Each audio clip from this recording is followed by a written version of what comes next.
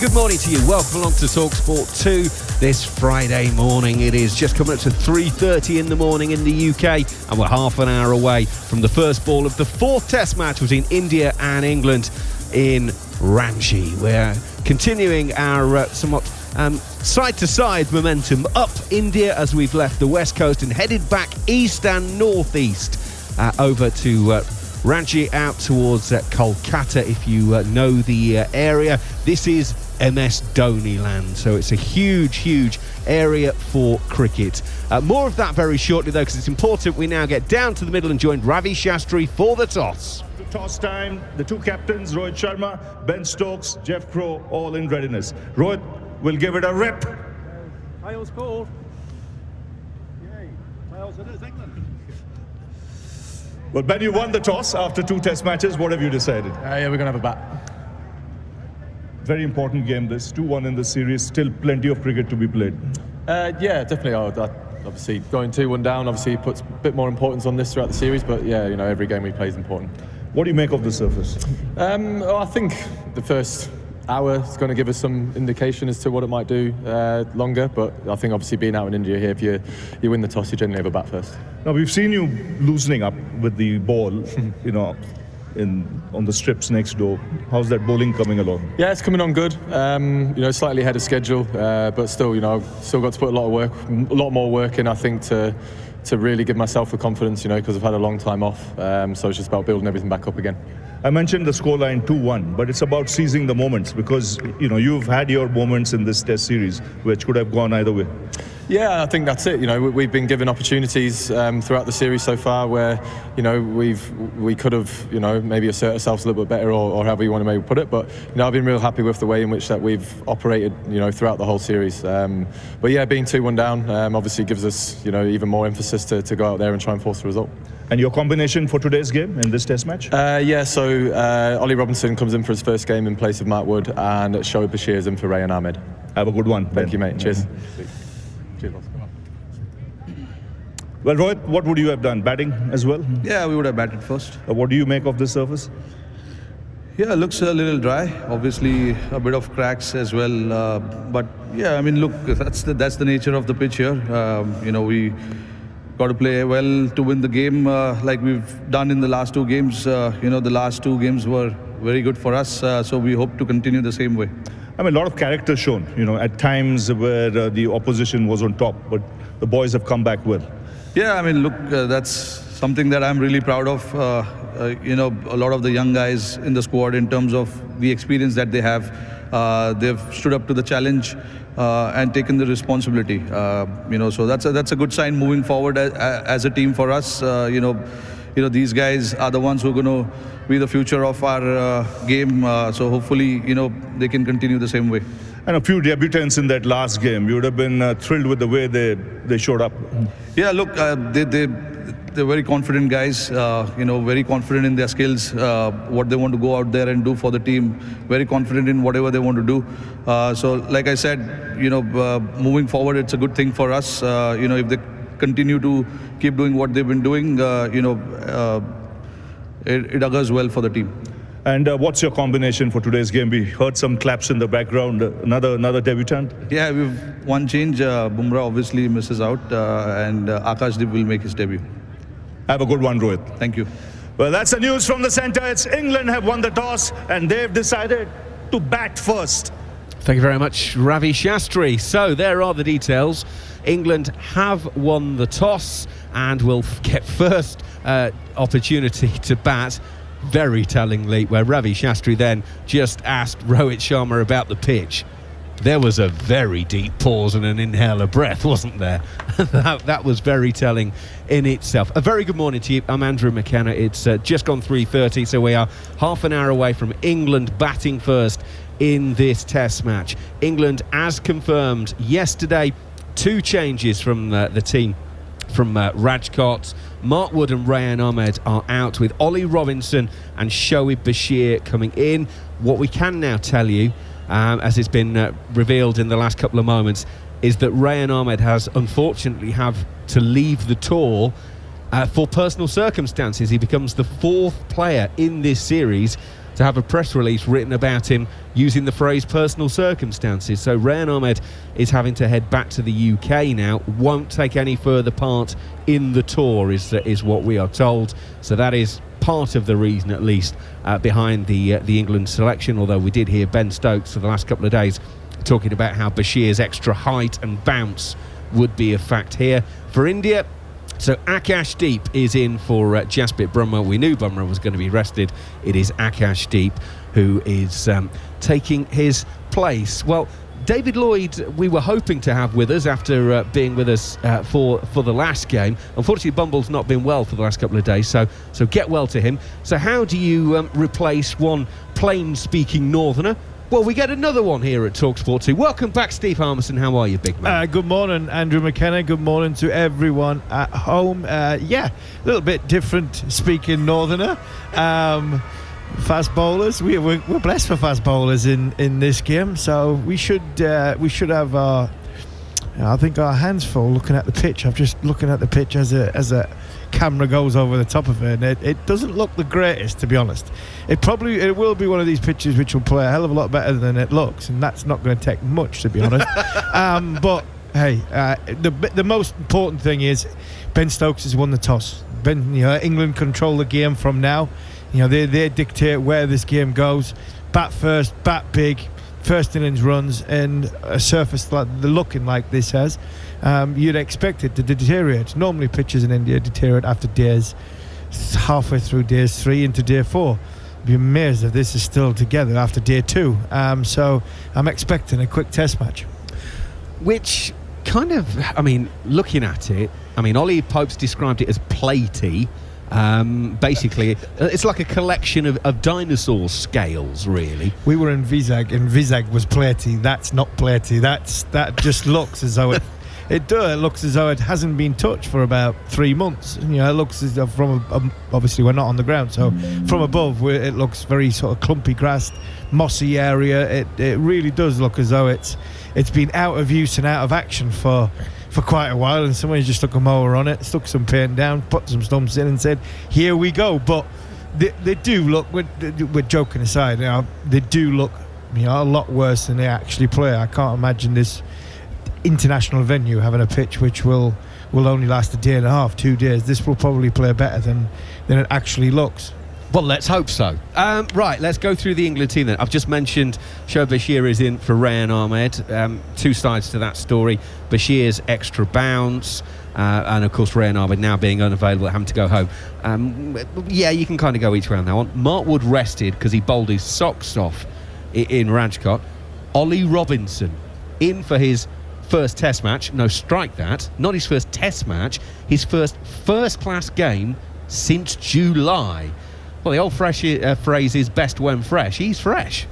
Well, you'd like to hope he's fresh. Look, there's 2 sides to the Ollie Robinson argument. The Ollie Robinson, the bowler, the skill set, the cricketer, no question whatsoever. I think this kid is one of the best around when he's fully fit, firing, and his mind's in tune to bowl in a full test match.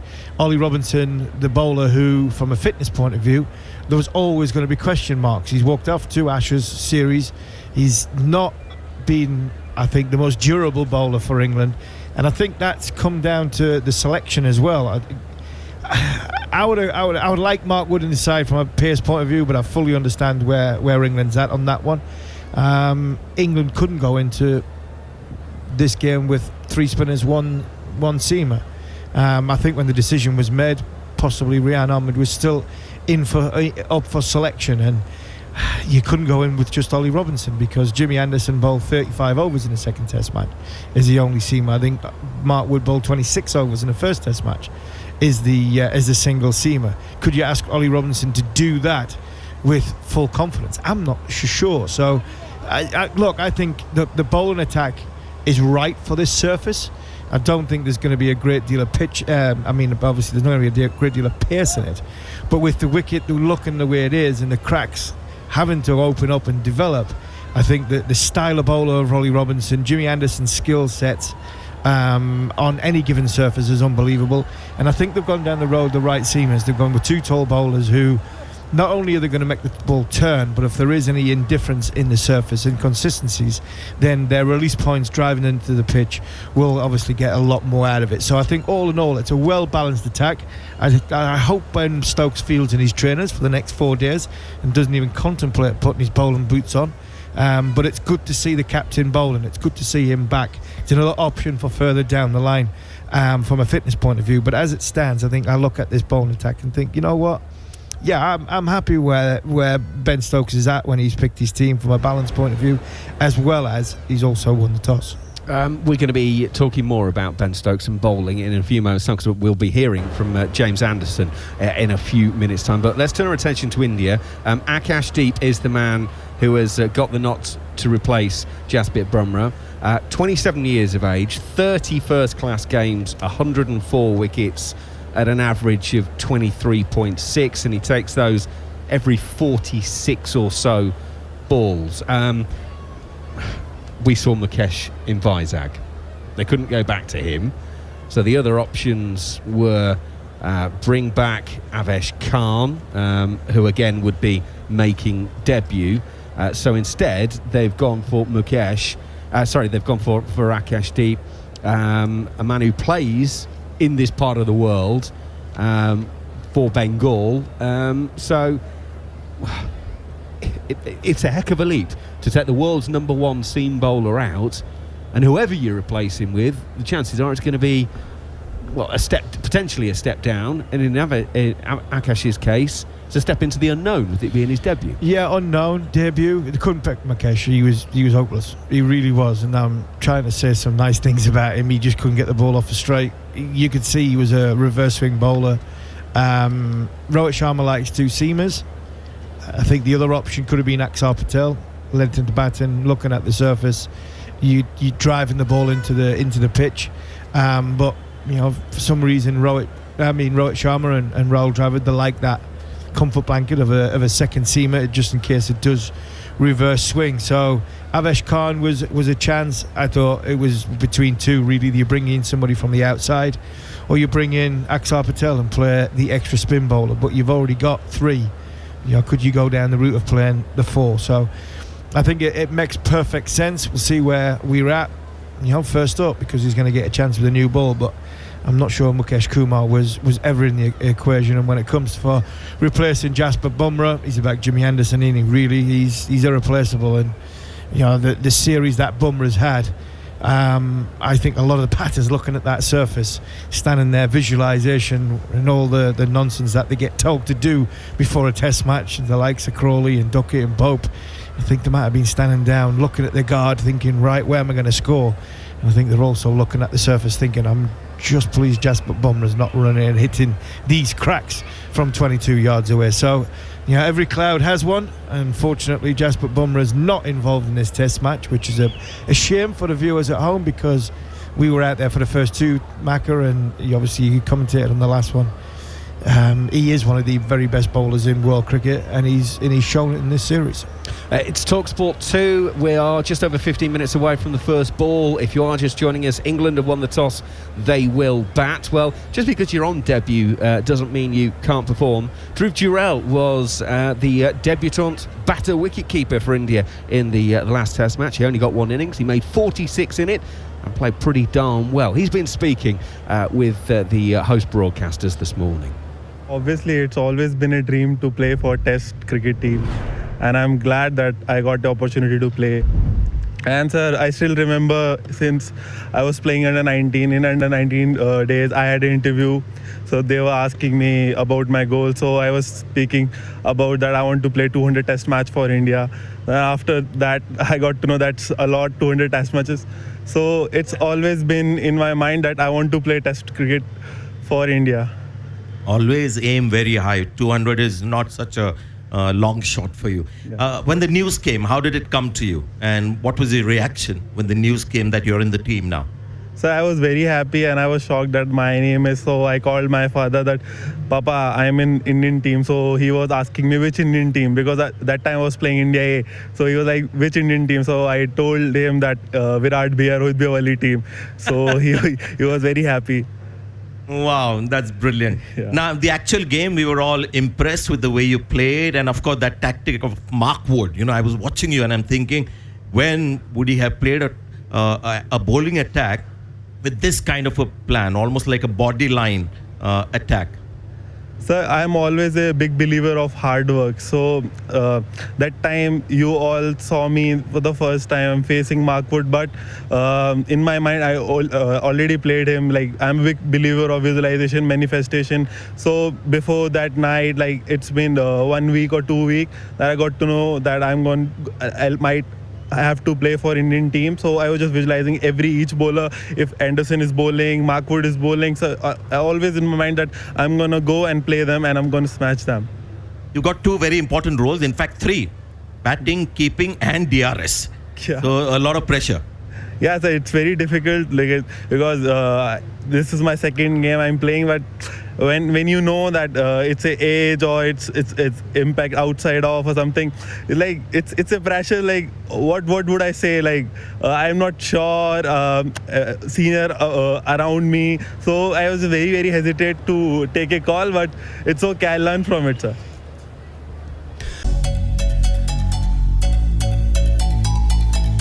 Anderson again, and he bowled in now. That's a brilliant comeback. Incredible bowling from Jimmy Anderson. Through the gate, and the off stump goes cartwheeling back. He is what a massive unbelievably moment. fit. Why is he unbelievably fit? He looks after himself. Anderson in. Bowled him! Off stump out of the ground. Rohit Sharma's gone. And Jimmy Anderson has struck Rohit Sharma comprehensively bowled. Gun barrel straight, going late, testing the technique of Indians who haven't been able to cope. When you need your star man to stand up, Anderson set the tone beautifully. A great celebration, and England fans, ho ho! Let's get the party rolling. Yeah, James Anderson closing in on 700 Test match wickets. He's on 696 coming into today, and he might have been thinking he got a defensive job to do over the next couple of days. But as Steve Harmison's just mentioned, he might have taken one look at that pitch and might have thought, well, there might be something in it for me. In the last couple of days, he's been speaking with our man, Cameron Ponsonby. James Anderson, I remember reading a quote from you when you reached 500 Test wickets, that you were slightly more emotional than you expected to be upon reaching that milestone. With any luck, 700 will come up here. How are you feeling about it? To be honest, that's the furthest thing from my mind right now. We've got a test match to win first and foremost, a test series to get back into. And that's the only thing I'm focused on. I think as a team we've managed to put the last game behind us. We've fully focused on the challenge ahead here this week. We know that it's a really important game for us, and we really want to get back into this series. We think we've played some good cricket through this series so far. Obviously India, a very tough challenge for us, but we're hopeful that we can play well this week and get back in the series. You've played across many great eras and in many great England teams. How does this one compare? Well, I think this is certainly the most fun I've had in an England dressing room. The talent is there for all to see. We've put in some amazing performances over the last couple of years. So I think for me it's right up there. We've got a real good mixture of experience and youth and talent. So yeah, as I said, we're just we're not looking too far behind, we're not looking too far ahead. We're looking to focus on this week and hopefully get back in the series. And have you had a chance to look at the surface yet? I haven't. I don't really like looking at the surface. I think for me, I prefer to try and react when I get out there. You can look at a pitch as much as you want, but it never really plays as people might think. So I think it's about reacting to those conditions as quickly as possible. And generally the team that reacts quickest to conditions comes out on top. So hopefully we can do that this week. James Anderson speaking with our man Cameron Ponsonby. Delighted to say we've made a change in the commentary box. Harmy's moved out for the time being, but we've replaced him with another fast and nasty, Alex Tudor, for the first time this tour. Very good morning to you. Good morning, Macca. Good morning, everyone. And Jared Kimber, our regular stats guru, is with us as well. James Anderson then, Tudes, closing in on 700 Test match wickets. Just talk to me about those numbers. Well, I can only talk about it because it's something I've never done. I've never done that in my whole career, and go back to school cricket as well. It's phenomenal. I mean, I was lucky enough to see Jimmy right at the beginning. We went on that academy. Didn't really know much about him. He just sort of burst into the scene, come from Burnley. You heard a few things. but you just knew when you saw him and the way he went about it. He's quite fortunate where he had that athletic ability quite early. Didn't look like he had to really work hard on it. It was a God-given talent that he got delivered down, I think, through DNA from his family, and he's just gone with it. And he's just to see how he's mastered and been able to continue for the length that he has is a credit to him. But he's evolved. He was raw when he first came in. He bowled at 90 mile an hour plus on a regular. And then obviously as the body starts to get older, you get a little bit smarter, you get cuter, and just the way that he's able to maneuver the ball, move around the crease, as I say, operate on the batsman. The biggest compliment I gave him, my greatest fast bowler of all time for me is Malcolm Marshall. And I said he's the English version of that. He gets wickets all around the world. I know people say he's more successful in England, but I think he's shown people that he can do it overseas as well. He's been a breath of fresh air for this England team. So we are rapidly approaching in on play. Just 6 minutes or so to the first ball this morning here on TalkSport, TalkSport 2 and the TalkSport Cricket YouTube channel. If you are just joining us, if the alarm has gone off in the last couple of moments, England have won the toss and they will bat. Jared Kimber then, so some statistical analysis and numbers as we go into today's game. Do you know what? I got a fun one for you, Macca, that I thought you would like from Gary, in fact. When there has been 31 days and T20 games since the last first-class game at this ground. So if you're the groundsman, you suddenly got to do a test, and you haven't done a first-class game since 2020. There's been some pictures of the wicket and people looking a little bit nervous. I will say, 2017, I turned up to India and all the Australian team took me aside and said, "You've got to talk about this wicket. It's the worst wicket we've ever seen. We're going to get rolled for 12." And there were 24 wickets taken in the game in that one, Macca. So, Western players turning up to wickets and getting nervous in India is, almost a tradition. But the point being, it's just not something that happens all, first-class cricket isn't something that happens all that much here. The last test, of course, India made just over 400, and then South Africa failed a couple of times there. In first-class cricket, when we had it, 2019 and 2020, this is from CricViz, the Pacers took 71 wickets at an average of 24, and the spinners took 48 wickets at 32. So again, we're probably looking at a surface that should help seam. But looking at it at the moment, if I was the groundsman, I'm not sure I'd be positive what's going to happen. So I don't think we can be any more positive, Macca. Yeah, just to pick up on what Jared said, only ever been 2 test matches on this ground. The first against Australia was March of 2017. Australia made 451 in the first innings, 204 for 6 in the second. India 603 for 9 for a high-scoring draw. And then the last game, October 2019 against South Africa, India batting first, 497 for 9 declared, and then rolled out South Africa for 162 and 133. That first game too, Cheteshwar Pujara made a huge score, and I think Steve O'Keefe must have bowled about 200 balls that hit his pads. It was, we've covered some dreary games, Macca, and we were all sitting there going, we're stuck in Ranchi. It's not exactly a nightlife city, Tudes, if we're being honest. And all we could see is Pujara coming down the wicket half a step and getting hit on the pads outside leg stump again and again. But that other game, I think that's probably more what you would expect on this sort of wicket. First innings, usually, first 2 innings, you could score a little bit. It does get trickier usually as the game gets on, although as we are talking about, there haven't been that many games that have got on because there haven't been many first-class games. I know, exactly. I'll keep recapping the teams for you. England have won the toss and batted. 2 changes as they announced yesterday. Mark Wood and Rayan Ahmed out. Ollie Robinson and Shoaib Bashir in. So it's Crawley, Duckett, Pope, Root, Bairstow, Stokes, Folkes, Hartley, Robinson, Bashir and Anderson. India, 1 change. We knew that Jasprit Bumrah was going to be rested. It is Akashdeep who has replaced him on debut. So they've got Rohit and Jaiswal at the top of the order. Gill, Patidar, Khan, Sarfraz Khan, Jadeja, Jurel, Ashwin, Kuldeep, Akashdeep and Mohammad Siraj. Those are the 11s. And just to complete the formalities of this one, it's Rod Tucker and Kumar Dharmasena standing in this one. So Joel Wilson of the West Indies will drop down to be the 3rd umpire for this match. And as I mentioned their names, they are wandering out to the middle, the umpires for this one. So we're about to get underway, and here come the England batters down the steps. It's a huge game for England. It's a game that really well, not really. They have to win if they want to win the series. They're 2-1 down with 2 to go. So it's really that simple. It's win or bust. Yeah, it is. And, they get first try on it. They need to go out there, they need to score first inning runs. And need to bat long. I know that's not quite what this England team do. If they're going to bat, they're going to bat extremely fast and get their runs very quickly. But I would say try and bat the day. That is your objective. If you bat the day, if England bat the day, they're going to be a big score just because of the way that they bat. Can't worry about the pitch too much. You can only play as you see it. As you said, sometimes it can give you demons in your head when you see the cracks and everything, but you've got to play it. And that's so important. Just sell your wicket dearly. Just before we get underway, don't often do these, but very good morning, George Gallantry. Big cricket fan. He's not been well lately. He's currently actually listening in hospital.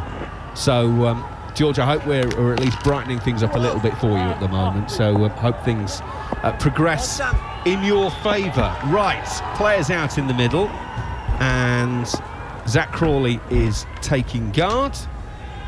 And it's high time, therefore, that I got out the way to let Neil Manthorpe come in for the first commentary session of the morning. Steve Harmison is going to be alongside him, and it's a welcome back to Darren Gough as well, your two summarisers. Some thoughts from Harmy, some thoughts from Goughy, and Manners will bring you the first action of the morning. Yeah, very excited about the first action of the morning. Looking at what India have gone, Rohit Sharma's turned to Mohammad Siraj on a wicket, Darren, which looks as though we wouldn't mind having a bowl on days 2 and 3 when the size of them cracks. Yeah, it looks like my youth, 9 years old, back at Monk Bretton Cricket Club in Barnsley. Run up, I think, I'll tell you what, we'll have a bat on here first. I can't see it getting any better, but let's wait and see what happens. I'm sure we're set for another top test match. 2 top teams.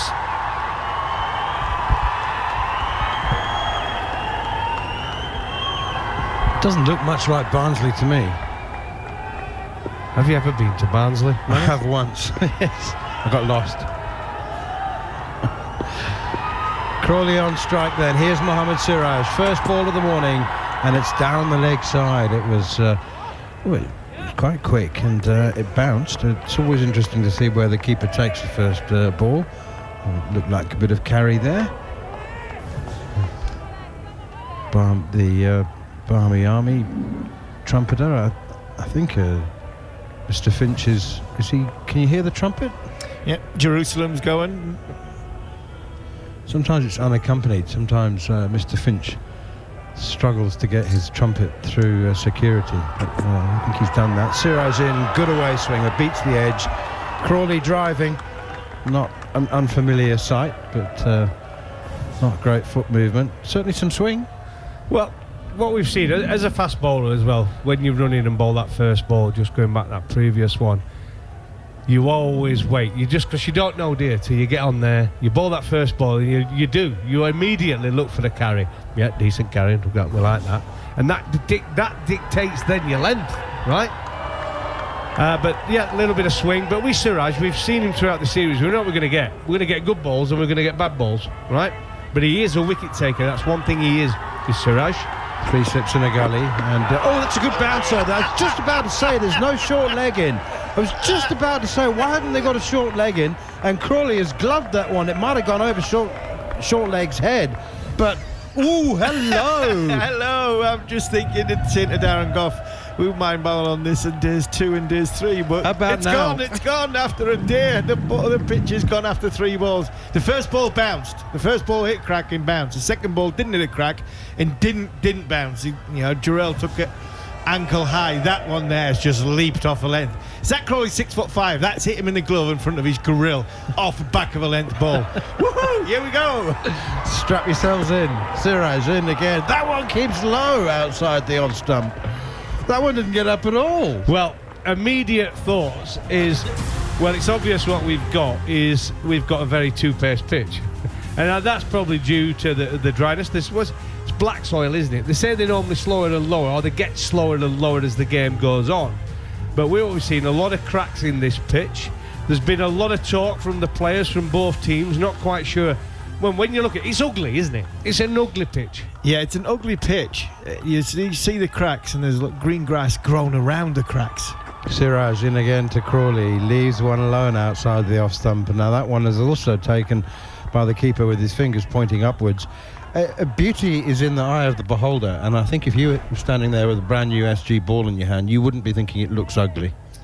No, I think I don't. If you know what I mean. And I don't think after 4 overs, when you're normally in that part of the world, you feel tired, look at the captain and think, can you take me off now, because this is not bouncing above shin high. I think this will encourage bowlers, especially the seam bowlers, to want to bowl and continue to try and give them energy. When you are in this part of the world, you can get deflated very quickly. Siraj in to complete the over, and once more outside the off stump, it's left alone. It bounces, it carries. Couple kept low in that over, one down the leg side, one took off and hit Crawley on the gloves in front of his face, and it's a daft thing to do, to proclaim anything about a pitch after just 6 balls, but let's do it anyway because it's a laugh. I think between 250 and 300 is going to be a terrific score. I'm not even going to even predict at this moment in time. I want to see 4 to 5 overs, because what we do see in India as a fast bowler is, but we've seen in this series, with the new ball in your hand and you're bowling first, you've got an opportunity to take wickets. It's like anywhere in the world. Might get a little uneven bounce, might get a bit of swing, you've got a brand new ball, stuff might happen. I'll tell you my thoughts after around 10 overs. Mind you, it might be 3 or 4 down by then, but give me 10 overs and let's see if it settles down, because it's a new ball, first morning of a test match. You expect a little bit to happen, right? Yeah, you expect a little bit to happen. We're having a joke and a laugh. And you're right, in this series so far, Manners, in the first couple of tests when we were out there, the ball did do a bit for the seam bowlers. Very first up, dewy conditions, brand new ball. My worry is, 2 of them balls would have gone straight over Ben Duckett's head from back of the length. Zach Crawley in front of his nose. So, yeah, it's going to be interesting to see how the debutant goes now. Here's Akashdeep then, first delivery to Ben Duckett, and he plays defensively, just pushing it gently up to Ashwin at mid-on. And just the 2 slips in. I think that's as a result of the lack of pace from Akashdeep, who is actually a Bengali teammate of Mukesh Kumar, and Mukesh is the senior of the 2, but they play together. They take the new ball for Bengal, and it's the junior man who's been given a debut today. Did he go off Mukesh? He got 9 for, didn't he, in the first class match, Ranji Trophy, just this last week? Mukesh Kumar, and he also took wickets against England Day, the Lions, didn't he? That's pushed away defensively by Ben Duckett once more. It's full and straight. That's what Deep is known for. Accuracy, probing rather than pace. Yeah, he got wickets. He got wickets in between these games, but having watched him in close quarter in that second test match, you couldn't pick him again. Rohit Sharma had no confidence in him whatsoever. He didn't even look at him at times to look, thinking about warming up to get him onto bowl. He did look as though he was not out of his depth, but he just looked as though he was struggling with confidence. And maybe that going back in that first class match, getting wickets that he got, will give him the confidence. But I'm not sure Rohit had confidence in picking him, and that's why they've gone with Akashdeep. He bowled a lot, Akashdeep, in between lunch and tea and the morning of the day's play. He did bowl a hell of a lot in them first 2 test matches when we were out there in warm-ups. Here's Akashdeep again. Well, for a man known for his accuracy, that one's gone a long way down the leg side, and it swung as well. Dhruv Jurel, the keeper, has had to dive full length away to his right, and he's actually congratulated by his slips. Just watching replay footage of Akashdeep being presented with his test cap at the age of 27, as is the case with so many Indian cricketers. It's been a storied rise for him. It's been an eventful career. That one is pushed away, square of the wicket on the offside, and they're off the mark. England are underway into the gap between cover and extra cover. Yeah, I think with Akash as well, I think it's the right time for him probably to make his debut. They've rested, obviously, Jasprit Bumrah, who's a big performer for India. He's done well in a couple of test matches against England Day, played in the 3 tests that have just, while England Day was over there, so I think he got a couple of 4-4s in that series. So I think it's the right time for his debut, and a good opportunity for him on this pitch with what we've seen so far. And he bowls a decent heat. Yeah, well, he's described as medium fast. Here is Akashdeep again, and this time it's Crawley forcing it away through the offside. Shubman Gill in pursuit from cover. I always think that medium fast is 130 to 135 and fast medium is 135 to 140, and he's 4 of his deliveries have been exactly 139 kilometres an hour, so I'm going fast medium. Well, do you know, it's frustrating that wherever you go in the world, if you go to Australia, they'll call you medium fast, right? When you know you're That's fast just medium. to annoy you. Right, you're fast, right? I'm fast. I will fast medium, right? But they'll always put medium fast when you go to Australia just to get you down. Here's Akashdeep. Oh, good ball. That's well bowled. It's beaten Duckett outside the off stump. Playing a miss from the left-hander. But there's a run apiece to Zach Crawley and Ben Duckett. Confirmation that England won the toss and have chosen to bat first. Surprised nobody. And a very good toss to win. It always is in India, pretty much. What is interesting is that there hasn't actually been a first-class game on this ground for 3 years.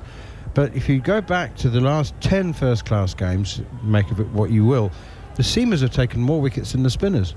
About 60-40. You can see that, the bounce. It doesn't matter whether the pitch is prepared, under-prepared, or the cracks or anything like that. There's a natural bounce on every ground has got their own natural bounce. Somewhere like the Oval will have more of a natural bounce than many other places in England. So that you see there is a hardness and there's a natural bounce with this. Mohammad Siraj in for his second over. Crawley plays it away defensively, no run. This looks as though the cracks are in good areas for fast bowlers. From the end, Mohammad Siraj's bowl, we've seen just a replay of the last over. It looks as though if you bowl in a back of a length area and hit the pitch, and I think that's the beauty about this surface. I think you have to hit the surface. Where someone like Akashdeep kissing the surface, Mohammad Siraj is hitting it. And I think because of that, I think Siraj is going to get a hell of a lot more out of it than Akashdeep because of the inconsistency, the natural uneven bounce that's in it. England 2 without loss. Their team was announced yesterday. I'm sure you're aware of it. I'll give you confirmation in just a moment. Here is Siraj again, and that's tucked away nicely by Crawley up to Ashwin again at mid-off. Ashwin, the first man to take the mickey out of himself for his lack of fast twitch fibres, and when he's at mid-on or mid-off, unless the ball's smashed straight to him, he knows he's walking a guaranteed single. Diving boots on Andy when he runs after it. He is funny to watch. He's such a great performer with bat and ball, but in the field, let's be honest, he's not the best at running after it. But it just looks awkward, doesn't it? Like you say, it's like he's been handicapped with a diving belt or something. But he, as I said, he's the first man to laugh at himself, and he's got 500 wickets, which suggests that slow twitch fibres are also useful. Duckett slashes one out towards the sweeper on the cover boundary. You heard that correctly. Just 2 slips of Ben Duckett and a sweeper on the cover boundary. Interesting. Such a Duckett shot though, that wasn't it? Little bit of width. Just flares it through backward point. Like I say, I fielded out there. So I remember when England used to have that in Australia when the ball to Sehwag at a deep cover. I saw him got caught out there in the first over of a test match, deep cover against Australia. For a deep cover in place, and he middled it straight to deep cover. Here's Mohammad Siraj again up to the crease now. Bowls. Crawley drives. Lovely looking shot. The captain Rohit Sharma is at mid-off rather than in the slip cordon, and he does the fielding there. That was that game we played at Old Trafford. I think it was just after your time. Serene Bothan's on commentary. Sanachai Surya. First up, I'm standing there, I've got a deep point, and he's berated. What on earth are we setting fields for bad bowling for?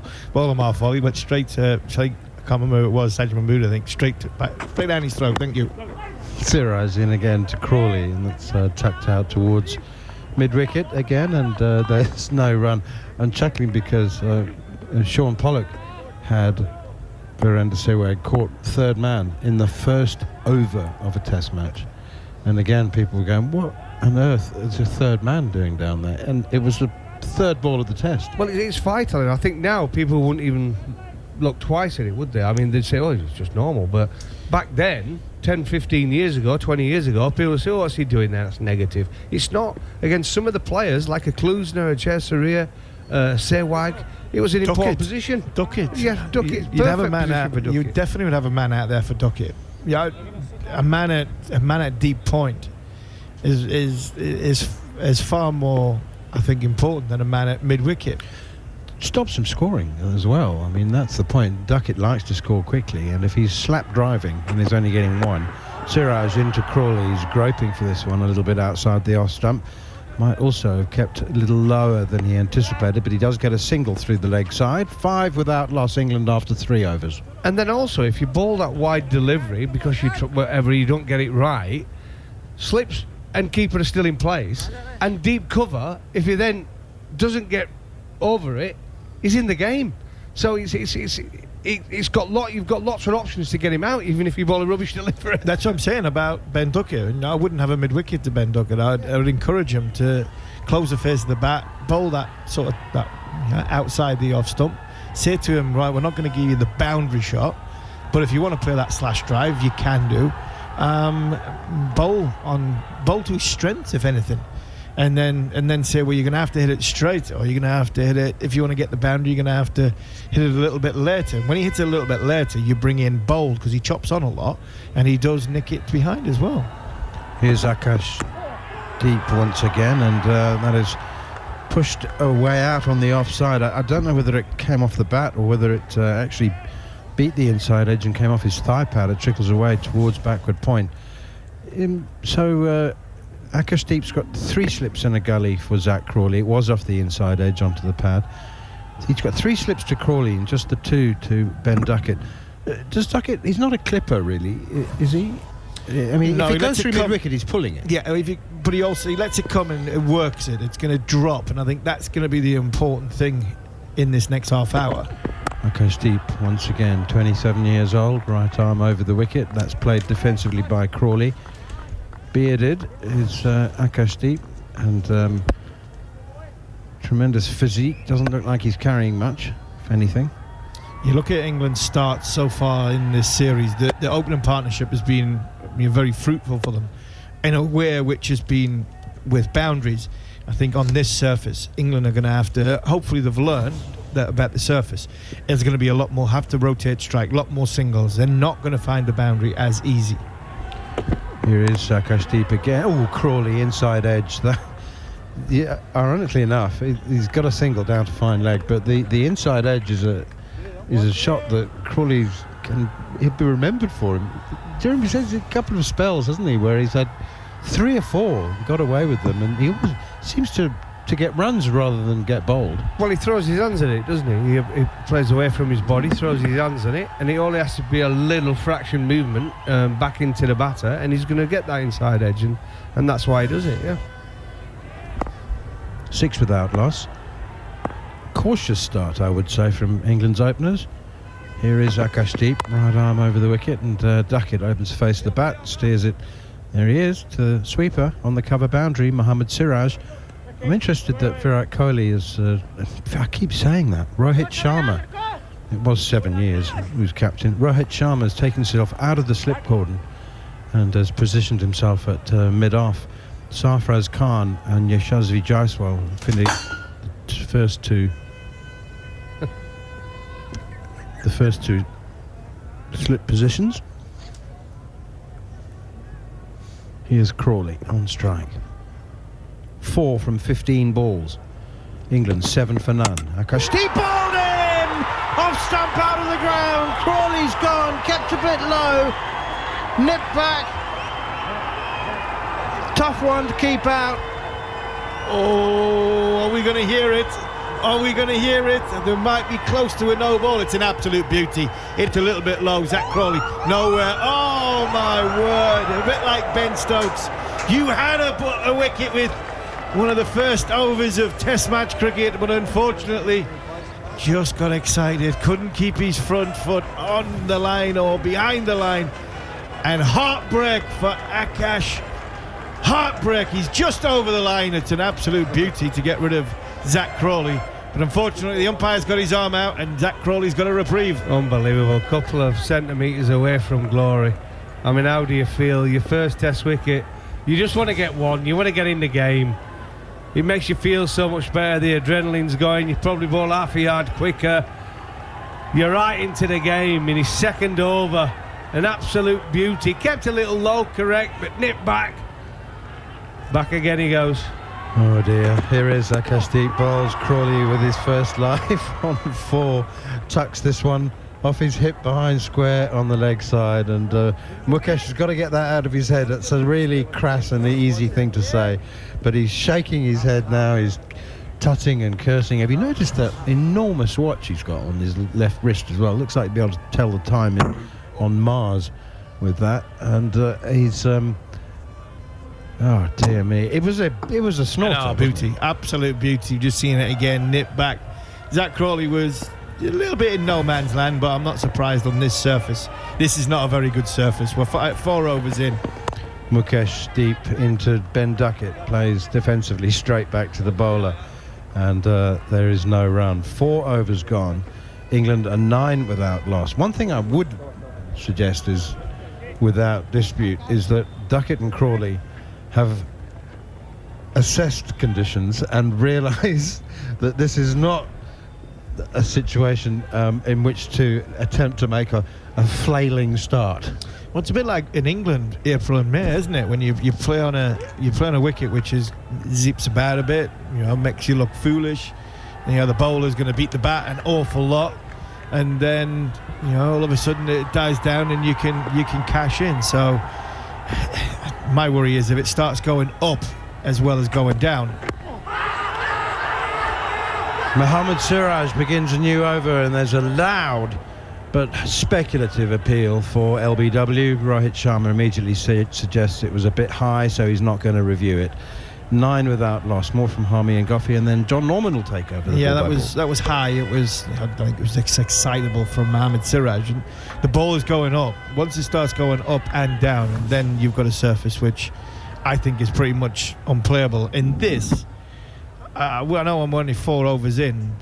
Want to be sort of stick the boot into the surface, but I'm not sure this is good enough for Test match cricket. Really, really disappointed so far with the 4.1 overs that we've seen.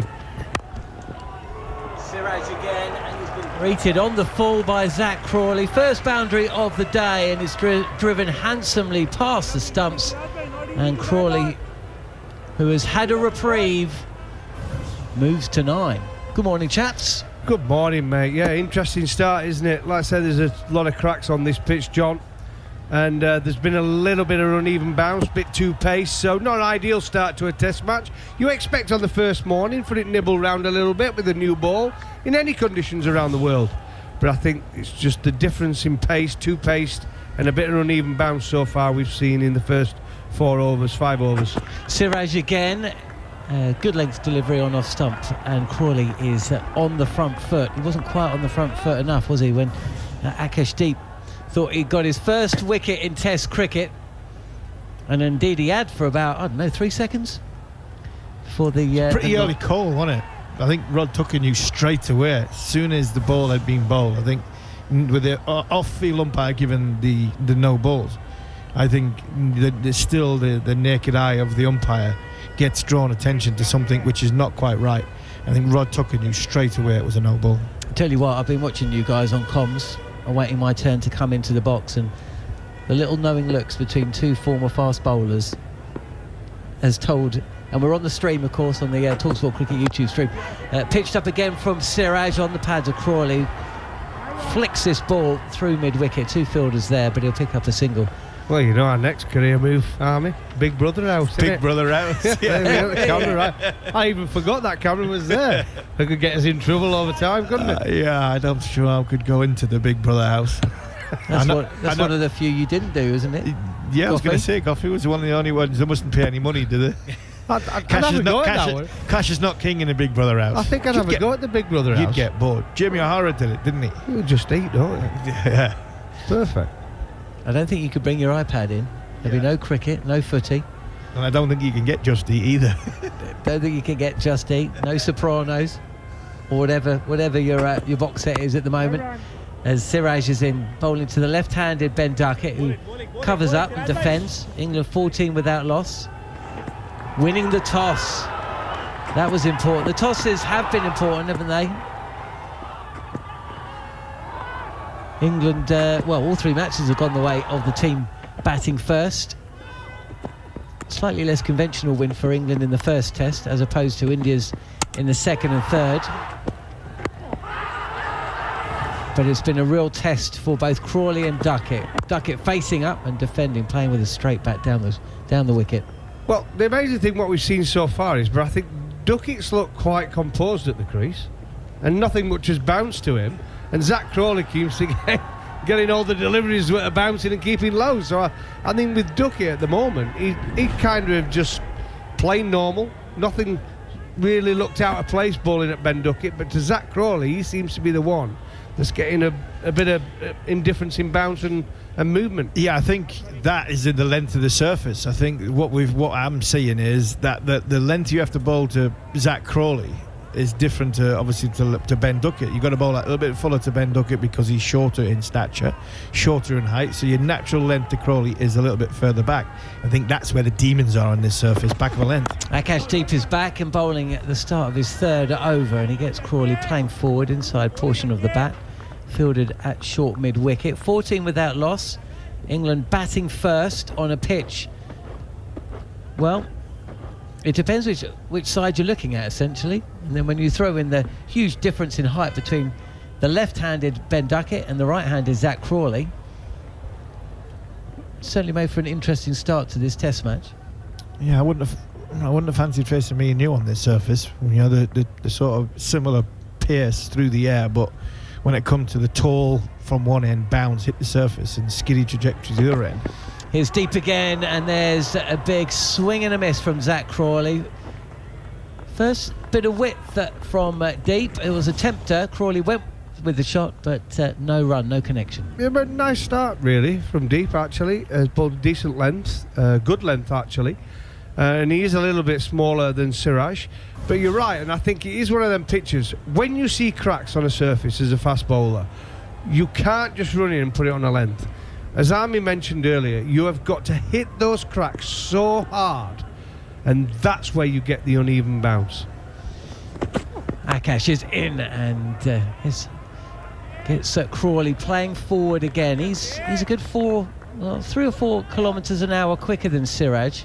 Maybe a little bit more, actually. That was a touch slower than some of the deliveries we've seen this morning.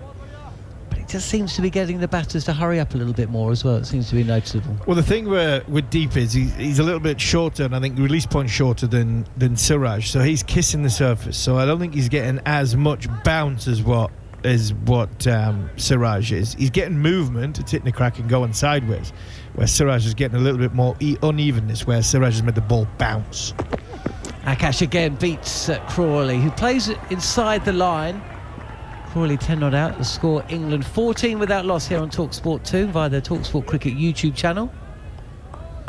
I think Crawley and Duckett have done really well this morning. I think Duckett's done the best. He stayed down the opposite end. He's done really well. So Zach Crawley seems to be the one that's got the balls that have misbehaved. And I think, I said before, I think that's because they're having to bring the length back. I think Ollie Robinson on this would have been a handful this morning. I really think Ollie Robinson would have been a handful, even though he's got pace, and Jimmy, the two of them together. I think their accuracy and Ollie Robinson's length could be a handful if this stays the way it does. 3 slips in place for Crawley, who again defends. Spits up from the pitch, touching 140 kilometres an hour on debut, Akashdeep, and certainly compared to his Bengal teammate Mukesh, seems to really be on it right from the off, which is impressive considering he's on debut. Yeah, good start from him. Hits the seam. It does remind me of Mohamed Shami, though. Actually runs in like him and everything. Everything about him is Mohamed Shami. So yeah, he's had an impressive start. He'll be gutted, but he bowled that no ball. Yep. Crawley just moves away from the wicket. There's a little bit of movement behind the bowler's arm. If you are just joining us, it was the 5th ball of the 4th over. The second bowl by Akashdeep. And Crawley lost his off stump. Celebrations were cut short though, because the bowler was alerted that he'd overstepped within a couple of seconds. But he's continued well as Crawley goes for an expansive drive. The ball flying up, and what would have probably gone over fourth slip, but we'll have to have a little look. But he was not in control of that shot. It will take a boundary, his second, 4 runs from the over. That looked as though it hit the middle of his bat.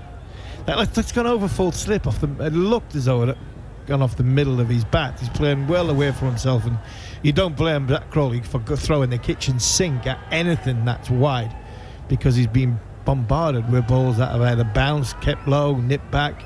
It's been hit on the inside thigh pad on more than one occasion. So that did look as though when the width's on offer, you don't blame Zak Crawley or Ben Duckett for throwing the kitchen sink at it, but it looked as though it hit the middle of the bat, done for lack of pace, and it's gone flying over full slip. Duckett facing up with 2 slips and a gully in position, and he would just cut this ball away to deep point for a single.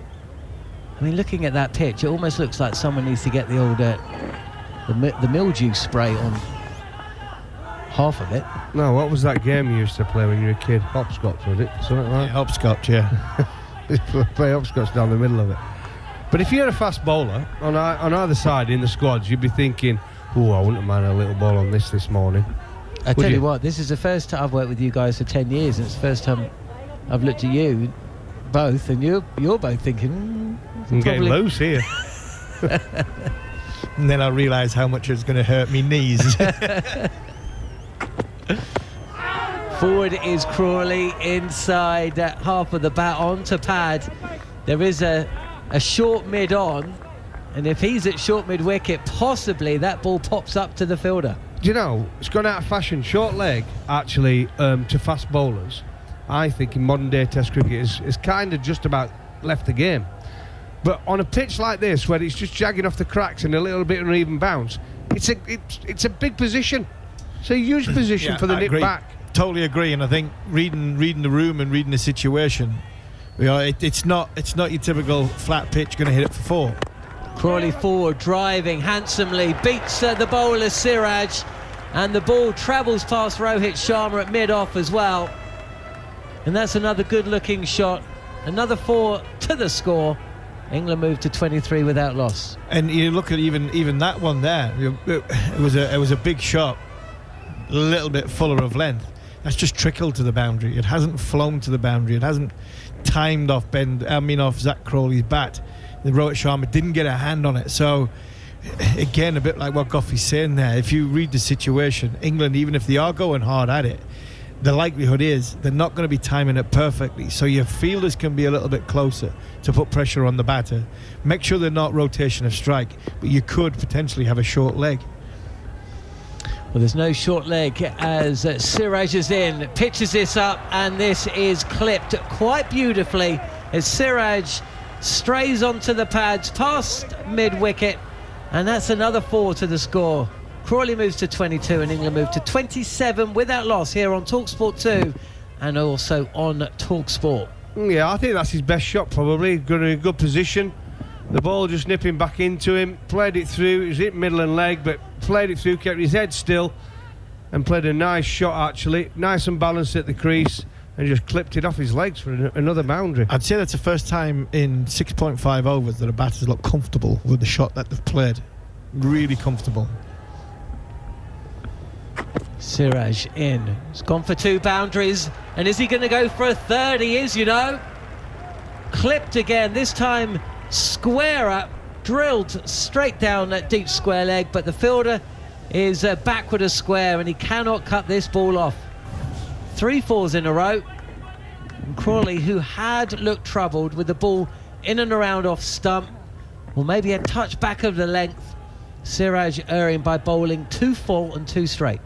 Yeah, and you can't bowl there to Zak. He's pretty good off his legs, isn't he? He's pretty solid. And I think so Siraj this. He does bowl a bit of a mix. Last ball of the over, and he has been absolutely clubbed. Front foot slog from Crawley, really. And Siraj, you thought his over couldn't get any worse after 3 successive 4s, has found out it can. 19 runs from the over. Crawley smashes him for 6. And England are 37 without loss. Well, if there's going to be one with your name on it, you might as well get a few quickly. And that's what Zach Crawley's done there. But I think what the beauty about that last 4 balls is that England have inserted themselves on the bowler just simply because he's gone, right, you can bowl in good areas, but if you go offline, and I think what Siraj has done there, he's gone searching. He feels as though, as a bowler, you do feel as though pressure's on me to get wickets on a surface like this, and then all of a sudden he's overpitched 3-4 times and he's been dispatched to the boundary. Brilliant from Zach Crawley. Well, just as the bat starts to dominate the ball, Harmy and Goffey are off. But they're replaced by another Torlin. Alex Tudors is getting himself ready. Jarrod Kimber's going to be alongside me as well. Ben Duckett to face Akash Deep. And he defends first ball. 4 from 11 at Duckett. Akash Deep coming round the wicket to the left-hander for the first time in the innings so far. Wow, how quickly things could change if you're Mohammad Siraj. Jarrod, you on? Tudes, you on? You ready? Someone's here. How are you both? You good? You called that a slog and Tudes wasn't happy. Well, that was harsh. Wow, you think? Okay, well, you've got half an hour to talk about it. Defended again by Duckett. Am I doing the batter a little bit of a disservice? I think so. Morning, everyone. It's just that he got, as Goffey rightly said, if your name's on one, you might as well go hard, and that's what these players do. But it was just a ball that was a little bit fuller, and he just hit it disdainfully down the long off. It seemed like he was going to hit it there, whatever the ball was. Well, he had a bit of practice, the 3 balls before, didn't he? Well, he did. He did indeed. Here is Akash Deep. Wide of the crease this time, and this is played into the ground. Fielded it backward or gully by the Indian fielder. Duckett 4 from 14. Crawley 32 from 32. And Jarrod, I'm old enough to remember when he was castled for 5 3 overs ago. Yeah, he's certainly made up for that, hasn't he? Well, he has. How have you assessed how Akash Deep has gone about his business on debut? What do we know about him coming into this test match? He's in again now, and this is straighter, and Duckett tries to play this through mid-wicket, but picks out a fielder.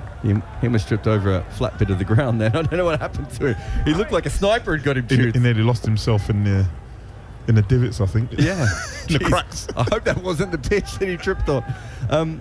So I asked CricViz, and they said in first-class cricket he averages 17 against right-handers and 27 against left-handers. And the reason I asked that question is he's coming from a very weird angle when he's coming around the wicket. So I haven't seen anyone do this since maybe Malcolm Marshall, where they come from almost behind the umpire. In again, and this is clipped, or rather cut, square of the wicket. Good running as well from the England openers. And the fielder has hit the stumps on the flush from the deep. It's Siraj, who's probably still steaming after being hit for 19 from the last over. I don't even think they're going to bother going upstairs. It was Crawley coming back to help Duckett pick up a second. Siraj sweeping in, and yeah, Crawley's comfortably home, but we do have to just check these things. Another stump out the ground. They're on trampoline springs, these stumps. But you look at him when he comes around the umpire and he ends up bowling quite wide and sort of falling away to the right-hand side. I think he hasn't really got a method for coming around the wicket to left-handers that's very strong. So you could see in his record that, 10 runs, averaging 10 runs more. Against the right-handers, I think he's looked incredible. Deep is in again, and Duckett pushes this to cover, no run. What is a 10-run difference between left-handers and right-handers from fast bowler perspective? Is that larger than usual? I mean, what's the general kind of difference or the spread? Most players would be, more or less similar within about 3 runs. of right-handers and left-handers. Everyone has, most bowlers would have a preference, but even then it would be like a marginal preference of then occasionally you get Kemar Roach, who is obviously about 100 times better against left-handers and right-handers, and late career Stuart Broad was someone else that you see. Generally, though, you don't see a 10-run split. Like I wouldn't think that would be very common at all. And also, averaging less than 20 against against right-handers is not that common. Usually if you have a number that good, it's against the left-handers, not the right-handers. Have you got mine? Because left-handers I used to get out for a pastime. Right-handers not so much. I don't know if they had computers when you played. What are you trying to say? There's no grey hair on it. Saying it old. Tunes, it's his stock. If Jared's got a stock delivery, it's the "you're old" joke. It's quite fair. Going to see a little bit of spin, and it's going to be Ravindra Jadeja, player of the match from the third Test match, and Crawley is going to take a run first ball. He's 33.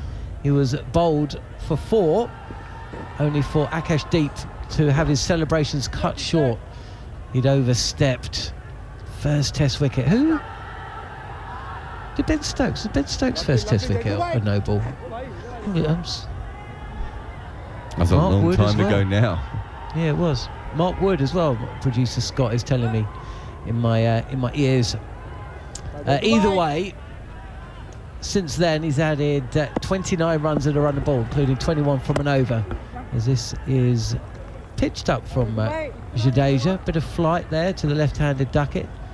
Rotating strike, that's what Harmy called for at the start of the day with Goffey, the importance of rotating the strike, and that is exactly what both Crawley and Duckett have done at the start of Jadeja's first over. And again defended this time by Crawley, getting back well in front of pads. Jadeja picked up his 10th Player of the Match award in the last Test match, and there are only 2 Indians that have managed to do in excess of that number in the history of Indian Test cricket. As Crawley, using his footwork this time, down the pitch and clips the ball to Ravichandran Ashwin, who's about 10 to 15 yards inside the boundary at mid-wicket. Would Sachin be one? That's exactly what Manners said when I posed that to him yesterday in the podcast, the following on podcast. Yes, Sachin has got 14 Player of the Match awards. Down the track, and Ben Duckett, and on the swing, Jadeja is imploring the umpire, Kumar Dharmasena, to give this. Looked like Duckett was hit adjacent to the stumps, and I've got a feeling, Jared, that Rohit Sharma's going to go for this. Yeah. Well, I mean, we know he was going to go for it because he got to the end of the clock and he hadn't done anything, and generally that means he's going to go for it. But we saw Jarrell trying to say to him, look, I felt like that was spinning back, straightening, but look, I thought it looked out. I was shocked Dharmasena didn't give that. New ball bounce is the only thing I would be worried about at the moment. I thought it was in line. What do you think, Jude? Yeah, it looked good to me. Well, we're just going to have a little look now. My first impression was he might be in a bit of trouble here. Not certain if there's any bat involved. He's coming across it. Can you give me ultra edge? So the angle we have is slightly from the leg side of the stump. So line may be a little bit more interesting than I thought. It's also hit him in the belly. By for ultra edge, Kumar. He's not a tall man. He was down low for a sweep as well, wasn't he? He's not a tall man. You can get 2 Duckets to a Tudes. Well, we're having a look, see if there's any ball on bat or possibly glove. And flat line, no bat involved. No. Ball tracker when available. Joe Wilson is the TV umpire. Does it flick his pad before it hits him in the belly? Yes. Okay, then that does look pretty in line. Is not out. Ball pitching outside off. The impact is umpire's call. Wickets umpire's call. Kumar will be seeing with your original decision of not out. I'll let you know when you're on screen. Stand by. You're on screen. Signal now. Well, I tell you what, Jarrod Kimber and Alex Tudor, England have had a little bit of luck this morning. Zach Crawley given out. Or rather, Zach Crawley clean bowled, wasn't given out, only for Akash Deep to have overstepped. And on another day, and maybe in another Test match, and Brendan McCullum and Ben Stokes will possibly feel that England are owed 1 or 2 from the third Test. The finger of doom would have gone up, and there would have been no reviewing or escaping an LBW decision there. So if they take it away umpire's call, that would have been out. I still don't quite understand what Stokes wants. I can't see why removing or bringing in umpire's call makes any difference to an on-field out decision like the one Zach Crawley got, as Ben Duckett, all wrists, so we've seen this shot so many times, has just played this ball through mid-wicket, or through the covers rather, and away for 4. So a little bit of salt added to the wound. Ravindra Jadeja believing he had Duckett LBW. The umpire's finger stayed down. A review couldn't help India at all, and England are off to one of their customary fast starts. 9 overs in, despite a hiccup along the way. They're still there, Crawley and Duckett. 34 to Crawley, 11 to Duckett, and after a word from Jarrod Kimber and Alex Tudor, will be the returning Andrew McKenna. Well, it was a fantastic shot, last ball off that over. As you said, he was a little lucky. Umpire went on umpire's call, and there was the importance of that, isn't it? The umpire's call, it was clippings. If the umpire had given that out, he would have been walking back. I just thought Dharmasena was going to give it out. It just looked straight enough, didn't it? And, you know, we talked about the bounce, partly because it flicked up off the pad as well. Akashdeep then to continue. Right arm over the wicket, bowls to Crawley, clips it down to long leg, where Kuldeep will do the fielding. They'll take a single. 47 for no loss. Crawley goes to 35. But it was hitting the stumps halfway up. Like, it was, you know, maybe he thought it was outside the line. I know Dhruv Jurel and Rohit Sharma were talking about the line a little bit, so maybe it was, they all picked it that way. But naked, to me, that looked very, very adjacent. Can I say I was giving it not out on line? Because I could see, you can see leg stump behind his body. So to me, that, therefore, it wasn't the bounce that was the issue, it was the, where is he across his stumps? But, I mean, if that's given either way, you can absolutely make that case. So that's 2 moments in this match so far. We're only in the 10th over. It's 4:45 in the morning. If you are just joining us, England won the toss, elected to bat. Zach Crawley's been clean bowled by Akash, but it was a no ball. He was on 4 then. That was in the 4th over. Now Ben Duckett, an LBW shout off of Jadeja. Plenty going on. Right, Akashdeep to bowl around the wicket to the left-handed Duckett. They're putting out a deep square leg. With Jadeja, who is one of the best fielders in world cricket. You can basically field him anywhere.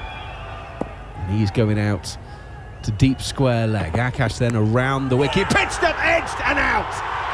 England have had some wobbly moments so far, but there's no doubt about that one. Akash, his grouping to the left hand of the spawner, Duckett, has been absolutely bang on the mark. He goes around the wicket, brings Duckett forward, it grazes the outside edge of the bat, and India have their first of the morning. Jurel, the wicketkeeper, takes the catch. England, as I say, lose their first, 47 for 1. Yeah, that's a fantastic delivery from Akash. As you said, he's very successful against left-handers, coming round the wicket, giving that natural angle. Just got it to go away from Ben Duckett. We've got a good piece of it, thick edge to Jurel, the keeper. And he's walking back for 11 off 21 balls faced. England 47 for 1, live here on TalkSport. So we were talking before about Akashdeep struggling against the left-handers. That's the bit I don't understand, because his natural ball goes away from them. I think it's just that he hasn't felt as comfortable coming around the wicket. He's got this weird angle, but his best ball, like the one he got Crawley out with, coming back into Crawley, comes away from Duckett. He's got that right, but it's about the first ball he's bowled well to Duckett all morning, and unfortunately for Duckett, he's nicked off. Not that there's been any bad fortune for England so far, but I thought Duckett was playing him pretty well up until that point. But that should be what he does to left-handers all the time, just angles in and moves the ball away a little bit. Well, England again get to 40 odd. That is the lowest opening partnership that they've had in the series, 40 so far. So they've been absolutely cracking along. 47-1. Ollie Pope comes to the crease. It's been a bit feast or famine for Ollie Pope so far. Hyderabad 1 and 196. Visakhapatnam 23 and 23, and Rajkot 39 and 3. So starts in a few of the others, but hasn't really gone on.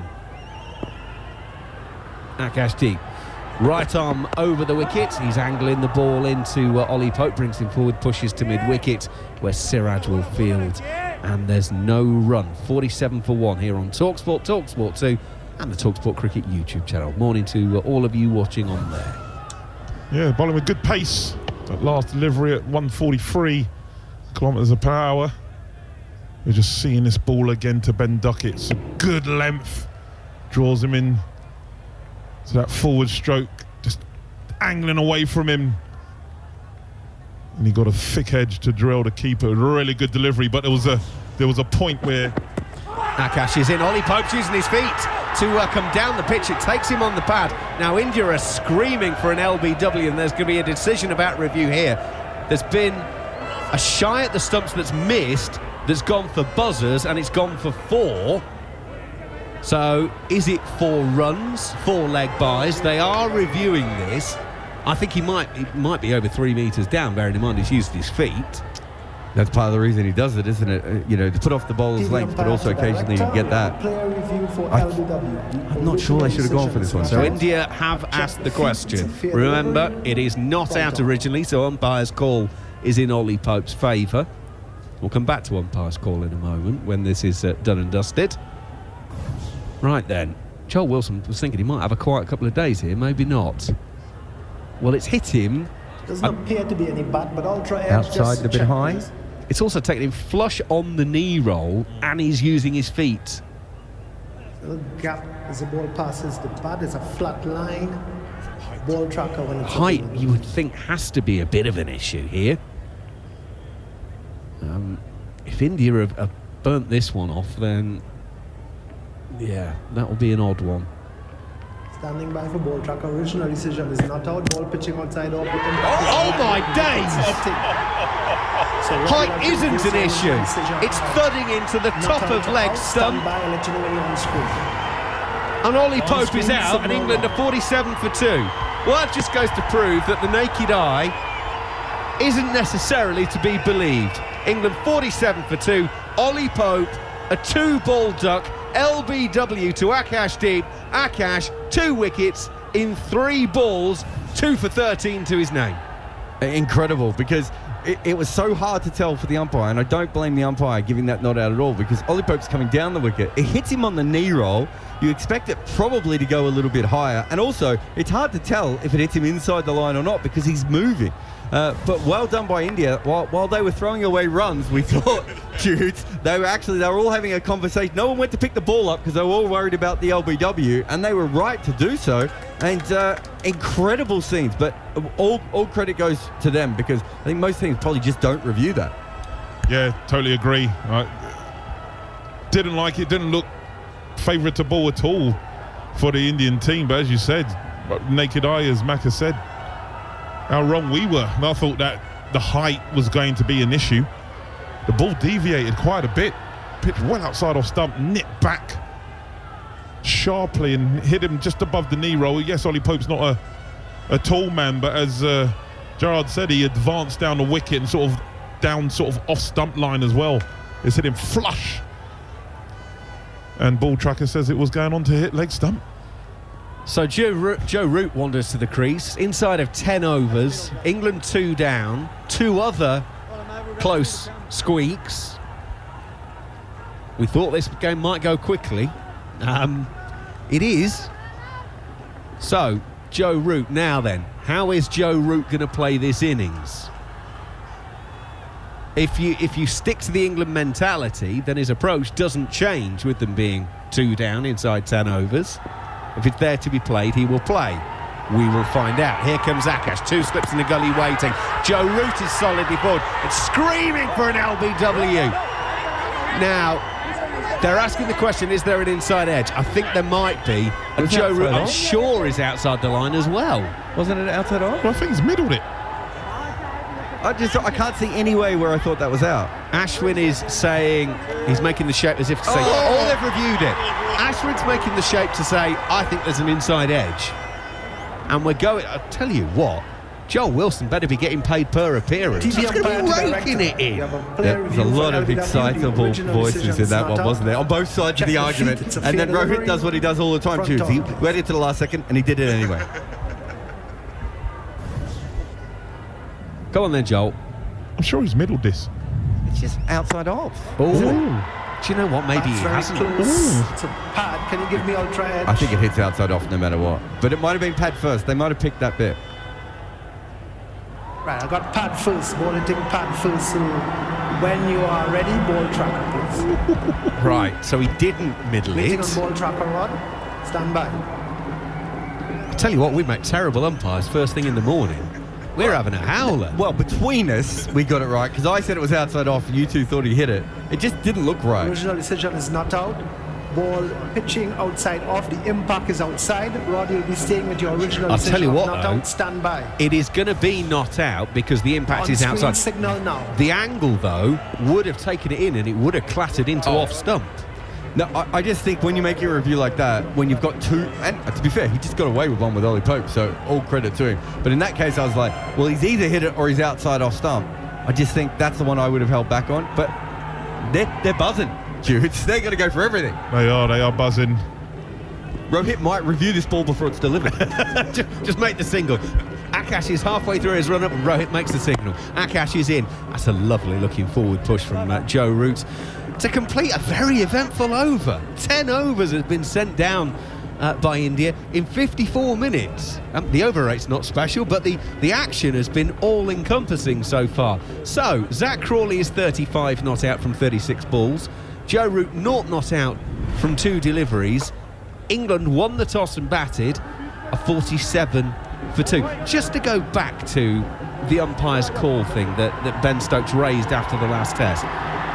Am I the only one that, you know that Leslie Nielsen meme from Police Squad where he's standing there with the fireworks explaining, we're going, nothing to see here, nothing to see here. That was my first reaction. England had just got beaten by 430 runs and the captain is talking about DRS. Jadeja to start a new over. Crawley pushes out on the leg side and there's no run. I did find that a really odd thing because nobody was talking about DRS at that point until the captain raised it. And it felt like Jadeja is in. Crawley uses his feet to push to mid-off and they'll take a single. 48 for 2. Crawley goes to 36.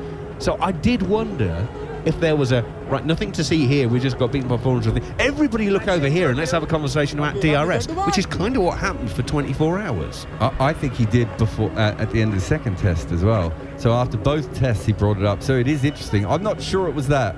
I talked to Bumble about this, who's a bit of an expert in speaking after losses. As former England coach. No, because of the, Morning, Bumble. He won't be up yet, will he? Not unless he's got a delivery of cheese arriving. He's been ill, so let's hope he's sleepy in. Yeah. Jadeja, left arm around the wicket. Joe Root gets an arm ball, plays it off the back foot, out on the offside, no run. Bumble did say that after games, sometimes you say things straight away that don't make any sense. And when you think back, you're just like, yeah, why was I talking about that thing? And I brought up the Zimbabwe quotes, and he shut me down. Joe Root stays deep in his crease to Jadeja, works wide of mid-on. It is fielded there and a single is taken, so Joe Root is off the mark. But that's how I read it, Mac. I read it as he was frustrated about this thing, frustrated that they lost, and he got a little bit hooked in. You might be right, let's give him some credit in PR, almost Donald Trump level PR, right, of spinning the narrative. Jadeja goes in to Bolter. Crawley pushes out on the offside and Crawley will go to 37 as he takes a single, and the England 50 comes up. Well, it's been a bit of a bumpy ride, but they get to 50 for 2. I mean, no one was thinking that last test. Well, if Crawley hadn't have been given out there, England would we all knew what was going to happen one way or another. But because he's mentioned it a couple of games in a row, I just thought it was something that's been building with him. I don't really understand it. Jadeja to complete the over. Joe Root off of the back foot pushes it back down the pitch, and it's 11 overs complete, 50 for 2 here on TalkSport, TalkSport 2 and the TalkSport Cricket YouTube channel. One thing I will say, when Crawley got out, and I forget who was on co-commentary at the time, but picked up that as he walked off there were words had with the umpire, so it wasn't something that Stokes suddenly threw in after. No. Crawley at the time clearly was a bit frustrated. I think they showed the balcony too. Yeah. I think the team was upset on the balcony. Look, the truth is that umpire's call exists for a very good reason. If the ball is hitting halfway up middle stump, Hawkeye's pretty certain it's going to hit the stumps. Once it gets to the edge, Hawkeye will say things like, when the ball hits the pad, we don't always get the right frame. And so sometimes that warps the Hawkeye. We saw one in the World Cup where they got the frame rate wrong and it went from missing the stumps to hitting the stumps. That happens quite a lot on those outside of the stumps decisions. And so what the Hawkeye operators are saying is what we need is a little bit more information, and the umpires are actually fairly accurate. So if we can put our information together with the umpires, we feel more confident in that prediction. Unfortunately, there's a lot of scientific explanation that just went into what I was saying here, and most people don't understand how Hawkeye works. They think that the Hawkeye operators are the ones being ripped off, whereas actually it's Hawkeye going, we're not that sure on the outside part of the stump, so we will defer to the umpire. And I think that's what tricks people. But there's two reasons why it is very tricky with those. Akashdeep to start the 12th over of the England innings. He goes in it slightly short of a length, and Zach Crawley slaps him through wide mid-on. I say slightly short of a length. It didn't miss it by a great deal, and Zach Crawley didn't miss it at all. He goes to 41, England 54 for 2. You see that with absolute disdain, and you hear that dreaded noise of the fast bowler. You don't want to be hearing that. He's overstepped again. Maybe we'll talk about that a little bit later, about his no ball issue. Oh, there's a big chunk. It is. It's a big one. He's obviously, he's just got 2 wickets. He's body's pumping, and when you're doing that, you do need to take your mark back a bit. Akash goes in. He's running that line in, and Crawley will flick it down to Kuldeep at long leg and take a single. 42 to Crawley, 56 for 2 England. So there are 2 major issues in the technology of Hawkeye. We're just seeing the Ollie Pope one here again. One is that we don't have every frame of the ball. So any frame that they use of the ball might be slightly too early or slightly too late at any stage.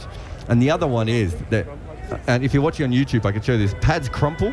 Not this bicep, but pads crumple. And so when the ball hits the pad, if you do take it too late, it actually changes the direction of the ball a little bit. And so, again, all those little changes can make massive. So if it's the middle of the stumps, Hawkeye's like, no, we got this. It's the outside, they're guessing a little. In goes Akashdeep. Joe Root again is using his feet to get the pitch to that one. Siraj will turn it on the leg side, and there is no run. But for the same reason that we have DRS is the same reason that Ben Stokes is frustrated. Remember when it first started with Channel 9, and Channel 9 would show it, and everyone would be like, wait a minute, that's just hitting the stumps. Why are we doing that? Even before DRS, actually, remember they used to put the stumps up behind the batter and the red mark down the middle of the wicket and all those sorts of things. And it was like, well, that's just hitting the stumps, it's out. Or, that's hit him here, we think that should be given.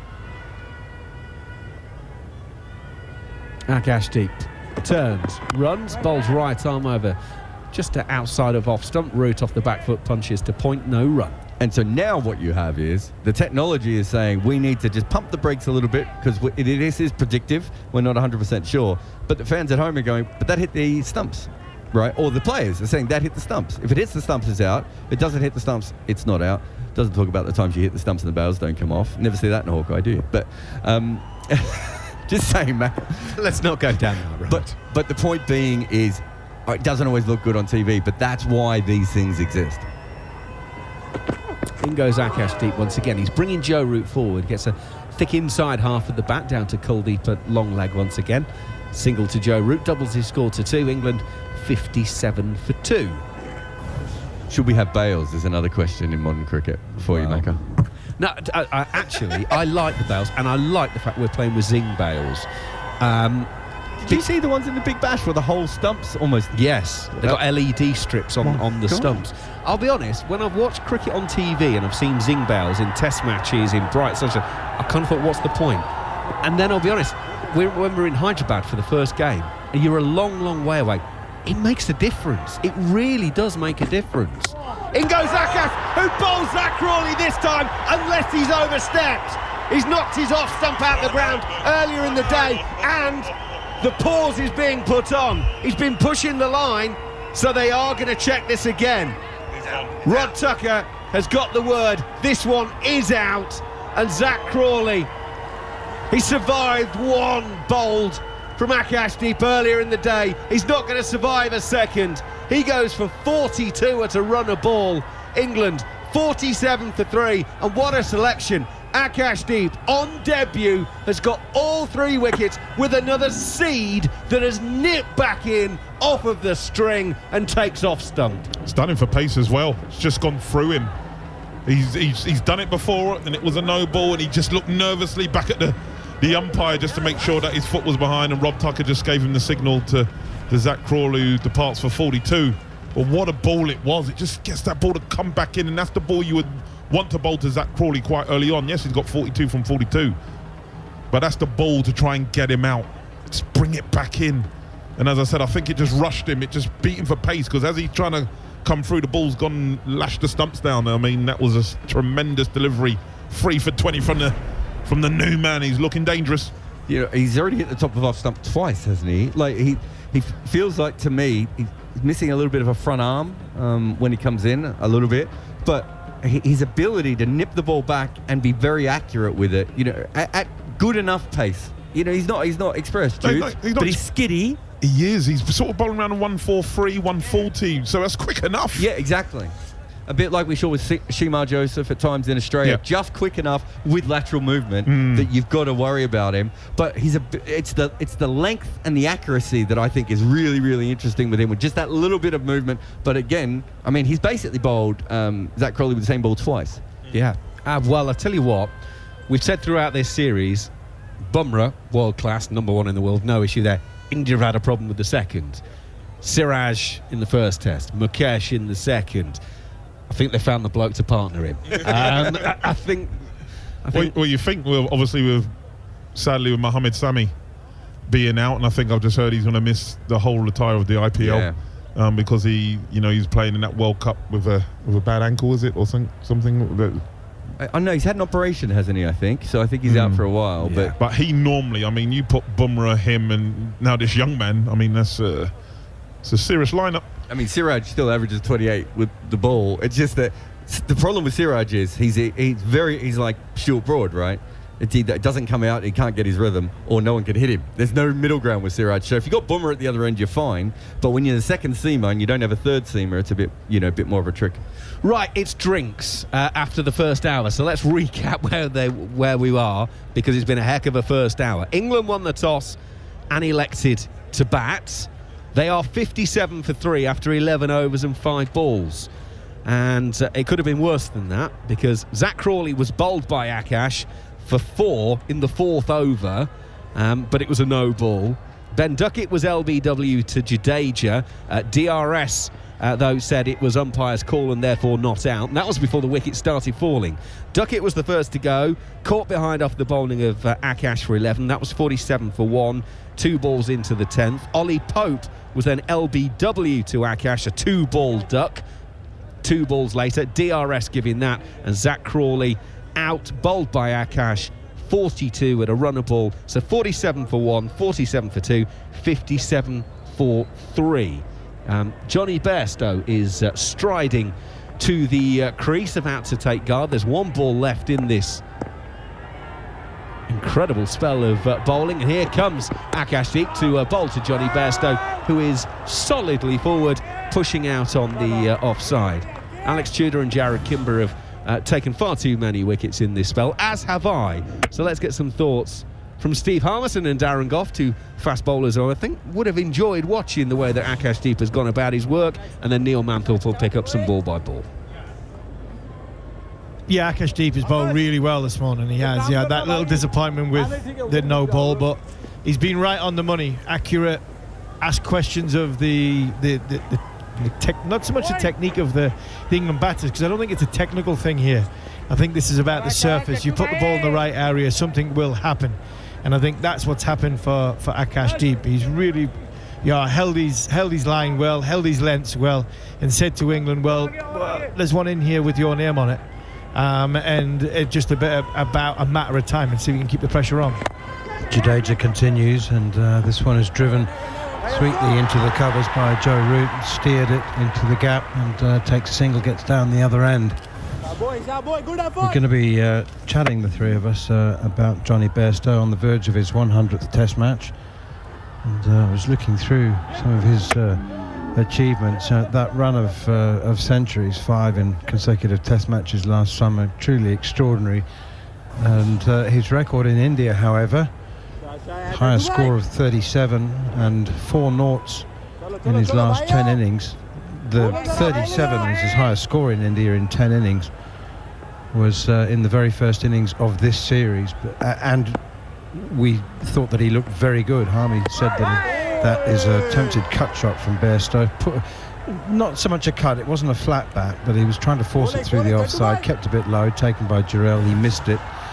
But Harmy, you in Hyderabad, we're talking about how fit and strong and in nick Johnny Bairstow looked in that first innings of the series. Jadeja in again. Bairstow pushes firmly square of the wicket on the offside to the sweeper and is off the mark.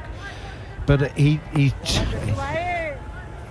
steadily lost form. I'm hesitating before I say that, because he only lasted 7 balls in the last Test match, so you don't know whether he's in form or not. Yeah, it's difficult to say he's in form or not in form. Forward he comes defending. There's Joe Root to the next one. No run. When you don't spend that much time at the crease, I think the Hyderabad one, he hadn't had 2, like a deer and a bit in the field. In the last 2 Test matches, he fielded second.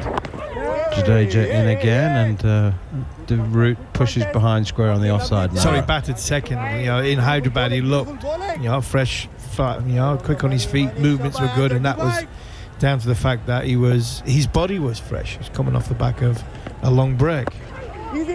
Forward comes Root, turning it away behind square on the leg side, and there's no run. Are you suggesting that 130 overs in the field has a negative effect on Just a little bit, just a little bit. And I think for me, in the last couple of Test matches, he's got out very, very early, so it's hard to judge on that. He's been very indecisive with his movements in these last 2 Test matches. So I think if I was advising him or in his corner, I'd be looking him to be a little bit proactive first up, and then try and be the aggressive Johnny, because the aggressive Johnny is the one that I think everybody loves, and that's what suits Johnny best, is when he is actually trying to hit the ball as opposed to just trying to defend it. I think in the last couple of Test matches he's been caught between a rock and a hard place, so I'm trying to start his innings by being possibly a bit too negative. Akashdeep in once again, and Joe Root pushes it again out towards square leg, just past the fielder, and they go through for another single. I think before we bring Gough in, I think the one thing will suit both Root and Bairstow in this innings is that it's not about accessing the boundary. I think it is about running the ball round, because the ball is doing a bit. And I think that suits Bairstow and Root that little bit more, where they can just drop it. They play a lot of cricket together. They can rotate the strike and try and build an innings that way. And I think that will give them not only energy, confidence. I think that's when it suits these two best. 61 for 3 England. Akashdeep in again, short pulled by Bairstow. He's picked up the line and the length, more importantly, very, very quickly there. And Kuldeep Yadav does the fielding down on the long leg boundary. Bairstow picks up 2. I think with Johnny, when you've seen him in this position before, I think he comes back and he comes out firing, and I think we're going to see him attempt to be positive. I thought that was an Irish shot he's just played, a pull shot from not something that was too short, especially on a pitch that has got uneven bounce. But I think he's going to come out and play a few shots, Johnny. I think that'll be his mindset going into this game. Here is Akashdeep, and this one hits Bairstow on the pad, but via an inside edge, and there was a polite question, not out. But my concern with these two at the crease is that they're both magnificent players, and I mean that, they're both magnificent players. And I've said, if England are going to win this Test match, one of these two has to get a biggie, right? That's the way it goes. But both of them, to that ball that nips back, are vulnerable earlier on in the innings. Big time. And Akash, that's what he's been doing. He's been hitting the seam, and it's been nipping back to hit off stump. That's how Zach Crawley got out. So I think that's where he's going to be looking to get both of these batters out. And that's why we've seen Joe Root 3 or 4 times now just come out of his crease, go on to off stump to try and access the leg side, to try and smother that bounce. We see an aerial shot. Johnny Bairstow's miles out of his crease. Akashdeep in once again, and this one chopped into the covers, Shubman Gill fields. The thing I like about that shot that you're on about, Goughy, is that at least he's making a decision, where in the last couple of the Test matches he's been dismissed off possibly half-hearted decisions. Being caught between 2 decisions and not making a clear and decisive one. And that's what I was talking about earlier, about Johnny Bairstow, and can he rotate the strike?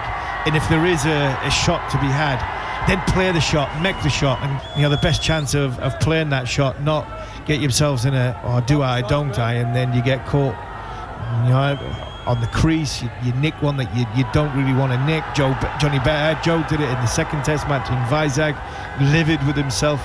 So I would imagine there's a conscious effort to make clear and calculated decisions, even if they don't go well, but make a decision and make a positive decision, whether it's going forward in defence to block it into the gap and run down the other end, or if it is slightly off, use that cross-bat shot, get the ball into the deep and get down to the other end, and that will put pressure back onto the bowler. I think worse than being dismissed when you're in two minds is that when you only half commit or you're indecisive. Here's Akashdeep once again, and Johnny Bairstow back, opens the face of the bat, runs it through the vacant backward point region for a single. You're asking the wrong two there, Manners. I think we were in two minds every ball. I had that Spanish waiter on my shoulder every ball. I can hit it for 4, I can hit it for 4, I can hit it for 6. Oh no, what you done that for? Straight up in the air. So yeah, we're not the best people to talk about on, from a batting point of view, at making the correct decision. I have a selective memory. I just remember you both scoring runs. I remember the runs you scored and how cleanly you hit it, not when you missed it or edged it. It's the nice thing about age, it refines your memory. Here's Akashdeep again, short one outside the off stump and nicely left alone by Joe Root. Saw it very early and swayed out of the way. It was interesting listening to Ollie Pope talk 2 days ago.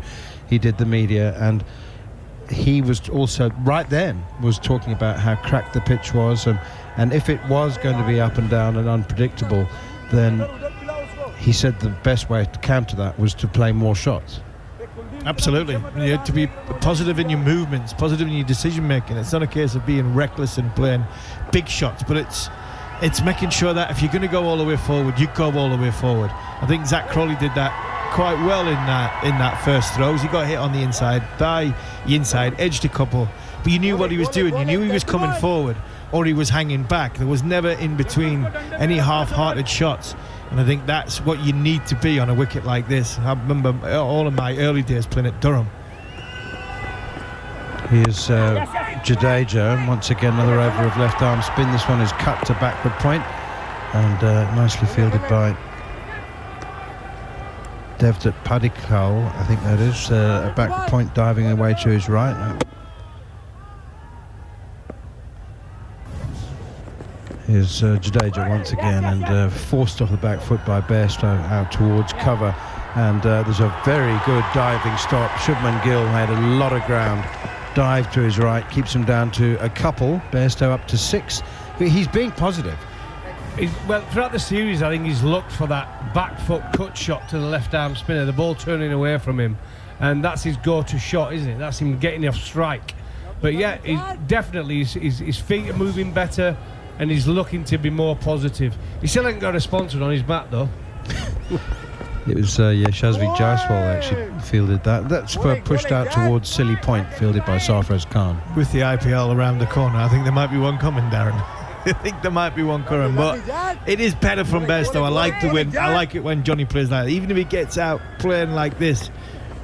Jadeja in again. Forward comes Bairstow defending.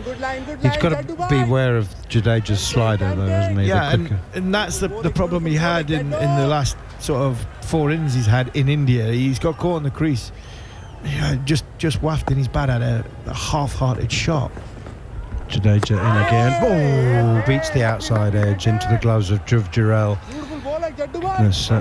He's such a dangerous customer, Jadeja. That's why he's honing in on 300 test wickets. Exactly. And I think with Johnny reaching not far away from that milestone of 100 test matches, what he wants is, there's been a lot of talk about his position in this side, hasn't there? Jadeja in again. Sweep shot played. Hits the pad and deflects away fine down the leg side for a leg by. 67 for 3. And what you don't need as an individual is, but going into your 99 test match, is a talk about you. If you don't get runs in this one, would he miss out on the 100th test match? Like I say, he's had a fantastic career, and we'll talk about it, no doubt about that. But he'll be wanting runs this match, just to shut up the people that are saying he shouldn't be playing. I struggle to get where the people who say he shouldn't be playing come from, because I really do. I don't think it's coming from inside the dressing room. Anybody inside the dressing room is even thinking he shouldn't be playing. He's got 400s in averages 48 playing for Ben Stokes in this new regime. It more or less started. The Bazball positivity started with Johnny Bairstow, asked to keep wicket, asked to play as a specialist batter. So I think the noise is an external noise. I always come to the conclusion, man, is that is there somebody else waiting in the wings to come in, knocking the door down? And I don't see that. Harry Brook's not available. There's not many that went on the Lions tour. You'd say, I need to take Johnny Bairstow's place. And when you write people who have played 99 Test matches off, just write them off at your peril, because they've played that amount of games, but for a reason, because they're very, very talented, very, very good, and in big situations they tend to come through. And none more better than this one if he does come through this. Bairstow has 7, Joe Root has 5. England are 67 for 3. Mohammad Siraj is back into the attack after by his standards, pretty modest opening burst of 4 overs, which cost him 27 runs. So England winning the toss, batting first, and they've lost. Ben Duckett caught behind high keeper Dhruv Jurel off Akashdeep for 11. Ollie Pope, LBW to Akashdeep, second ball for a duck. Here is Siraj up to Bairstow again, opens the face of the bat, steers it to the unguarded third boundary for 4. Very skillfully played. And then Zach Crawley, a runner ball 42, including 6 fours and a 6.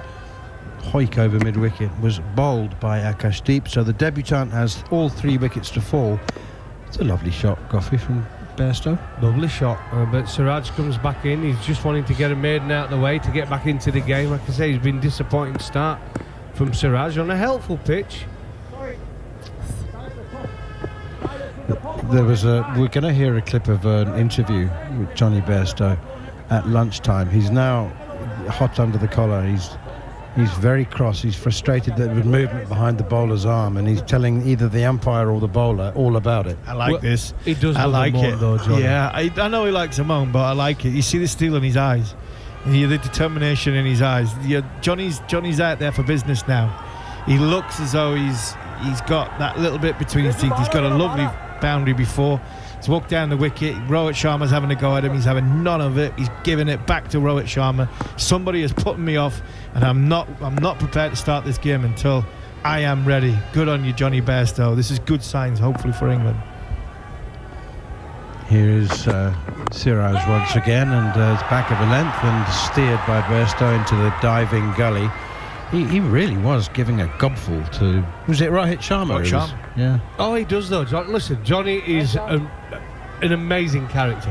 When he's on song, there's no better man in the dressing room, trust me. When he's fired up as well. When he's going through a bad period, he's the worst man to have around, is Johnny.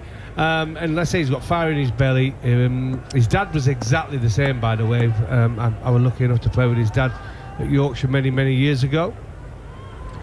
Here is Siraj, and this one nips back, the nip backer, and again it's an inside edge that saves Johnny Bairstow, certainly from an appeal, if not a dismissal. 71 for 3. I was saying to Harmy and I and Macca and Scott Taylor, our producer, went down to the team hotel in Visakhapatnam, and Harmy interviewed Johnny, looking ahead to a possible 100th Test match in the 5th and final Test match in Dharamshala. And my favourite bit in that interview, here is Siraj once again, Bairstow forward, driving it up towards mid-on, Ashwin Fields, was when Harmy seemed to be able to convince Johnny that being moved everywhere from 3 to 7, and sometimes keeping and sometimes not keeping, and being moved about was a compliment. And I never thought that Johnny would think of it as a compliment, but Harmy somehow managed, with the framing of his question, to convince Johnny that was a compliment. I've had that conversation with him in the Caribbean, and he still didn't quite get the fact that the gloves was taking off him. We were trying to convince him, me and Mark Butcher were trying to convince him it's a compliment. Forward comes Bairstow again, playing defensively. There's no run. I'm still not convinced he believes it is. I still don't think he does believe it, but And, Johnny, you are one of our best players. You are one of the best players in England. We're taking the gloves off you because we feel as though we need you as a batter more than we need you as a wicketkeeper. We need that don't need the all-round quality. We need the runs because our batting unit isn't good enough. Under the previous regime of Silverwood and Root. And I still don't think Johnny got that as a compliment. He's on strike. He's on 11. Siraj is into him, and this time he punches it out towards cover, and it is Shubman Gill. 16 overs gone after England won the toss and chose to bat first. And after an enterprising start, they lost 3 quick wickets and are now rebuilding 71 for 3. More from Darren Gough, and it'll be John Norman. Yeah, I think Army's right there. I think under the previous regime he did. He probably didn't understand the situation. I think he was undecided. I kept well. We were doing okay. But I think what they wanted to do was push more of his batting, and he didn't realise that. And when he wasn't getting runs, he wanted to keep, because he wanted to keep his place in the side. But I think realistically, under Ben Stokes and McCullum, as a batter, he's been outstanding. He has been outstanding for England. Jadeja in and beats Joe Root. And there's just a little inquiry. Root playing back deep in his crease, and this ball turning away from the right-hander. Life, death, taxes. Well, and Johnny Bairstow playing in this test match, by the way, because there's one thing England don't do. Giroud just disturbed the stumps. Unintentionally, the ball popped into his gloves and then back out onto the stump. So I think that might have been why. Jadeja just had a quick query about whether Joe Root's back foot was raised at the time. Back foot placement, a cut from Root. 71 for 3 England. I want to see that one again. That's hit a crack. I thought it had kept low, and it does keep a little bit low, but it's hit a crack. It's not turned off the surface. It looked as though it went off a crack. So Root is forward, and Johnny Bairstow sends the former England captain back after Root picks out short mid-wicket on the flush, really. Well, these two should know each other well, eh? They've grown up together playing for Yorkshire and England. Two experienced cricketers, both of them shorter runs. And they average over 50 batting together in Test for England. Forward this time, straight to very short point. But both come into it with quite a poor average for the series, as we know. It's one of the reasons why we're talking about Bairstow again. As Root smothers a spin from Jadeja coming forward. Yeah, they average 50 in 59 innings together in Tests. And their best, actually, came against India, albeit at Edgbaston, in that Test match in 2022. The start of the Bazball era. Forward again is Root, defending. Do you remember one of my concerns in the first Test match when Root was bowling all the overs? And I did say, but throughout the series, asking someone who's hardly bowled to suddenly become a mainline, frontline spin bowler for England is going to be difficult for him to concentrate on his batting. And I think so far that's kind of shown, hasn't it? Yeah, I think you're right, but I think what you'll find is the bravado and the message will come out of the dressing room. Will go, no, it's not, but it is, and it's not. It might not affect him, psychologically, but from just a body perspective, from a body perspective, physically it's demanding. It's not the same as just bowling overs. It's not the same as fielding overs. When you're bowling overs, you're thinking about your plans, you're thinking about how you're setting a batter up, and all of a sudden you've got a bat in your hand, and your movements, and you've seen 2 or 3 times Joe Root's got out in this series with indecision in his mind, indecision in his movements, and I think it has to come down to a little bit of mental tiredness more than anything else. That little push outside off stump to Bumrah. The weight of the contest between Bumrah. That's what he's thinking, waiting to go in at number 4. I think all these things, along with the overs bowled, has had an adverse effect on Joe.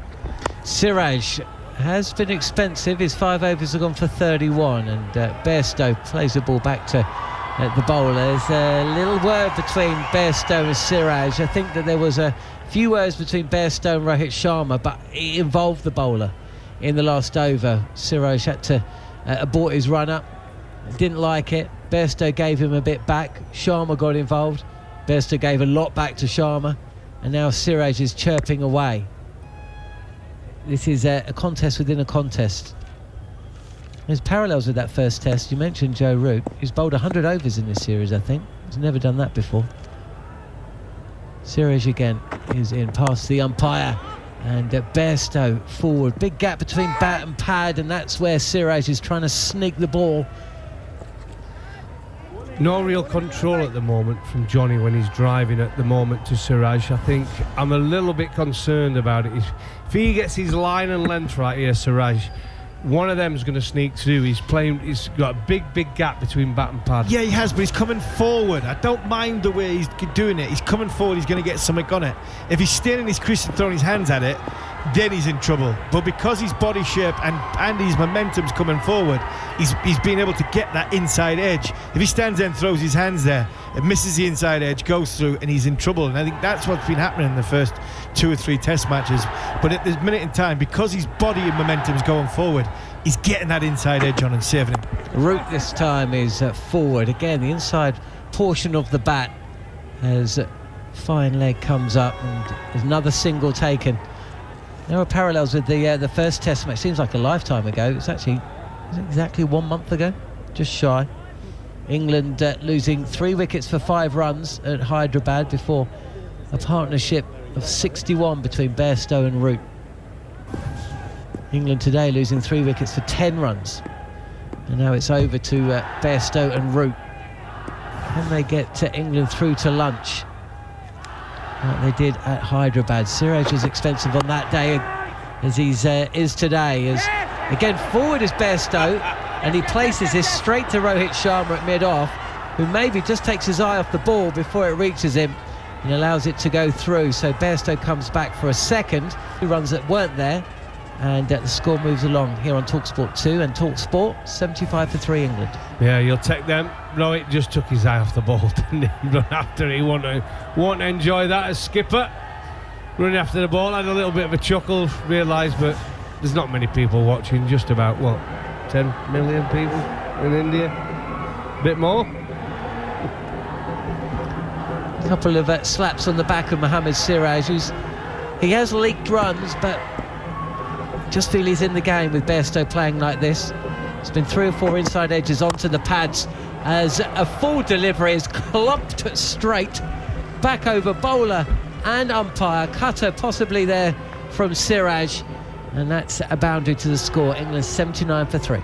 Yeah, not bad bowling from Siraj. He's seeing that Johnny Bairstow's beans are going. He's seeing that Johnny Bairstow's coming hard at him. Goffey's mentioned him trying to get him, through the gate, and I think because Johnny Bairstow's coming out of his crease, he's getting at the ball. Siraj has just tried to bowl the slower ball, Bumrah style, not quite disguised it as Bumrah. Johnny Bairstow sees it early, he's coming forward, and he's just, instead of trying to hit it through extra cover if it was 135. Last ball of the over, it's full again, driven again by Bairstow. This time splits at mid-off and extra cover. And I tell you what, there is a look in Bairstow's eyes I haven't seen all series. England 83-3 as Harmy departs. Jarrod and Tude's about to come in.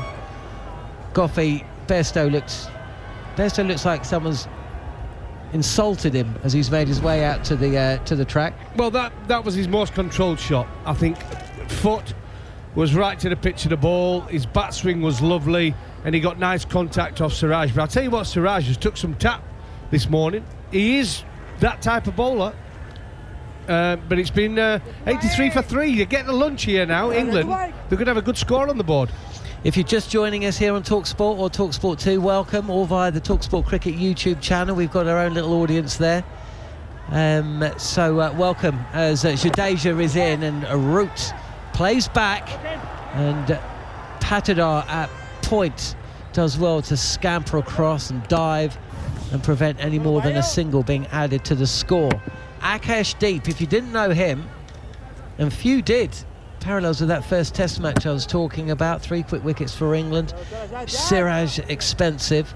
Akashdeep wasn't even in the squad at that stage, brought in ahead of the 3rd test match. He didn't play in that thumping win for India, their heaviest or biggest ever win As Jadeja on off stump has Bairstow playing back, exposing all three stumps and pushing the ball out to extra cover.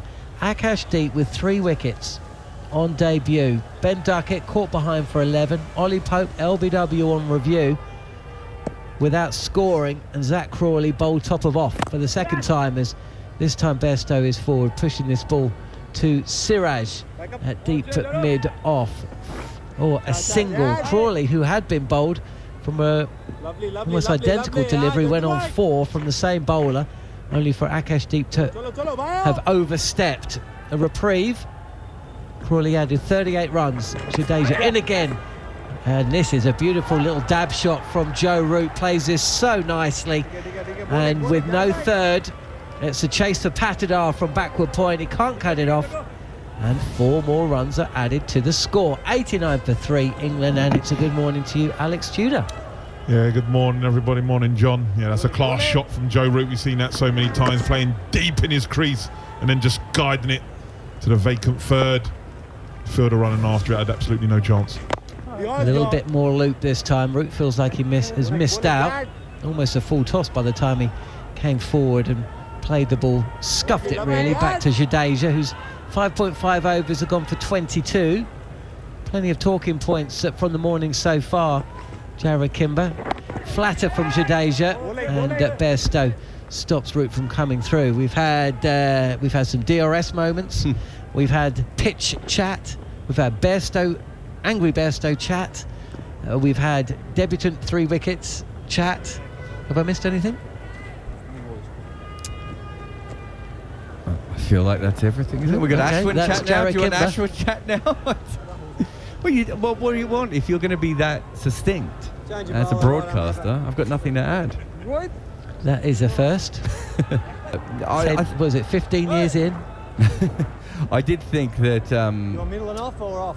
Ashwin coming on will be another interesting one. One thing I would say is, do you want Jadeja hamstring chat? Yeah, go for it. I think he looks a little bit more athletic today. There were times in the last game where I didn't think he should have been bowling at all. Just looked like he's moving a little bit better today and getting through his action. Wicket isn't doing a lot for spin so far, just a little bit of deviation. Ravichandran Ashwin might have something to say about that. He's coming on to bowl his first delivery. And it will be Johnny Bairstow, who's 23 from 26. Nobody out on the offside, and this is on the pads of Bairstow, who pushes this through mid-wicket. There's a chase on, and boy, oh boy, it looked like a single all day long, but then suddenly the timing was such, and the strength of the shot so good, that Bairstow's back for a second, 91 for 3. Have we talked about Akashdeep's very pointy beard yet? No, but I was trying to think of it's like a cartoon beard, Jude. It is. I was thinking of, I think, a kind of subterranean comic character with a similar kind of beard, but I couldn't quite work out who it was. 1980s Frank Miller type of character? Yeah, maybe. Yeah, maybe. A bit more cartoonish than Frank Miller, I think. As a full delivery on-off stump is pushed up to long on for a single. 92 for 3, England.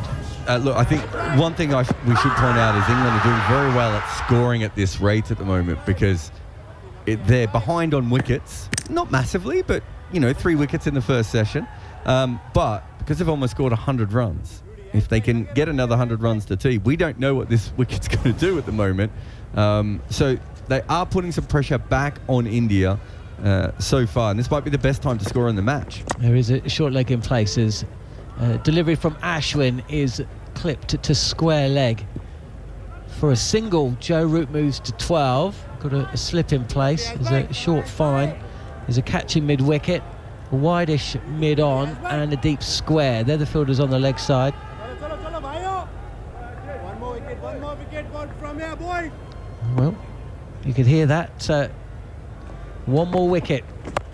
As Bairstow on the sweep dismisses any notion that he is about to fall. He has clubbed Ashwin over mid-wicket for 6.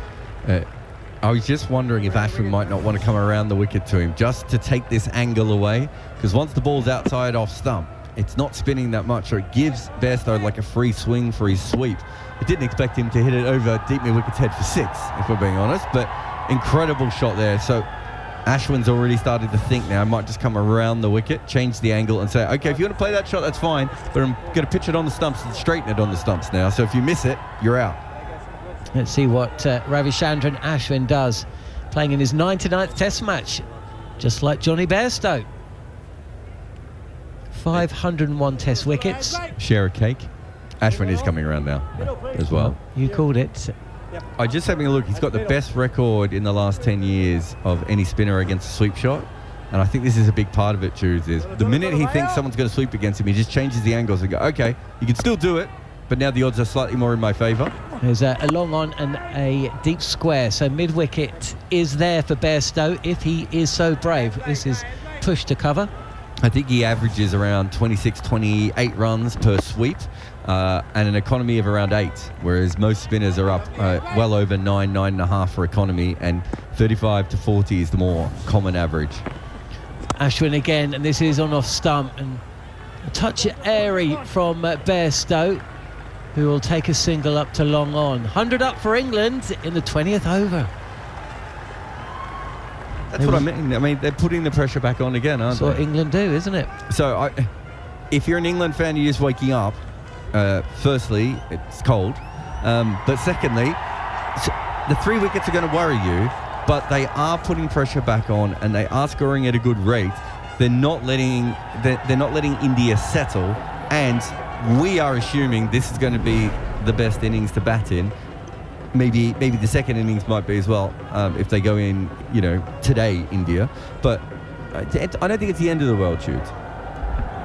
No, you're dead right. And as you say, with the way that they play, they're not just allowing India to build the pressure, they're just putting the pressure back on to India. And as you say, with the way that they score, if they score another 100 runs, as you say, between lunch and tea, they might score 150 between lunch and tea. I think, again, there are similarities. I know the pitch is different, but England were bowled out after 64 overs for 246. They were in an almost identical situation.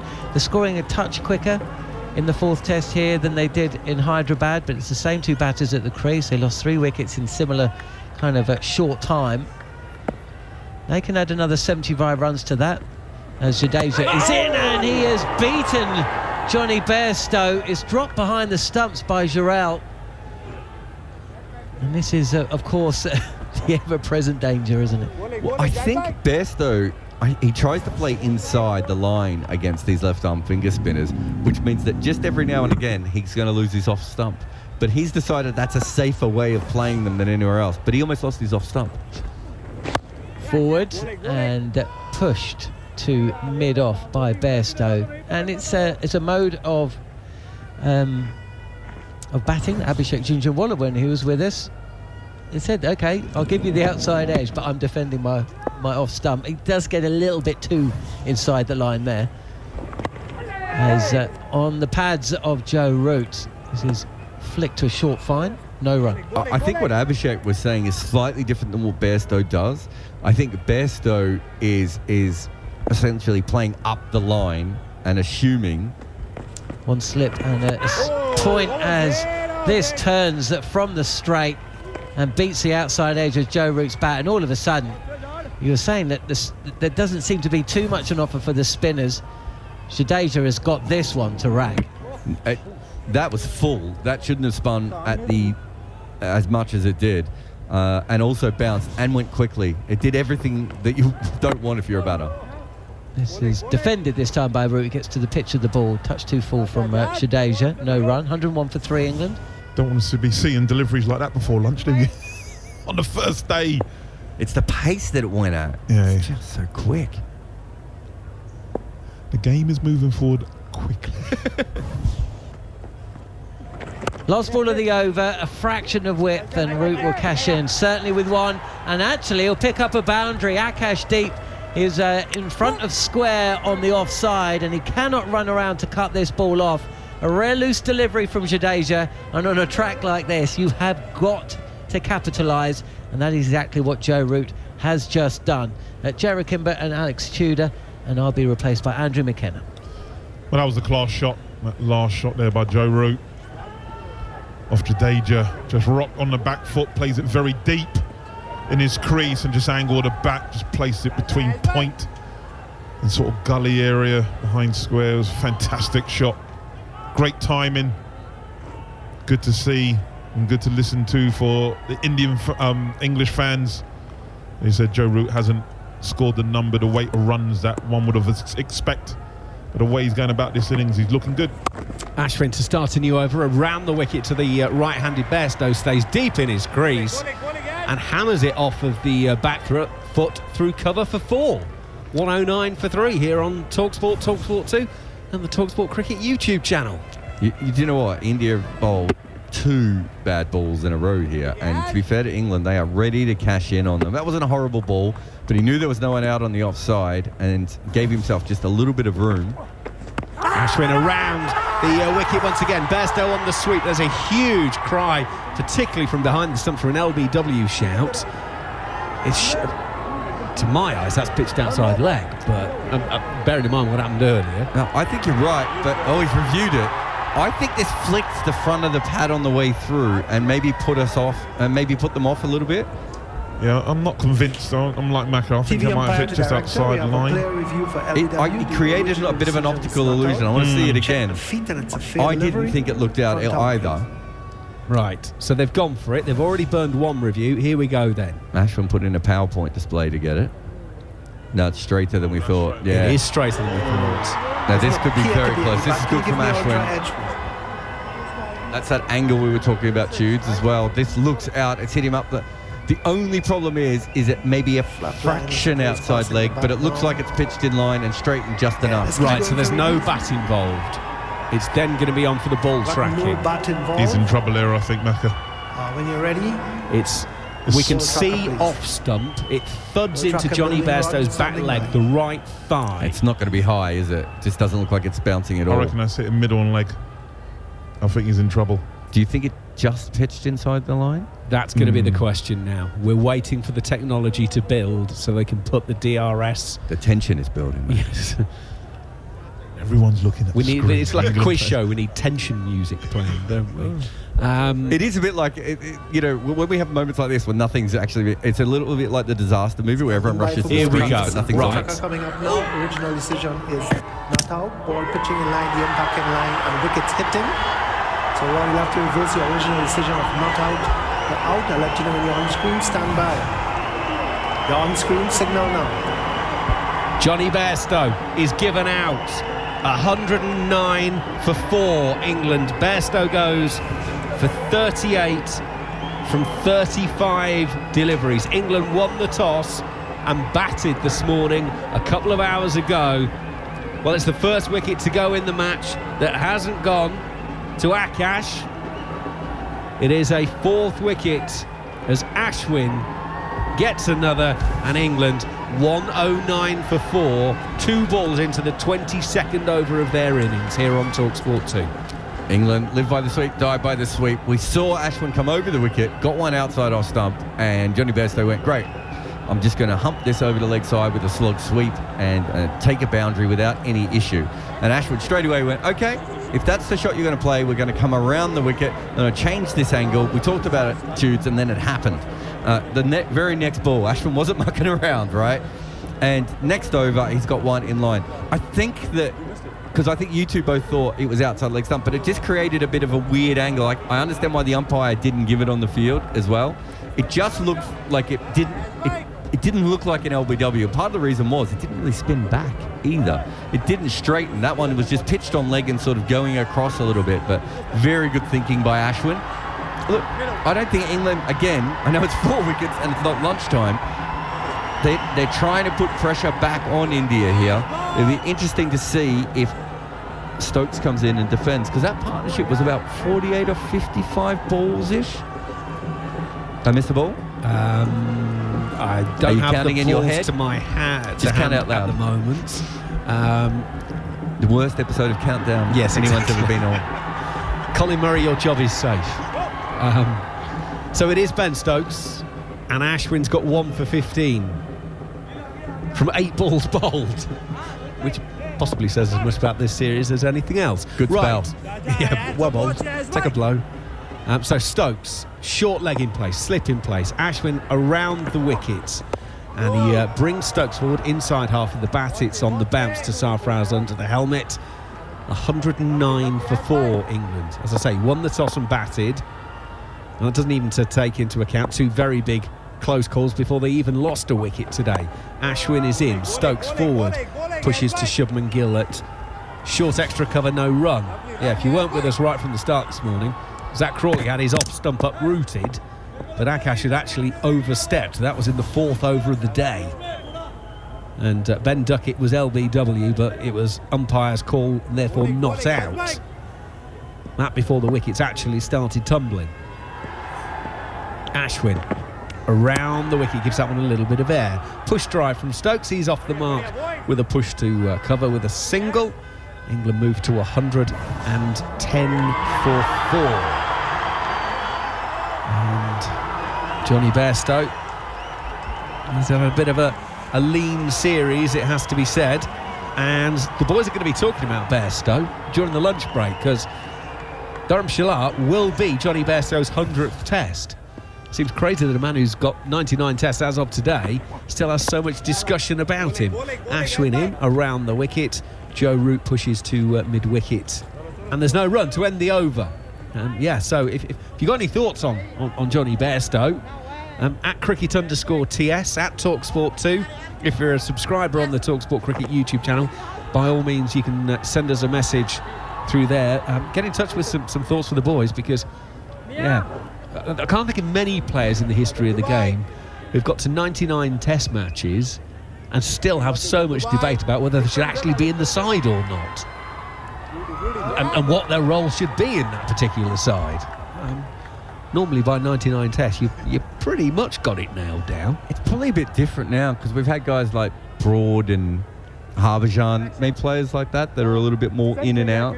You know, not automatic picks. Because I think you're right, generally, if you get to 100 tests, you know. But I think now, just because, especially when it comes to Australia, India and England, they play so many matches, we'll see a couple of more players who are a little bit more, not on the fringe, but droppable, maybe is the way of putting it, Macca. Yeah. Jadeja to start his 8th over. Left arm around. Stokes is playing through mid-wicket. Shubman Gill can't cut it off, and they'll take a single, 111 for 4. That wicket, by the way, for Ashwin now means he's got 100 against England, which is a decent record. 29.3 is the average. 6 times against England he's taken a fifer. And Bab going in, this is his 23rd test match. Jadeja, a left arm around the wicket. Stokes big stride, Root a big stride forward, pushes out on the offside, no run. Yeah, I think they put something up on the TV too about Sobers, Ashwin both have 1,000 runs and 100 wickets. Who were the other 2? Did you see, Toots? It's Jadeja bowling left arm around the wicket. Root is forward, he's taken on the pad. Ashwin Jadeja was about to start celebrating, because I think he thought Kumar Dharmasena was about to raise the finger. He doesn't, so India have made the review sign. So we're going to Joel Wilson again. Now, that looked like it beat the inside edge and was straight into the pad. We have a player review for LBW. The original decision is not out. I think that looks pretty close to us. And it's a fair delivery. Front on, please. I think definitely hit the pad first. Stokes and Root walk down the pitch and have a conversation. We now get the first replay. It's passing very close to the inside edge of the bat. Can I get ultra edge, please? I'm not sure. Toots thinks he's hit it. I'm not as sure. Well, we're missing a couple of crucial frames there.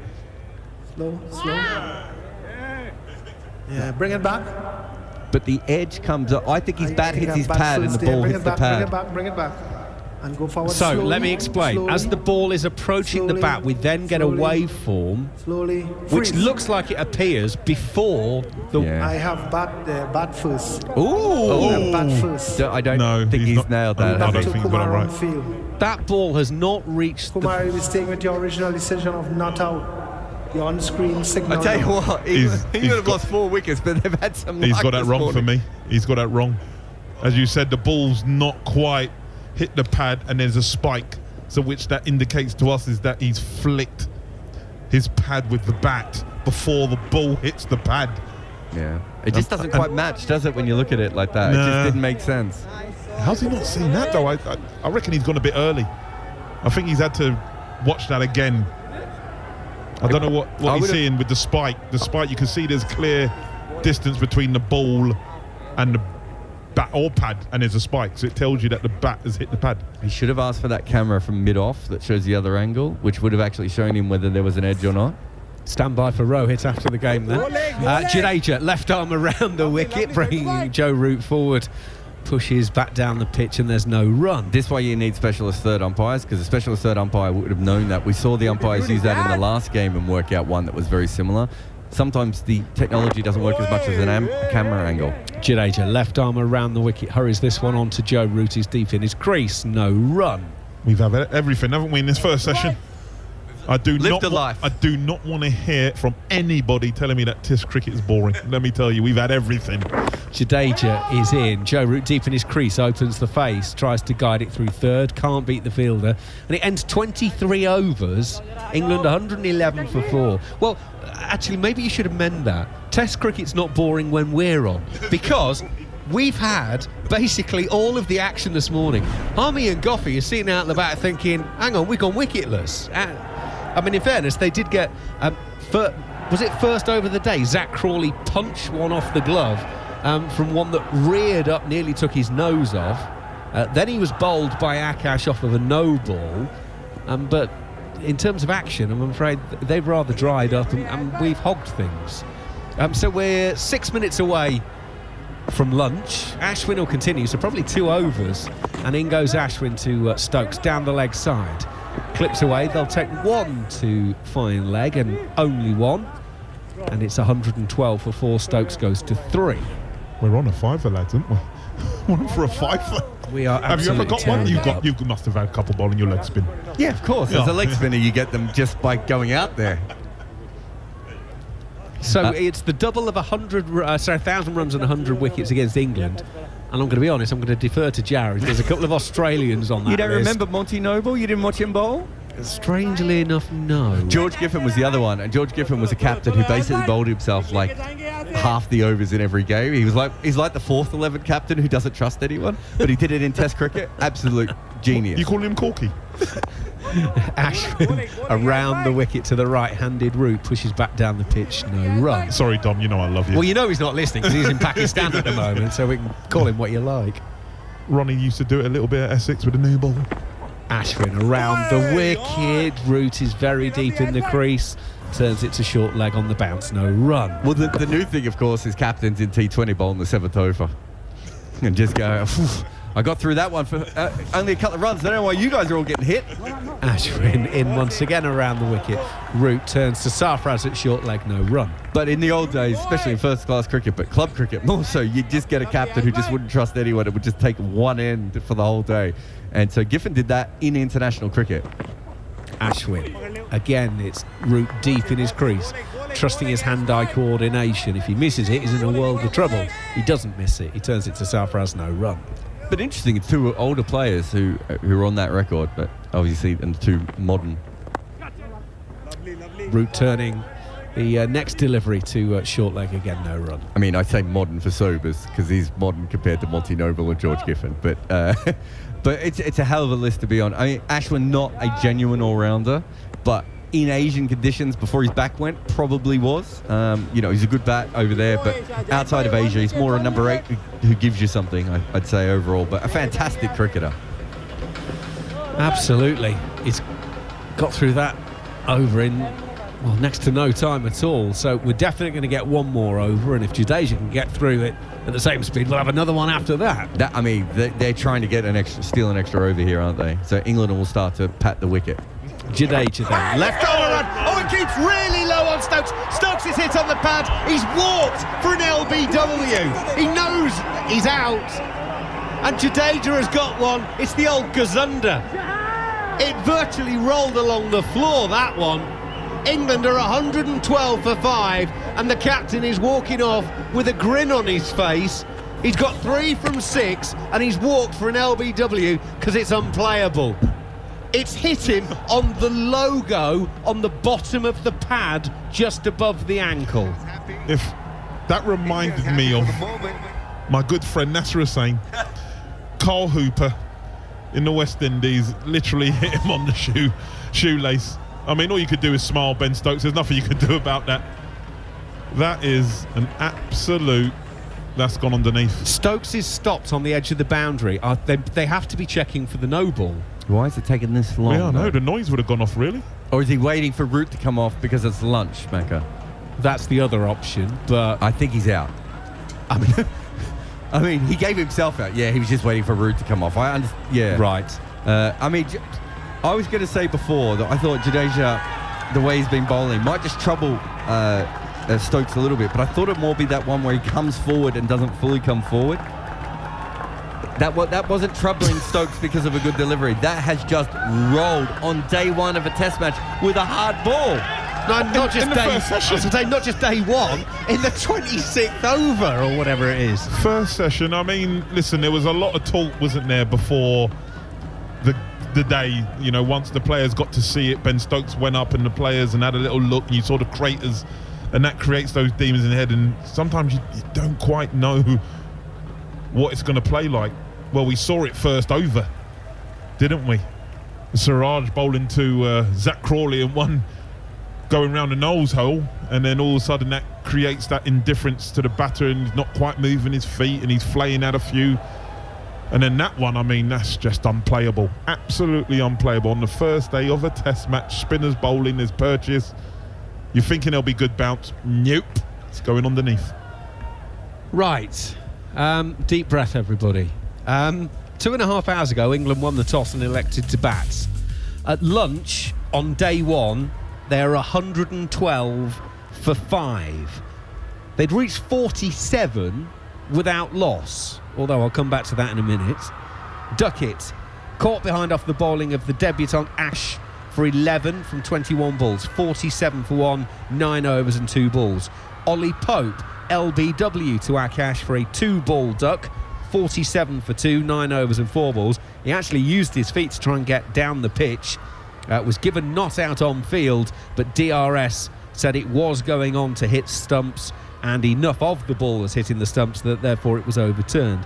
Zach Crawley then bowled by Akash for a runnable 42, 47 for 3, 11 overs and 5 balls. Then the partnership between Root and Bairstow took it to 109 before Bairstow LBW to Ashwin bowling around the wicket, 38 from 35 balls for Bairstow. As I say, 109 for 4 from 21 overs and 2 balls. And then you've just heard Ben Stokes, what has turned into the final ball before lunch.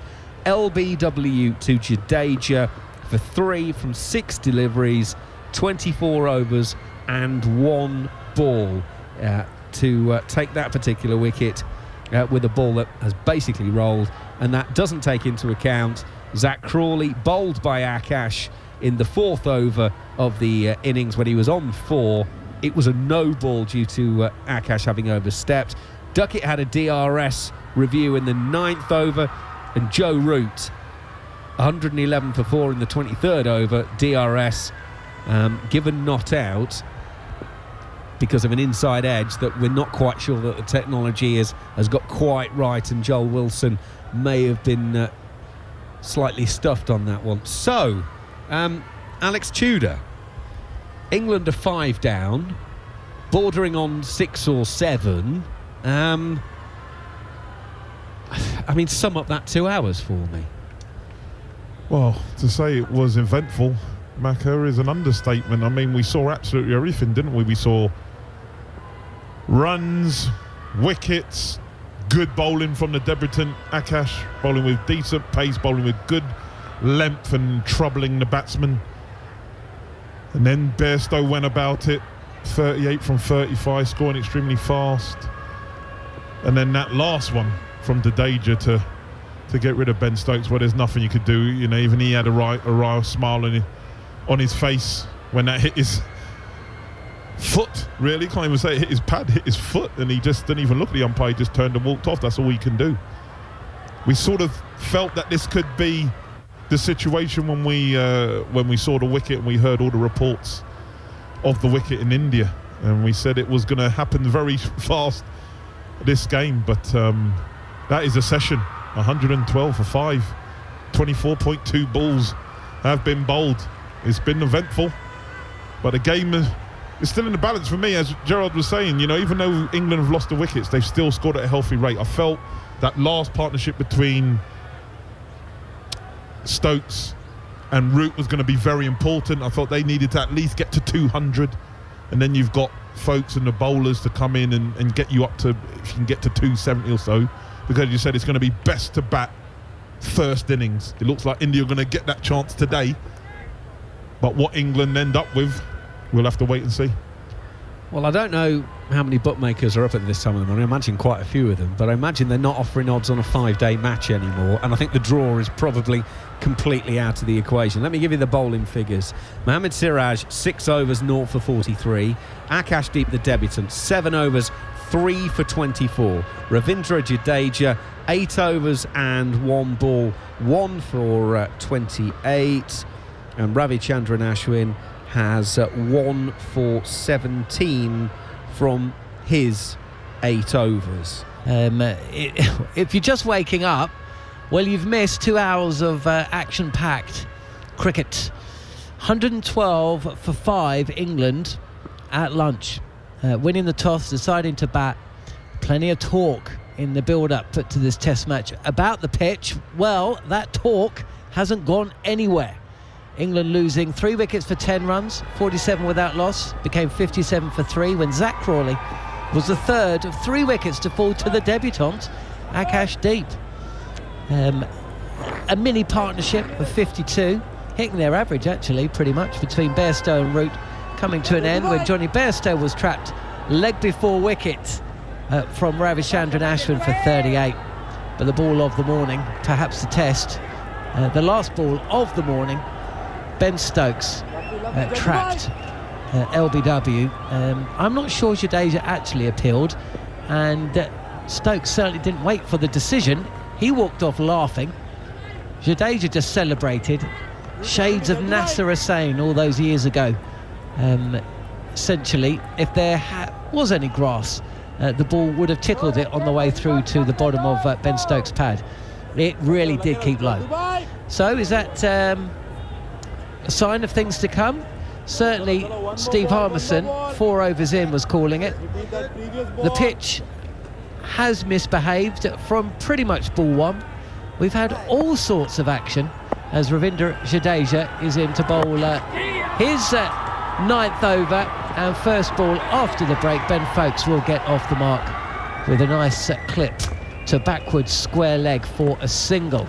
Alongside me in the commentary box, 2 former England fast bowlers who would have loved to have got involved on this pitch, that's for sure. It's offering seam, it's offering variable bounce, and it's offering turn for the spinners as Ben Foakes comes forward and defends. Alex Tudor, Steve Harmison with me, John Norman, as TalkSport take the broadcast for the next 3 or 4 deliveries. And gentlemen, with as Jadeja is in again, this is just pushed back to the bowler. We had 5 in session. We had plenty of LBW shouts. We had 5 wickets. We had 3 wickets going to the debutant. We had a ball keeping horribly low, if you're an England fan, beaten past the outside edge, Ben Foakes. It was all going off. It was all going off, and we also had a review. Didn't have a review, or we did have a review, which I still can't understand why it wasn't given out, and that one with Joe Root. And that Joe Root's still there, so it could have been a hell of a lot worse for England. It could indeed. Forward is Ben Foakes. That is the end of Jadeja's over, and it has been an eventful one. The first ball of it came before lunch. He trapped Ben Stokes, LBW for 3.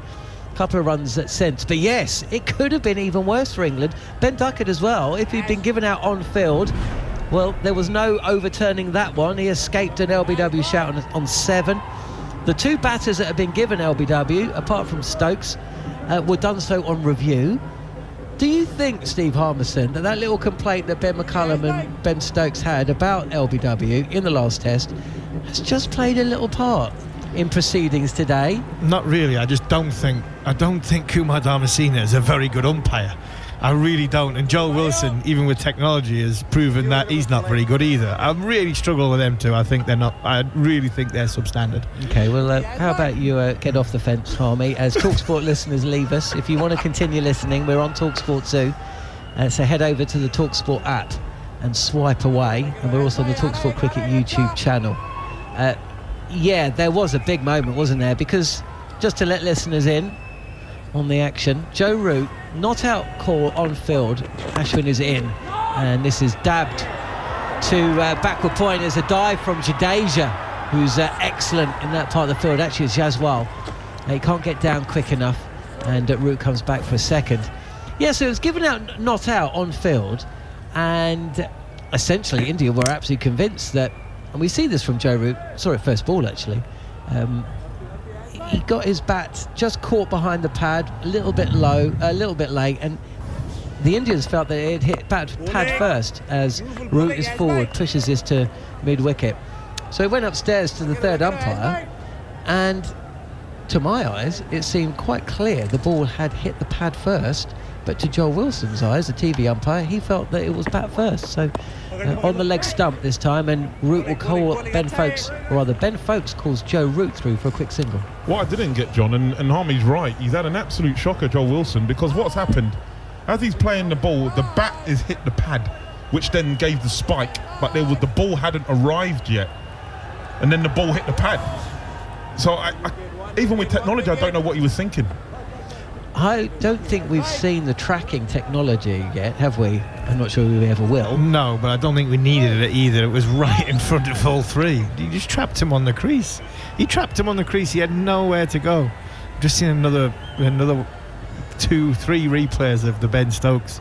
I think that's Indian TV, trying to... Ashwin is in. Round the wicket to Foakes.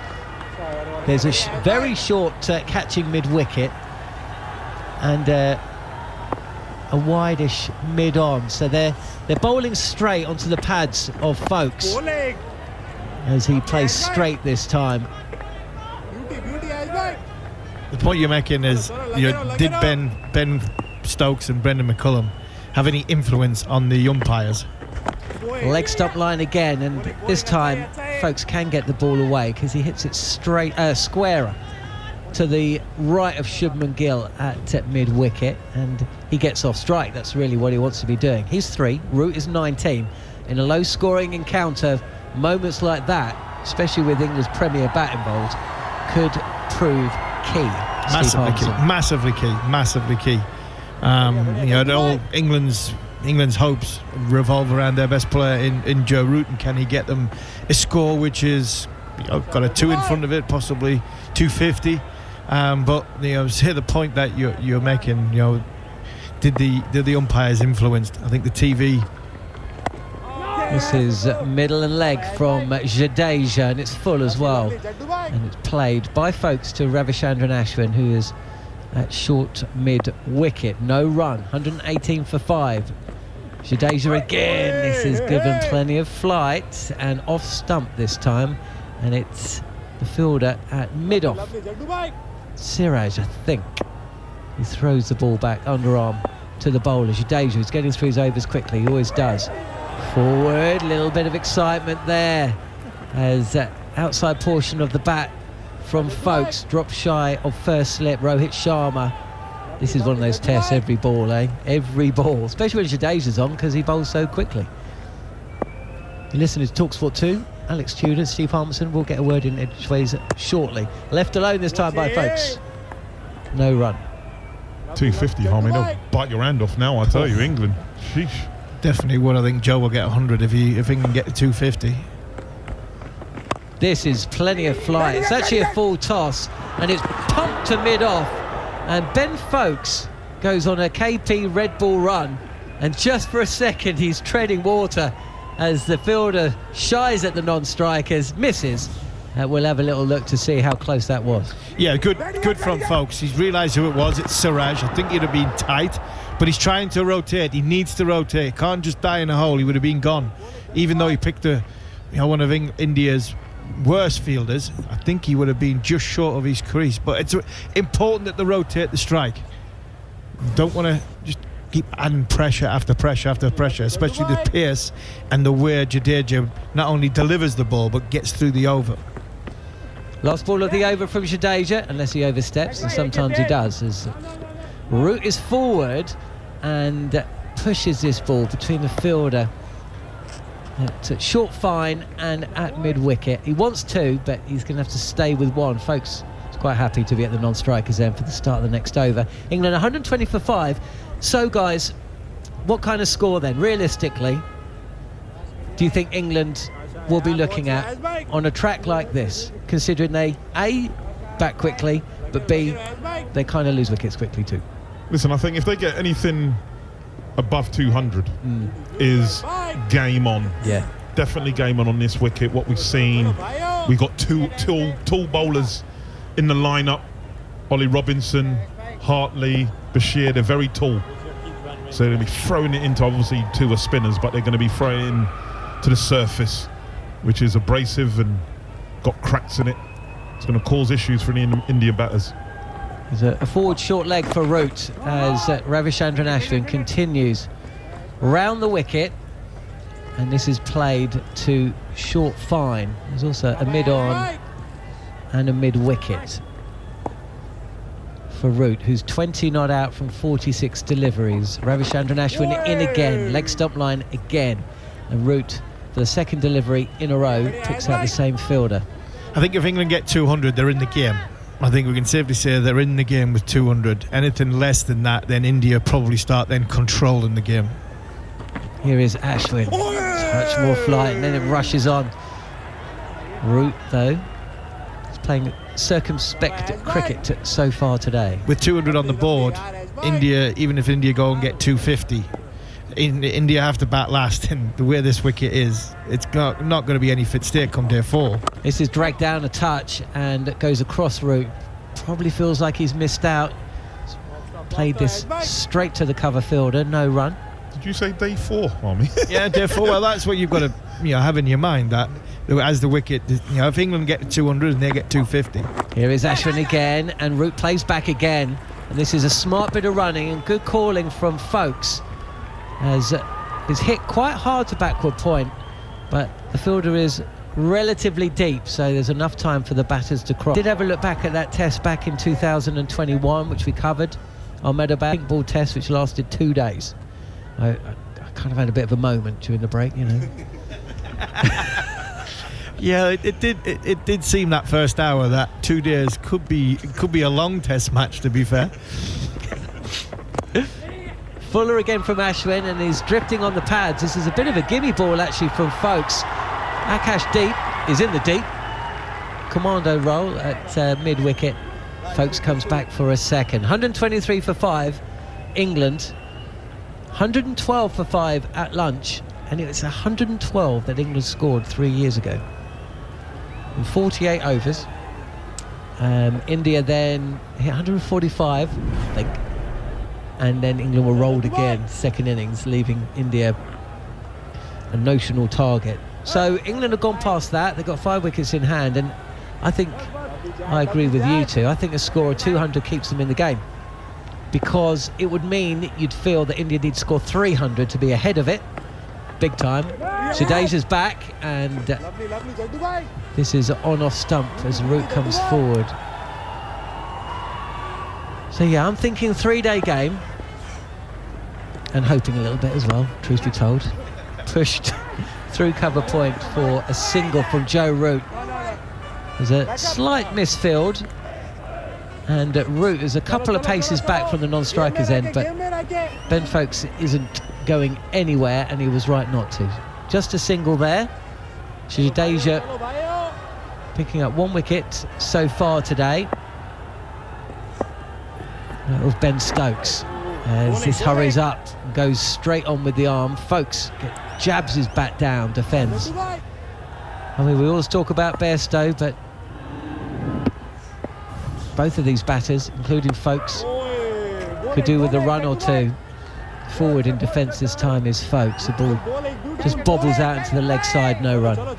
Yeah, Ben Foakes could do with a run because there's been a lot of loyalty showed to him, picking him in this series. Touch wider in the crease, and again it just goes on. Foakes though playing the line and defends, no run. And he shaped up not too badly in the innings he's played and just found ways of getting out. He does that a lot, Ben Foakes. Looks in control and students and gets out. Last ball of the over, and again smothering any spin. We have seen a couple really break away from the right-hander from Jadeja past the outside edge of the bat, but another overdone for England. Root 22, Foakes 6, England 124 for 5. It's hard to, I'm not criticising here, Jude, but it's hard to work because it's Ashwin and Jadeja. But I'd be interesting to see, or it'd be interesting to know if Rohit was thinking, does he go with Akash Deep or does he go with a seamer straight after, just to see what happens on this surface after the break, with the ball being that little bit older. Is it going to misbehave as much than what it did obviously when the ball was brand new? Can't argue, he's got two quality spinners. Forward is Root. This is a ball that's going across Joe Root, or it would do if he didn't play at it. I suppose Jadeja of course had to bowl, didn't he, because had to complete his over, but he has followed it up. Ashwin again, and allows Root to play on the back foot. Not for the first time actually. This is cut away past Padadal at cover point, and Root comes back for a second. Yeah, he played that nicely, as he does with the spinners.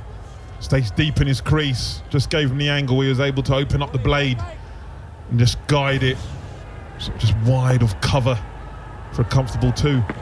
Root 24 not out. Gets forward, full delivery from Ashwin. There's a little bit of space at mid-wicket. Siraj is running round from forward a deep square, and Root comes back for another. So that's 4 runs from the last 2 deliveries. Ravichandran Ashwin picking up another wicket earlier on today. Johnny Bairstow, leg before wicket on review. India went upstairs a couple of times in that morning session as Root is playing back, cutting a ball on good length straight to backward point, no run. You just got a feeling it's something's going to happen every delivery, which is what you want, I suppose, when India are batting. This is on off stump, and again Root deep in his crease. It's good running between the 2 batters.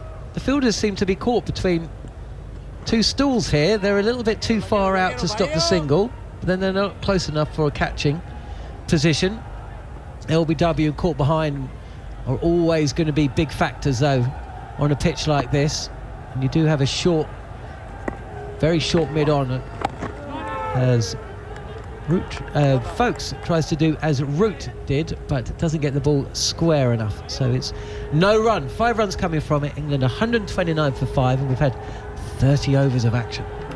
You know, like what I'm seeing from Joe Root, just showing his class. Just looks like he's been busy at the crease. Look like he's looking for the gaps, and maybe that reprieve, as Harmy and I described when we felt he was out, and it went his way. Maybe that's hopefully what will turn. You know, he's got 4 innings, this one, and obviously 3 more with 1 more test match to go, and he'll most probably bat twice in that. So he's got four innings to show everyone what he's about. You know, he's a world-class player. That debate is not even for discussion. Jadeja will bowl again, and he draws Joe Root forward, defending the off-stump line. Yeah, Root's gone about his innings in a Root way so far, would you say? India have burnt 2 reviews trying to get him out, as a fuller delivery on the pads of Root is clipped to the leg side, but no run. Stifled yelp from Jadeja.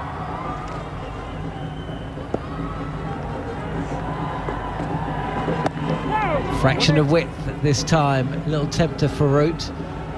He gets on the front foot, opens the face of the bat, but can't beat backward point. Yeah, let's not that's not the greatest shot from Joe Root. It's the first time in a while he's been caught in that in-between place, and his hands is getting him a little bit out of trouble.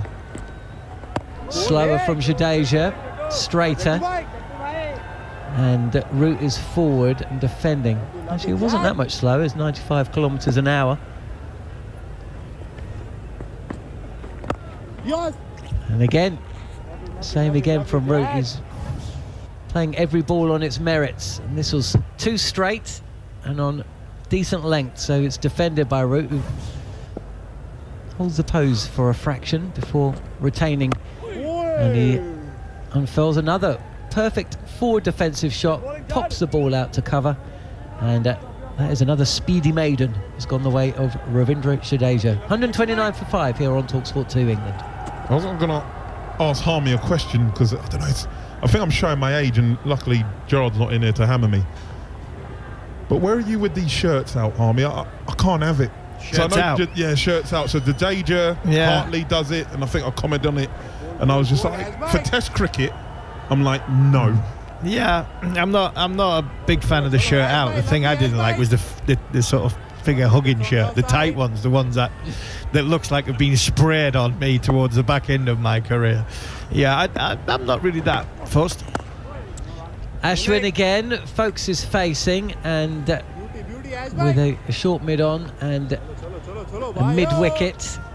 Those two fielders always in his eye line, certainly the one in front of the bat, and he picks out mid wicket. This time the ball just placed straight to short cover. And with you though, I like tradition. I would like it. I'd quite like him tucked in. Look smarter, doesn't it? I've just got Alex Stewart in my head. Alec was massive, like we know he's OCD, and like literally he was, if you look good, it gives off the impression you sort of know what you're doing. Listen, we're talking about a world class. Here is Ashwin on leg stump, and Folks will take a single for sure as Siraj comes in off the mid-wicket boundary. Don't dress for the job you have, dress for the job you want. Isn't that the old adage? Also, not only just Alec, I've got my dad in my head as well. As a fast bowler, he was not having anyone with their shirt out. You go, breeze in your back, you get coil and you get stiff back, you know what I mean? My dad's not having it. I'm not having it, I'm sorry. Off stump line this time from Ashwin, and Root is forward. Resolutely forward. It's almost like every single time he plays that forward defensive shot, it's just a nod to the critics. Yeah, I just think he's in a position where now Ashwin again, and back and across his Root, clips the ball into mid-wicket, and that is a brilliant little passage of play there, because Root has defended, and then he's pushed the single, and that is exactly what England need to do. Rotating the strike again, he's getting off strike, the scoreboard is moving. India absolutely rapid with the overs, by the way. They've bowled one ball shy of 8 of them in just under 20 minutes, and England have progressed, if that's the right word, from 112 for 5 to 131 for 5. And after you speak, Harmy, because I know I've spoken a lot, I know Macca's going to sit there for one more over, I think. It will be Andrew McKenna. But it for me, the beauty about this partnership nicely being progressed here is Joe Root's not looking for the big shot. So India should be right in on one. They shouldn't be giving them the chance to rotate. This is the way Joe Root plays beautifully. It really does. There seems to be a determination. Point and slip in place, and up on his toes, forcing the ball through the offside is Root. He gets off strike first ball. He moves to 29. I don't think he's fighting with himself for 1 minute. I think he's playing, the innings he wants to play, but he's taking the positive shot, which is the big shot, out of the equation, and he's giving India the run around, and he's playing beautifully. His depth of crease is excellent. There's only once I think he's been out of control of his movements. Stokes rushed up by Jadeja. This just scoots on, and Folks jabs the bat down inside half of the bat. And he's backing up as well. The beauty about Joe Root, he's backing up quite a long way at the non-striker's end. He's trying to get down to the striker's end so he can rotate the strike of somebody who's under pressure. Then he's comfortably getting one himself. Jadeja again, just one slip in place as Folks happily defends this delivery, which is on the pads of the Surrey man.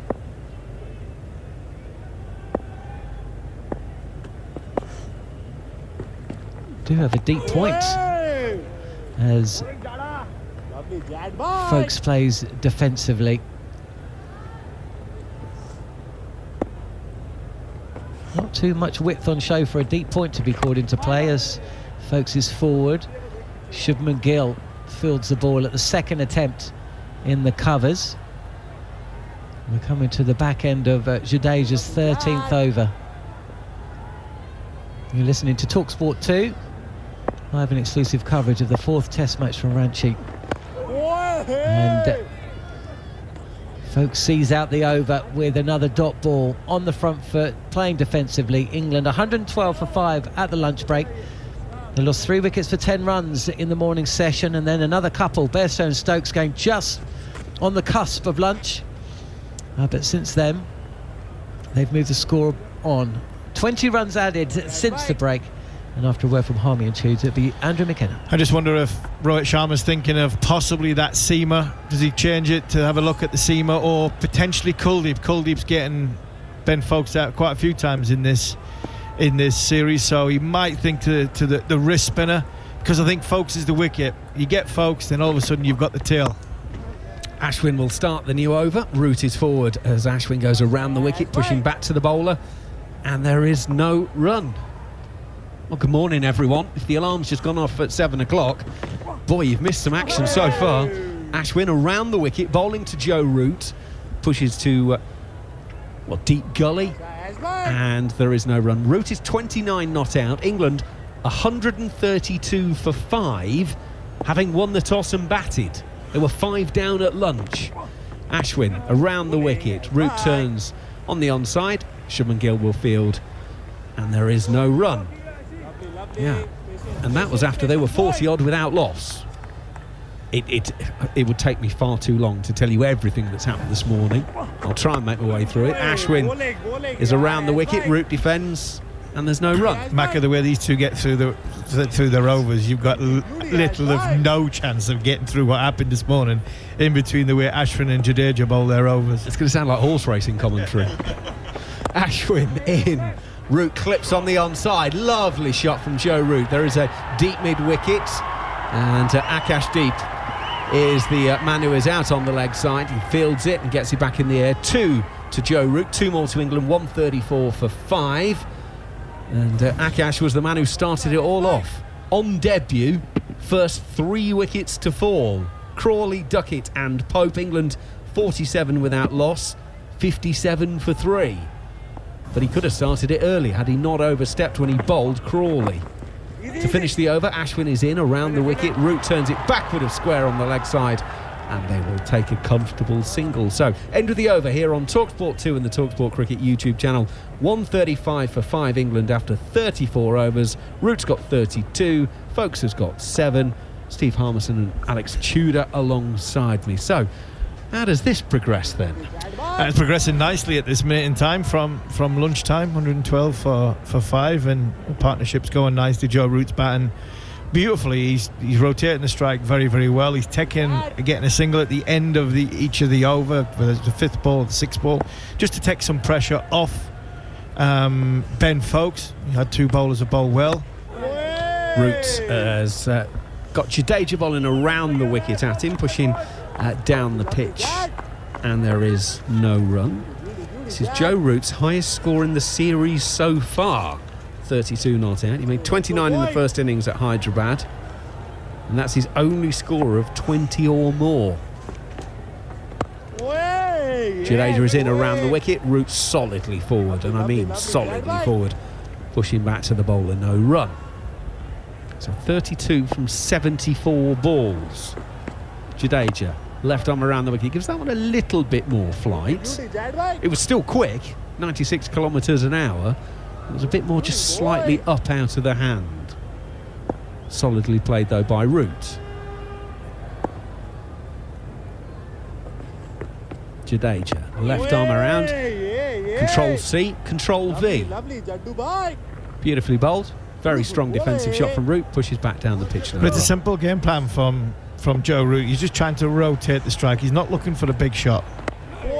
Solidly defended again. Jadeja is firing through this over and firing that one 98 kilometres an hour. So we've not seen him come out of his crease and hit the big shot like we did in Visakhapatnam. We haven't seen him play the sweep shot because of the uneven bounce that's on show. So in his and Joe's mind, he's batted beautifully, just rotating. Down the leg side, Root, he's missed out on one, is what he feels there. He's flicked that one straight to short fine leg to end the over. A maiden, which took square root in no time whatsoever. Jadeja's now bowled 14 overs, 1 for 34. England 135 for 5 here on TalkSport 2 and the TalkSport Cricket YouTube channel. Tudes, go on, have a go. Yeah, no, listen, he's bowled well. But with Harmy, I just think maybe the skipper, Sharm Assav, maybe, yeah, and he is. It looks like the debutant's going to be coming back on.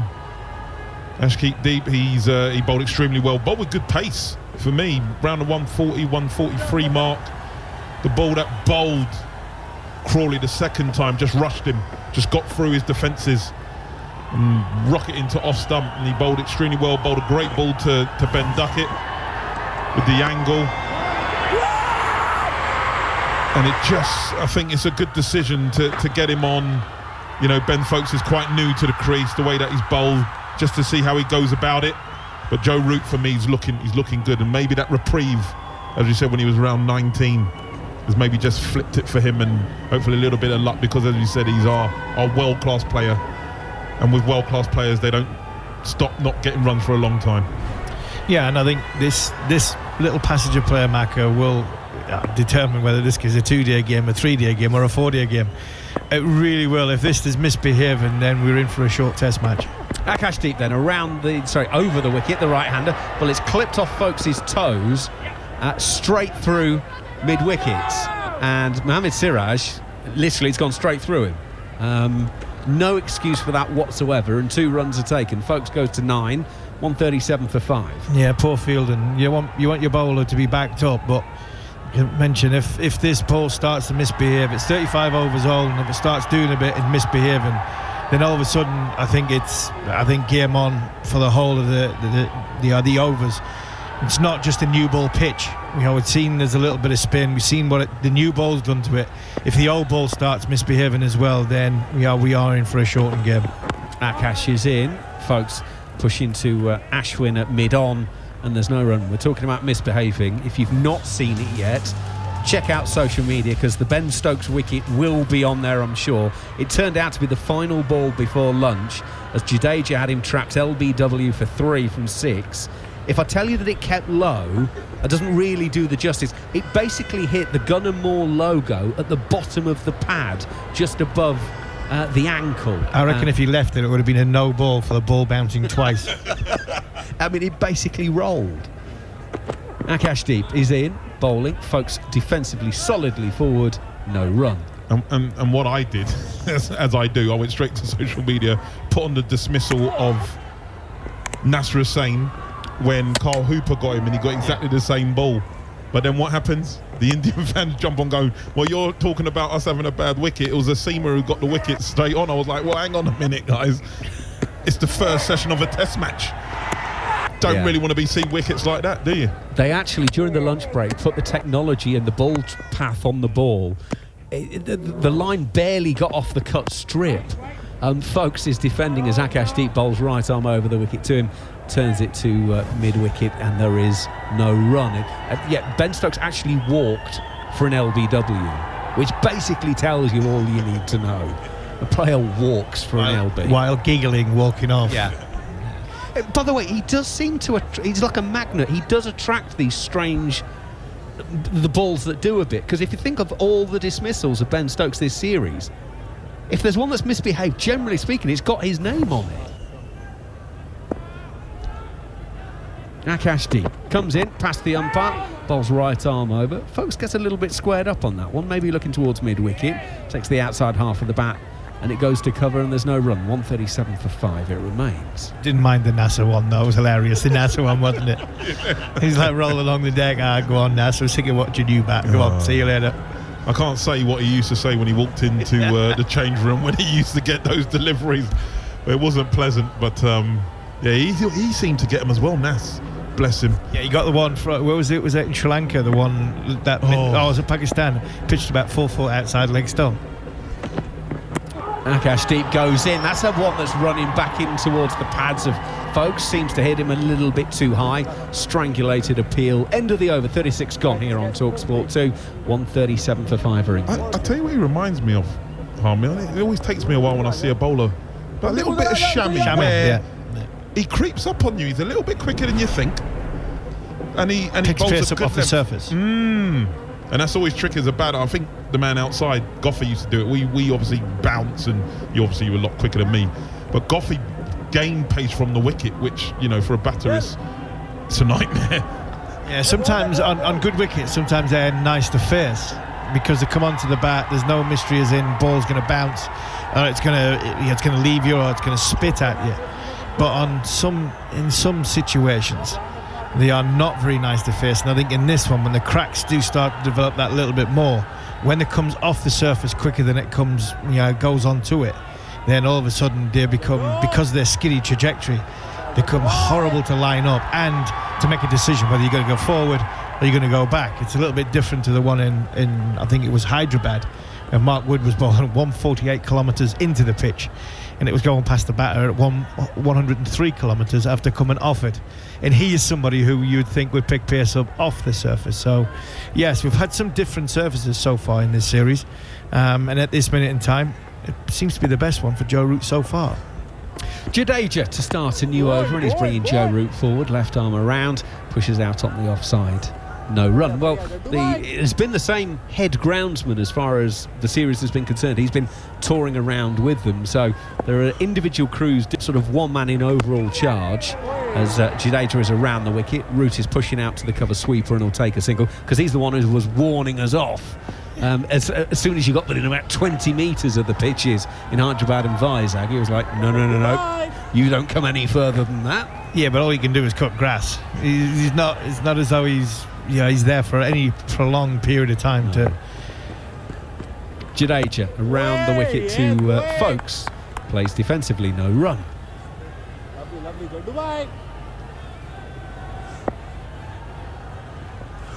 I am enjoying Jurel behind the stumps, by the way. Jadeja around the wicket, inside half of Folks is back down to short, fine leg, and there's no run. He's clearly getting more confident because there's a bit more chirp now, and there's a lot more coming through the stump mic from the wicketkeeper. Yeah, he said more in the last 36 overs than Barrett said all 4 test matches. Jadeja around the wicket, Folks defends, and there's no run. He's got quite a deep voice. There's quite a lot of baritone in him. Before lunch, it was sort of, oh, no. Really getting into it. Jadeja around the wicket. That one seems to stay down a little bit to Folks. He's playing it off the back foot. Punches to cover, no run. End of another very quick over. 138 for 5 England, having won the toss and batted in this 4th test match, exclusively live here on TalkSport 2. Yeah, good from England, good from Folks. Joe Root just playing the respect of Jadeja, bowling nicely, good pace, excellent sort of lines and lengths. But when you look at the way Joe Root's constructed his innings, it really has been a performance which we thought would have been Joe Root for the whole series. He seems to be caught between a rock and a hard place of attack and defence in this series. But in this innings alone, the calculation, the way he's shown, his body movements, his balance at the crease and his rotation of strike is where we come to expect one of the greatest players that we've ever produced. To start a new over is Akash, right arm over, bowls a little bit to the thigh pad of Joe Root, knocks it down to fine leg, and they all take a single. 139 for 5. 27 runs have been scored since lunch. We've been playing 34 minutes since lunch. India have already bowled 13 overs in this period. Darren Gough and Jared Kimber have moved in alongside as Steve Harmison and Alex Tudor have moved out. So it just goes to prove that when sides want to bowl overs quickly, yes, we've had some spin as well, but there's some real intent. In goes Akashdeep, and defensively playing that is Folks, and there's no run. Well, no one likes overtime, right? So I think it was pretty slow going, wasn't it, the first session? There's a lot going on, a lot of reviews, a lot of appeals. The pitch was doing a little bit. But now it's time for India. They need to step up, get through the overs, and try and squeeze a couple of more wickets. A nice little partnership here from England. Root's playing the old Root way. A lot of talk out in the media, haven't they? Come on, Root, just beat Joe Root. Let everybody else do whatever they want, but just bat. 34 from 81 deliveries. It's good to see. Let's hope he can keep going. Well, as was mentioned, this is his highest score in the series so far. He's at the non-strikers end as Akashdeep goes in, outside of off stump. Folks just pushes gently into the covers, knowing that Jadeja can't get around and cut off a single. Take what's there, just keep rotating the score, keep rotating the batters. England 140 for 5 as Stokes goes into double figures with 10. Got a couple for you here, Mako. CricViz said that 25% of the shots that England played in that first session were false shots. Shows that they were really, really pushing it. But I've also got some sweep stats that you're going to like, looking from 2008 through to this series of how England have averaged against the sweep. Here comes Akash, right arm over, pitched up, taken from outside off stump by Joe Root, clips it through mid-wicket. Certainly be a couple. Siraj is after that. There's a lot of crying to say, come on, get it in the air quickly so they don't take 3. And he does. 2 more to Joe Root. He goes to 36, 142 for 5. 2008, they had 2 dismissals and they averaged 55 playing the sweep. 2012, 2 dismissals, they averaged 101. 2016, 6 dismissals, averaged 53. 2021, 7 dismissals, averaging 27. So far in this series, 7 dismissals, averaging 21.5. That's low. Okay. Akashdeep comes in, right arm over, little bit of width on the offer on this occasion, and Joe Root drives it backward of point for 4. He goes into the 40s, and England 146 for 5. One thing I'll say, Goffey, is that England have, like, anytime they've had any width, they've absolutely gone in for it. They're playing the line really, really well. He saw that was wide and just threw his hands through that. It was a good shot. It wasn't risky, but the minute they've got any width, they've put these balls away. Yeah, look, there's not been that much sideways movement. I think it's more been uneven bounce, hasn't it, this pitch, with the cracks in place, and it should only get worse. Akash is in once again and beats Root outside of off stump. Genuine play and a miss. Through to the keeper, no run to end the over. And the odd one that's nipped back has been when it has probably just caught one of the cracks and it's nipped back where Akashdeep bowled a good line, didn't he, with the new ball. He's bowled really, really well on debut, actually. It's been a fantastic performance from him. Disappointing from Siraj. Could have been a lot better. But England now, sitting at 146 for 5, will be saying, we're not in a bad position here. We got a decent start. Zach Crawley was brilliant, some of the shots he played. Yeah, he got a bit lucky at times, but played some wonderful shots, 42 from 42 deliveries. And Johnny Bairstow played a nice little innings too, 38 from 35. And now it's going to need Joe to just try and stay there and anchor this innings and let the others play around him. Jadeja is going to start a new over. Hurrying on to folks a little bit, that one. It's just rolling down to third and there's no run. 146 for 5. England having won the toss and batted. As Goffey said, it's as 3 scores have dominated this so far. Sort of 120 out of 146 between them. Jadeja bowls outside of off stump. That's a great lead from folks. He's watched it from the hand all the way and he's confident it's not the arm ball. Therefore, it's not a threat to the stumps and he'll raise the bat high. No run. Jadeja in. Now that one did turn. Folks did play at that one. It spins past the outside edge. 42 for Crawley. Bairstow 38. And Root is currently 40 not out. So that is 120 out of 146 from 3 batters.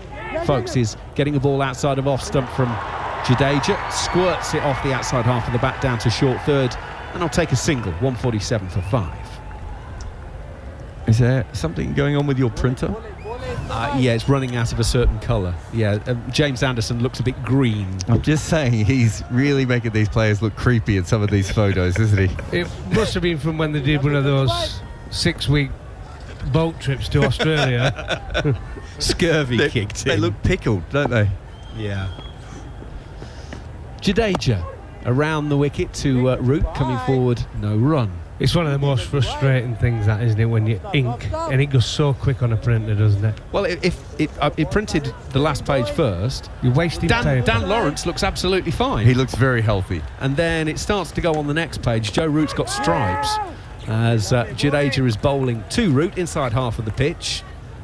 Inside half of the bat, there's no run. Yeah, Joe Root's got sort of stripes across his face, as is Mark Wood. Mark Wood looks like it's a convict picture.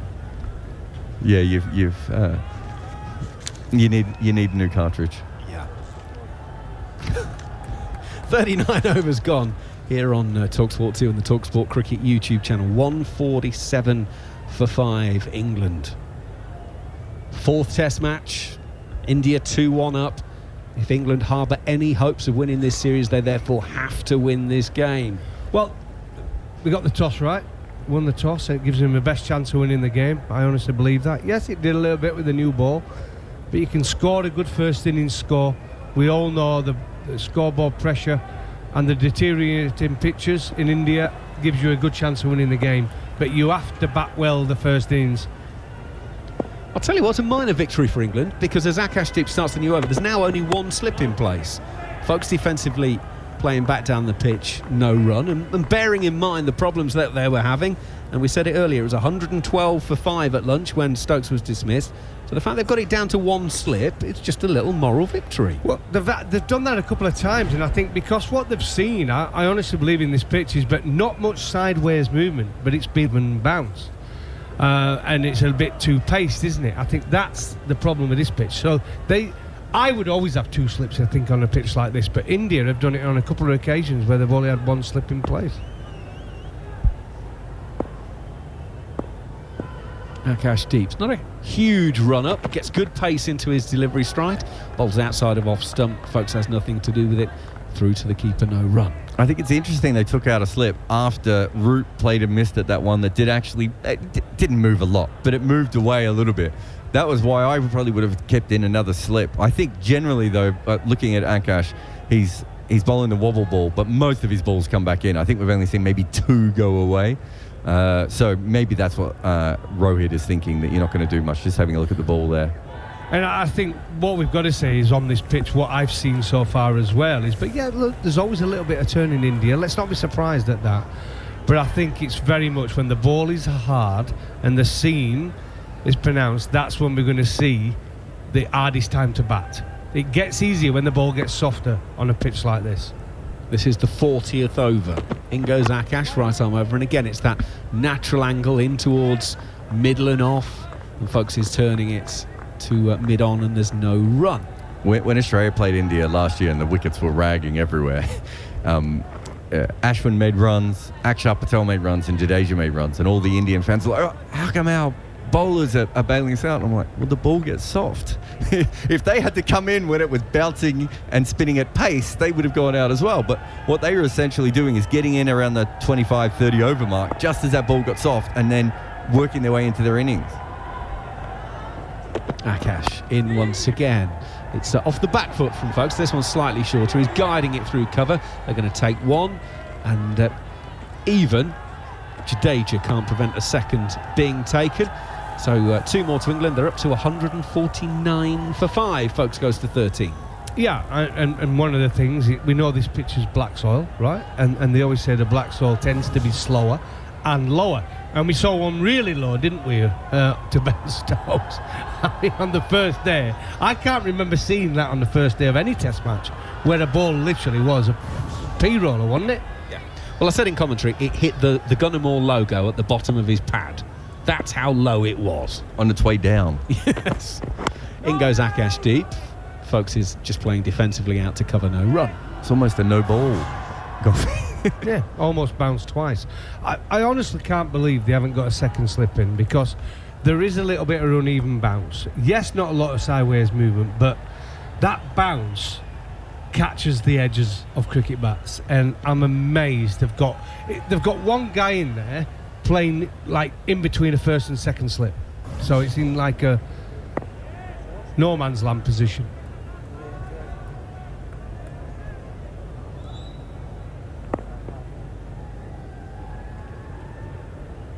Right. Nakash has finally got the ball back at the end of his mark. And off he comes, right arm over. Again, it's that angle in. And Folkes uses that angle against the bowler by just closing the face, turning it through square leg. And they will take a single to bring the England 150 up. 150 for 5 after 40 overs. Joe Root has got 40. Folkes is 14. Some more thoughts from Goffey and Jared, and Neil Manthorpe will pick up the commentary. Yeah, so a nice little passage of play from England, taking them up to 150 for 5. And I think it's important, though, to remember, although it's been quite settling since lunch, but as we've seen in these sort of conditions, but once you get one, it could easily go bang, bang, bang, couldn't it? And I think this is a huge, huge partnership for England, because I think it is a long tail. Yes, Hartley can bat and Robinson can bat, but I still think that's a long tail in these conditions. Yeah, I think the soft ball, we haven't seen any reverse. But you still don't want the tail in facing this, do you? You want proper batters, like Neil Manthorpe. Jadeja begins a new over, and this was punched off the back foot and fielded by Sarfaraz Khan, who's fielding at not silly point. Short point. I like that. Yeah. Short and to the point, which is like Sarfaraz Khan, actually. Forward comes Ben Folkes, pushing it again to the same fielder. It's a one-day position. Remember when you had to have two in the circuit, that with catching within 15 yards or whatever. It's one of the positions that are used in white ball cricket. Here is Jadeja once again, and that's defended by Folkes, no run. Why did they get rid of that regulation, that playing condition, Jared? Remember, as Goffey says, in 50 over cricket used to have 2 close catches. Did it matter as much later on? I don't know why they introduced it in the first place, to be honest. That's pushed away up towards extra cover, no run. No, I liked it.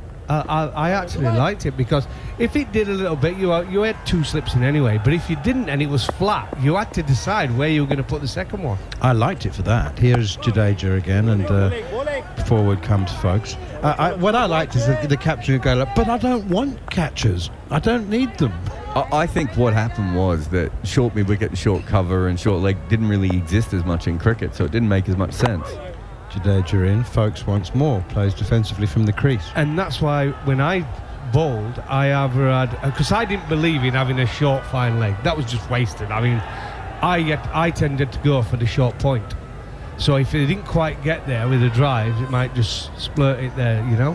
And so the position, you can't see it because we're on radio, obviously, on Talk Sport, the best. But if you had that position in one-day cricket, I thought it was a good position to have. And I got a couple of wickets in there, actually. 41 overs gone, England recovering here from a lunchtime position of 112 for 5. Is there something also on keeping fielders within a certain distance that might have felt to lawyers and stuff of? Yeah, no, there was a feeling that it was dangerous, wasn't there? That particularly Sehwag's on one. Do you really want to be at short cover? And then it began to be exploited because as long as you were stationary close catcher, you didn't have to be at 15 yards if you were at slip. So what people just put the very, very deep slips, basically short third man, so then the umpires couldn't change the regulation. Anyway, it's 150 for 5, and it's Test cricket, not one-day cricket. We have an orthodox slip now as Kuldeep Yadav comes into the attack for the first time, and Joe Root stretches forward playing defensively. Slip and a short leg. Be interesting to see here if Root just takes the strike for a couple of overs off Kuldeep, because we know that Folkes hasn't been picking him as well. Just takes a couple of overs, not hogging the strike, but just making sure that Folkes gets into the... Kuldeep in again, Root forward, plays defensively. No run? Is that what I interrupted? No, I'm looking at how closely Folkes at the non-strikers end is watching Kuldeep. That's what's intriguing me, because as you say, he didn't pick him in the last test, and I just wonder how much studying he's putting in. Root forward studiously in defence. It's funny because they showed his leg spinner compared to his wrong end, and they're quite different. If it was a right-hander, I think he'd pick it, but there's something about the left-hander that puts you off a little bit. Root on 40 from 89 balls, and pushes this one past Sarfaraz Khan at short leg, gets a hand on it all the way along the ground, knocks it on, go through for a single. Root has taken a single off the fourth ball of the over. Yeah, so I mean, not protecting him, but again, gives him a couple of balls. He doesn't have to face the first ball of the over. I think that's what batters should be talking about. Just having conversations of like, just give me a minute with him. I don't mind facing a couple of balls, but I don't want to be on strike for a whole over. I don't want him to work me over yet. So there's a backward square leg quite close in as well. It's Akashdeep. Rongan here from Kuldeep turns away from folks, but no problem. Pushes it out into the offside, into the covers, straight to the fielder. Folks 14, Root 41. The partnership is 39. England were 112 for 5 at lunch, having won the toss, chosen to bat first on an interesting pitch. Forward comes Folks again to the last ball of the over, and again has no difficulty pushing it away defensively, and there's no run. It was interesting reading and watching and listening to all of the reaction from the England camp about the pitch from 2 days out. Ollie Pope said that it was, very cracked. Ben Stokes yesterday said he'd never seen a pitch like it, and I think there was too much made of. People said that England were complaining, and I don't think that was the case at all. I don't think Ben Stokes would mind this pitch. Well, not now he's won the toss. Not with 150 already on the board. But it was. He even got back to us at the Yorkshire dressing room up yesterday. But guys were in netting, and it had come back from the camp already. But the pitch, they were all out there. It's an absolute shocker. It's going to be over in 3 days. But as we've seen, the new ball goes, and yes, there's something always there. You're always thinking one might go off the crack. But I'll tell you what, it's played okay. Take the new ball out. It's not been too bad yet. I think it's going to get, I think by day 3, I think it could be spinning and bouncing and everything. I think it might be very wet because the match will be over and they've watered it. Here's Akashdeep, who once again is into the pads of Joe Root, tucks it away to Ashwin at square leg, and they go through for a single. It's only had 2 test matches. The stadium's only 11 years old, and it's only had 2 test matches, and the 450 and 490 first inning scores in those 2 test matches. Yeah, Australia, I think Maxwell made 100 in that first test and match. Steve Smith made 178 not out. Yeah, it was an incredibly flat wicket. Middle order then, again. Oh, I tell you what, he was so flat, that wicket. Oh, it's one of the worst test matches I've ever had to cover. Here is Akashdeep once again. Test debut, 3 wickets so far, tucked away nicely by Folks out towards mid-wicket. You talk about the middle order. I think Pujara made runs and Jadeja made runs in the 600. But then Australia had to come in, and the footmarks opened up massively at the end. And Peter Hanscom basically played all day from one end against the footmarks because he was the right-hander, so he could get his foot out to them. And all the Australian left-handers couldn't handle it. But it was a remarkable test. But you could see it again. Certainly looks like it's going to be fun. India batted 202 overs. Cheteshwar Pujara batted for most of them. Mate, he batted my entire life, I can tell you that. If you think it was dull reading it, you should have been there. All he did was pat away Steve O'Keefe for 3 days. Here is Akashdeep, back of a length, pushed away defensively. O'Keefe bowled 77 overs in that innings. It's like longer than a Hollywood marriage, I think is how I wrote it at the time. But do you know, and I think this Indian team is so confident they can beat this England team, but they said they don't want a flat pitch. They want it, don't matter whether it seems a little bit or whether it spins. The confidence in them to leave out Bumrah and still believe they can beat this England team whether they win the toss or not. And let's hope England winning the toss can put a good score. If they got to 400, we'd all be sat here, wouldn't we, thinking slam dunk England win, wouldn't we? Let's be straight. Yep. Yeah, I think so.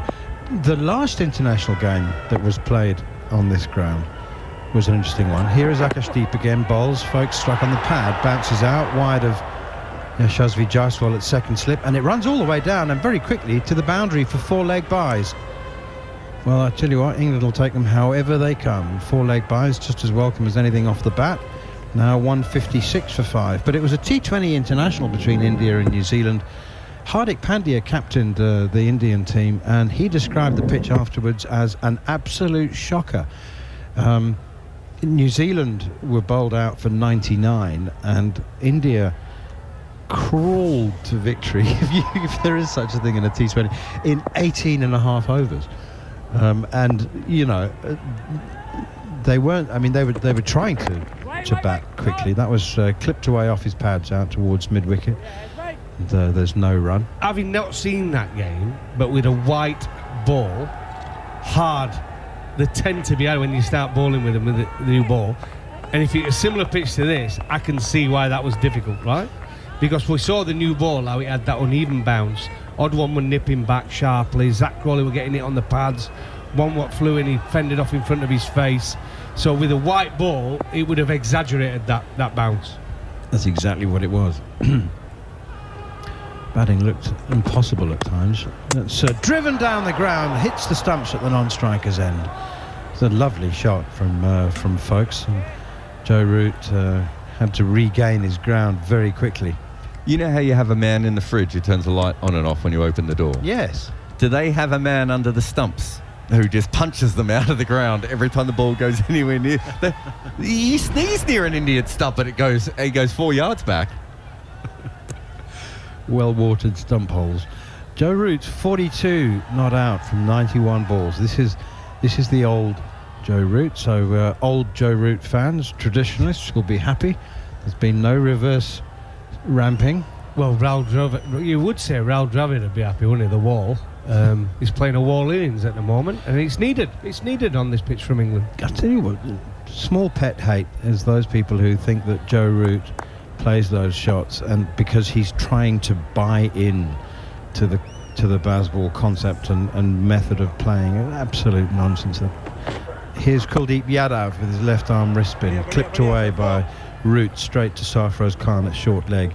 Joe Root's having the best fun of his life. He's playing those shots because he loves to play them. Absolutely, Manners. He loves playing this brand of cricket, but the occasion calls for this sort of innings. Here's Yadav once again, and it's turned away behind square by Joe Root. Ben Folkes calls him through for a quick single. He's reading the situation. Absolutely. I have no problem with him playing positive brand and taking the game forward. This is the brand they want to play, England, and I'm fully supportive of it. But now and again, it does call for a bit of wall ball, right?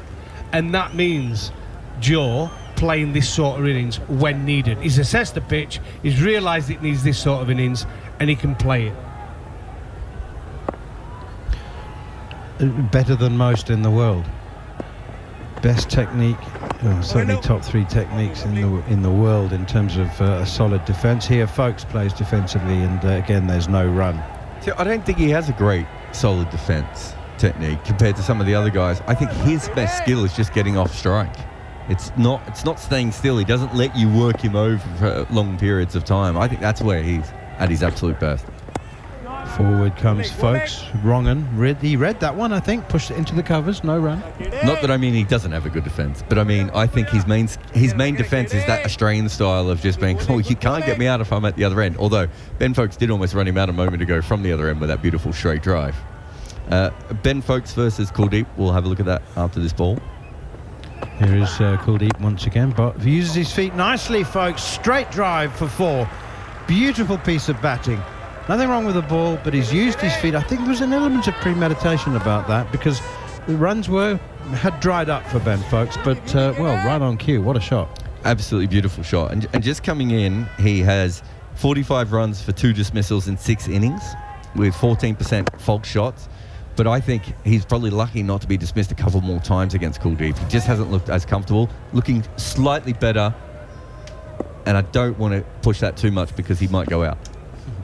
Last ball of the over, Kuldeep in. Folkes forward plays defensively on the offside. No run. England 161 for 5. How would you measure somebody with a good defensive technique? To my mind, it's somebody who doesn't get out when they're playing defensively. Or maybe it's the number of... PJ Watley. He's got the best defensive technique. How do you measure it? What is the matrix? Kane Drinks coming on. Kane Williamson is good as well, yeah. So how do you measure somebody? How do you say, here are the numbers which proves he has a very good defensive technique? You could see how many balls per dismissal they have when defending. That's the best way of looking at it. So Pujara and BJ Watling are the two that stand out in modern Is Root cricket. not up there?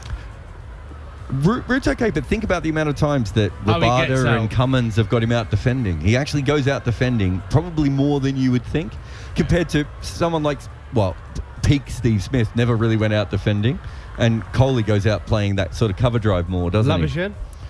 I think Labuschagne, when he wasn't being dismissed by anyone, was pretty good off the defensive shots. He's on a bad run at the moment. I was about to right? say, losing form has changed that a little bit. But BJ Watling was the one that I always remembered, and obviously Pujara. Drinks here at the Jharkhand State Cricket Association Stadium in Ranchi. And let me just tell you what's happened. England won the toss, chose to bat first, and made a flying start. They were 47 before they lost the first wicket, although Zach Crawley did have a life. He was clean bowled by Akash Deep, but it was a no ball when he was on 4. He went on to make 42. Ben Duckett, the first to go, caught behind by keeper Dhruv Jurel off Akash Deep, the debutant, the 27-year-old seamer. He went for 11. Ollie Pope was LBW to the same bowler. Second ball without scoring, and Zach Crawley was bowled by Akash Deep for 42 from as many balls. England were then 57 for 3, having been 47 without loss. 2 more wickets. Johnny Bairstow, LBW to R. Ashwin for 38, which is his highest score in India in 11 innings. 38 from 35 balls, 4 fours and a 6. And Ben Stokes was LBW to Ravi Jadeja for 3, one that didn't quite roll. It was just about in the air, but on a cracked pitch, that was a ball that most certainly found one of those cracks and kept very, very, very low indeed. Since then, lunch was taken at 112 for 5. England have rebuilt with due care and attention. Joe Root reaching 43 not out from 93 balls, playing a circumspect and mature and responsible, and we have to say very important innings, as has Ben Foakes, who is playing a very Ben Foakes type innings. He's 18 off 67. He's keeping it simple, playing to his strengths, and Alex Tudor and Steve Harmison have joined me now. I think it's fair to say that we all thought that before England even lost a wicket, I think maybe after 3 or 4 overs, we thought a 250 might be a decent score, and I haven't changed my view. Have you, Tudes? No, I haven't. Obviously, when you were hearing the noise about the wicket and how it was going to play, you're thinking, listen, win the toss was going to be important. Tick, they did that. Got off to a good start, 47 for none. And obviously, the newcomer, Akash Deep, bowled extremely well, got 3 wickets. Bowled extremely well, bowled with good pace. His length impressed me, Harmy. He bowled a good length. Always looked like he was trying to hit the stumps, which when you've got a wicket that's a bit indifferent, that's what you need to do. And he did it better than most and did it extremely well. But England at the moment, healthy partnership, 49 from 119 balls faced. And as I said, I think hopefully that non-dismissal of Joe Root, when I think your good friend Harmy Joel got it completely wrong, even with the technology, maybe that's a turning point for him, because he said we know he's a world-class player, and world-class players don't go too long without scoring runs.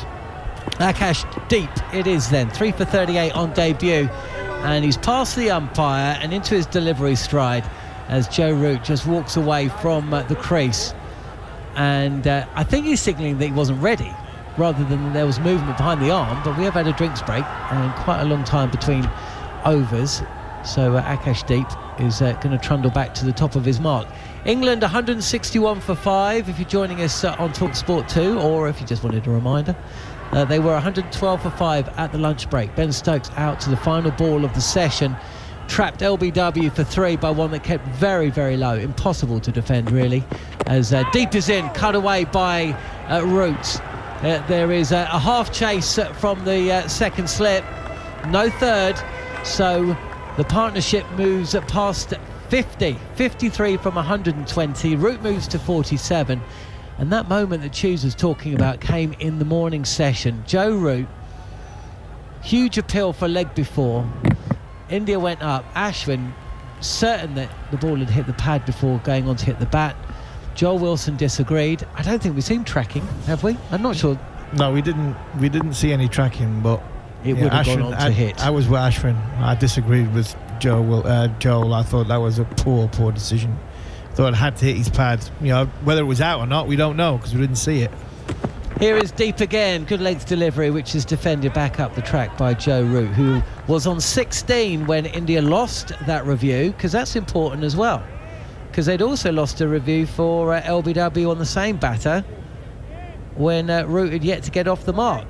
Akash Deep, who'd picked up 3 wickets, going for a 4th, but the ball shown to be hitting Root outside the line of off stump. So India have burnt, as is common parlance, 2 reviews. They've got 1 left, so they will be a little bit nervy if and when they go upstairs again, as Akash Deep has Root playing forward and defensively out to cover, no run. I'll go back to it, Harmy. The bamboozling thing about that was when he was explaining, Joel Wilson, when he was explaining, he was saying, oh, there's a spike, there's an inside edge.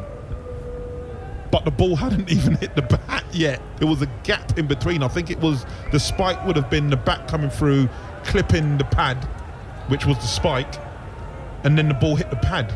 Yeah, the ball hit the pad clearly. It hit the pad first. The ball was nowhere near the bat. I just don't know what Joel Wilson was seeing. I really don't. Here is Root, he's forward. This is defensively play. We've got a wide-ish first slip and a wide-ish second slip. So the 2 slips are covering 3 slip fielding positions. So a little bit of a gamble from Rohit Sharma there. I think it's Sarfraz Khan at first slip and Shubman Gill at second. Root at 3 away from 50 and also 3 away from facing a century of deliveries. And Ben Foakes, who turned 31 during the 3rd Test match, is 18 from 67. It's Root facing though.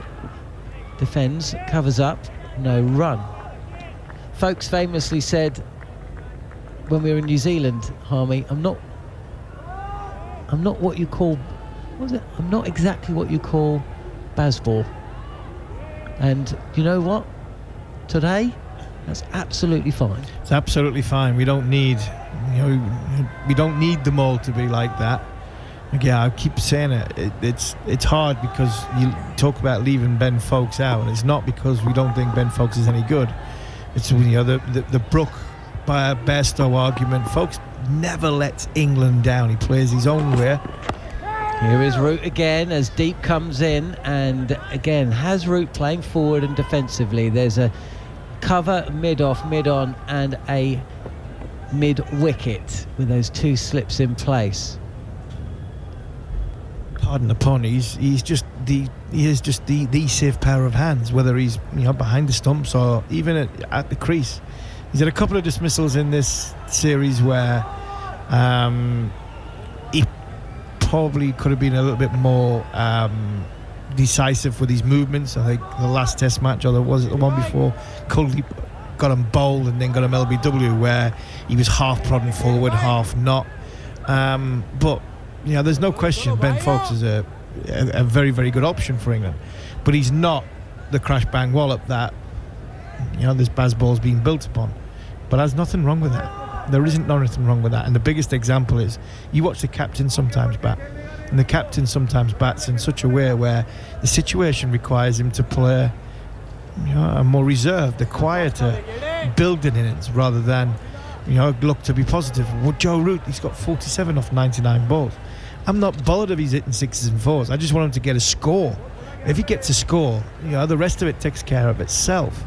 And I think that for me is, Joe Root's found a good ally in Ben Foakes here, and they've taken the positive option out of the equation. And when they've done that, they've been very, very strong. Yadav is going to continue. This turns into Foakes, who defends. And just to further with that, Joe Root's scoring rate of 45 is the slowest scoring rate since Stokes and McCullum took over in all of his innings. I've seen him go past 40. Forward, stretching forward this time, Ben Foakes. Yeah, but if he gets 120 in the scoring rate of 45 and England gets somewhere near 275 or 280, that's got a great chance of winning the game. So it's which one do you want? Well, I suppose that's why there was so much.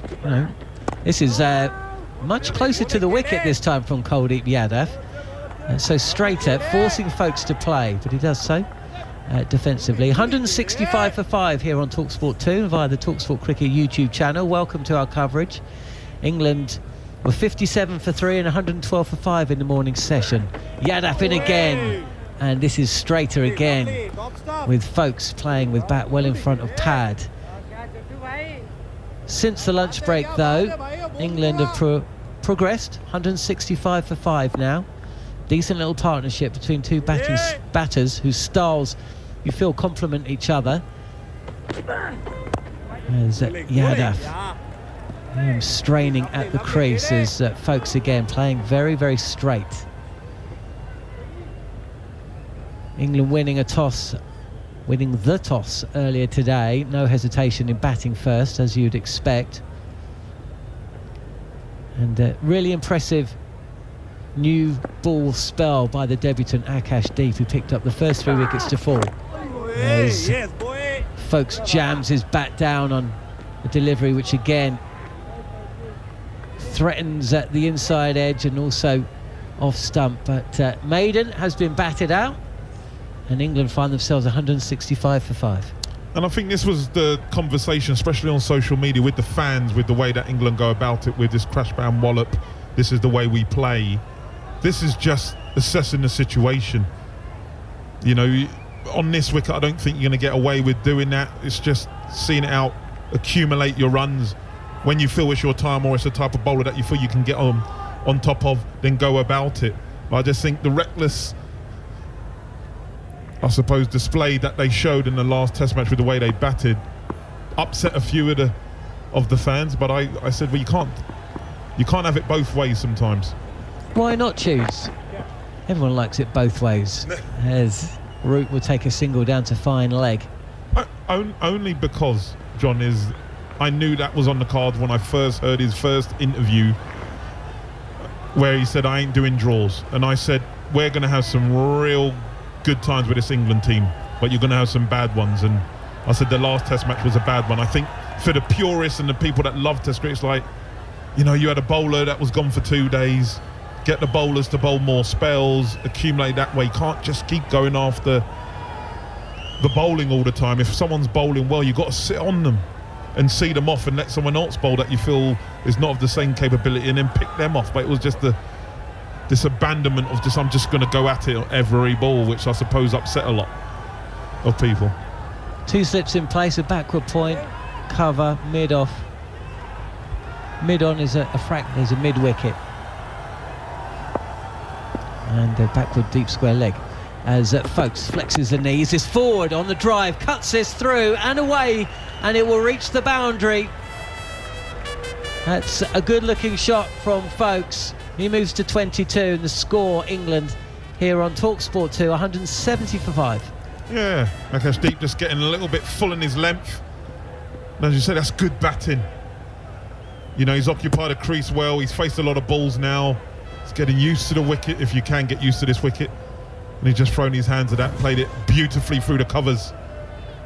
And they march on, 170 for 5. I'm not sure they'd take 220 now, Toots. No, a little bit more.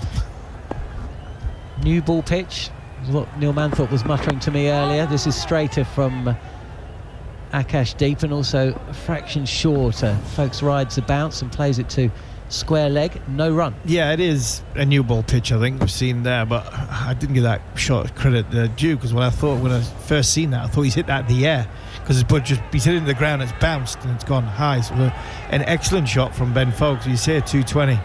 Yeah, England lose a wicket and there could be 220 all out. I think that's what this surface gives. So I think that's many times in this situation, or many times in this series, England have been in a situation where somebody take responsibility, bat the long time, bat the opposition into such a position where they're not out the game, but they're certainly shorter. And Folks swivels, pulls, no real timing, fielded by Shubman Gill at mid-wicket, no run. You don't give them a chance to regroup or to get a foothold where they can go bang, bang, bang, and then all of a sudden you're out of the game. So I think these are the identification periods that England haven't been good at in this series so far. Yeah. They really haven't, and I think that's what's frustrated a lot of people, not because they've been getting out trying to be positive or be reckless, they've just not identified situations. This, another 100 runs on top of what they've got now, is a situation where England are massively in the game. 2 balls left of Deep's 13th over, and it's a back of a length delivery which Ben Foakes rides and pushes the ball out to point. 170 for 5. You're listening to TalkSport 2. Get in contact with us at cricket_TS. There's the continuation of the pineapple on pizza theme on the TalkSport Cricket YouTube chat facility, which you can get involved in if you wish. Pineapple on pizza? That's got to be Jared, isn't it? It's got to be Jared. I don't think it is, actually. It I don't think Jared. I can't see Gough eating fruit on a pizza. No chance. I think Jared's more of a mushroom man on a pizza. Yeah, mushroom man. I'm gutted because breakfast just opened and Goughie's got Goughie's front of the queue. Nightmare, this rota. Foakes pushes this to cover. No run. There'll be nothing left. That's what I mean. I'm devastated. It looks like we have to go to Borough Market for me breakfast. Goughie's at the front of the queue. The only thing that might be left on me is fruit, because we know Goughie's not having any fruit. He's just told us that off air that he's not a big fruit fan. Talking about vegetables, he's talking about drinking Guinness, no alcohol Guinness for his breakfast. Honestly, Judes, he's saying he drinks non-alcohol Guinness for breakfast these days. I don't know what's going on. What is happening? It's the non-alcohol bit that we were surprised by. Struggling with. I looked up to that man when I was younger. We all did. We all did, yeah. We all did. You two played with him. The disdain look on my face when he said it wasn't so much the Guinness, it was just the no alcohol bit. Then he said, yeah, it's just like eating salad. And then he's like, no, salad's all right. Fruit for me. I'm not a big fan of fruit. You're not missing any action. Kuldeep Yadav, though, is about to bowl. This is... Well, it's on leg stump, and Root tries to help the ball fine, and it kind of pops up. And if this has come off the bat, and it hasn't, it's come off the pads. If it had, it would have been Root's 50, but that'll have to wait. 172 for 5. Kuldeep's just having a little apologetic look there at Jarrell because he's furious he hasn't taken that. He thinks that's come off the bat. Does the wrist spinner. I think Joe thinks that as well. He's had a great smile on his face. Partnership up to 60. Root is 48 not out. As Yadav is in on the pads. Played past to the right of Sarfraz Khan at short leg. Root comes through for a single. There's a little chat between Joe Root and the umpire. And Joe's telling him he's hit it. That was 50. Isn't he? Ooh, it's a drop. He's middled it. Harmy, there's nothing wrong with your eyes this morning. They've obviously got bigger with the thought of sausages and bacon. And eggs and mushrooms and beans. So that will go down as a drop. Jarrell, who's impressed us all behind the stumps, has put one down.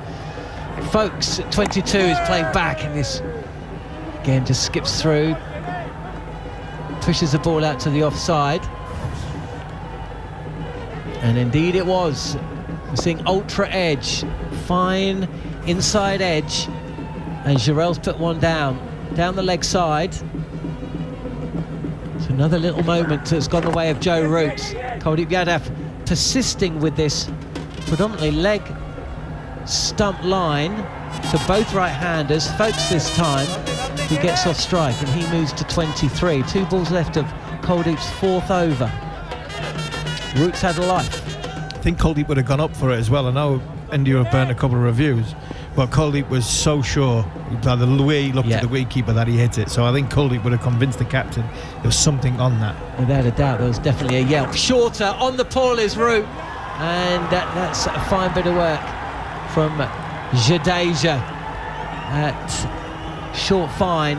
Root, he's got a rueful smile on his face. There's a metre or two to either side, and that would have been 4 runs to the score, and he would have got past 50. He's changed his stance, hasn't he, Root, as he's forward again, and defends his ball to the leg side. No run. He's an absolute cricket badger, let me tell you. I was lucky enough to do some work with him in the summer, and he brought in one of his bats, one of the best bats I've ever seen. I reckon it was like 10th in line.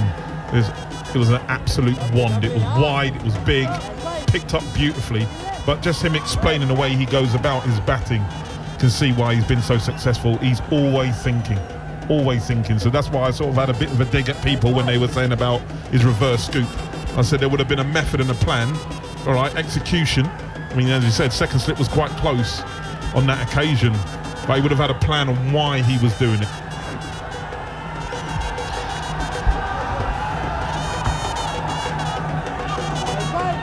Well, the plan appears to be working today. A partnership of 62, and it's taken up a lot of time as well. 143 deliveries. Ravichandran Ashwin is going to be brought back into the attack. He's going to replace Akash Deep, who's taken 3 wickets on debut. 1 wicket for Ravichandran Ashwin. He dismissed Johnny Bairstow, who was LBW on review. As Folkes is down the track, and this is nicely clipped straight down the wicket to Akash Deep at mid-on. And Folkes moves to 24. The score 175 for 5 in England. Would certainly have taken this at the lunch break. 112 for 5 here on TalkSport 2. And Root 1 away from 50.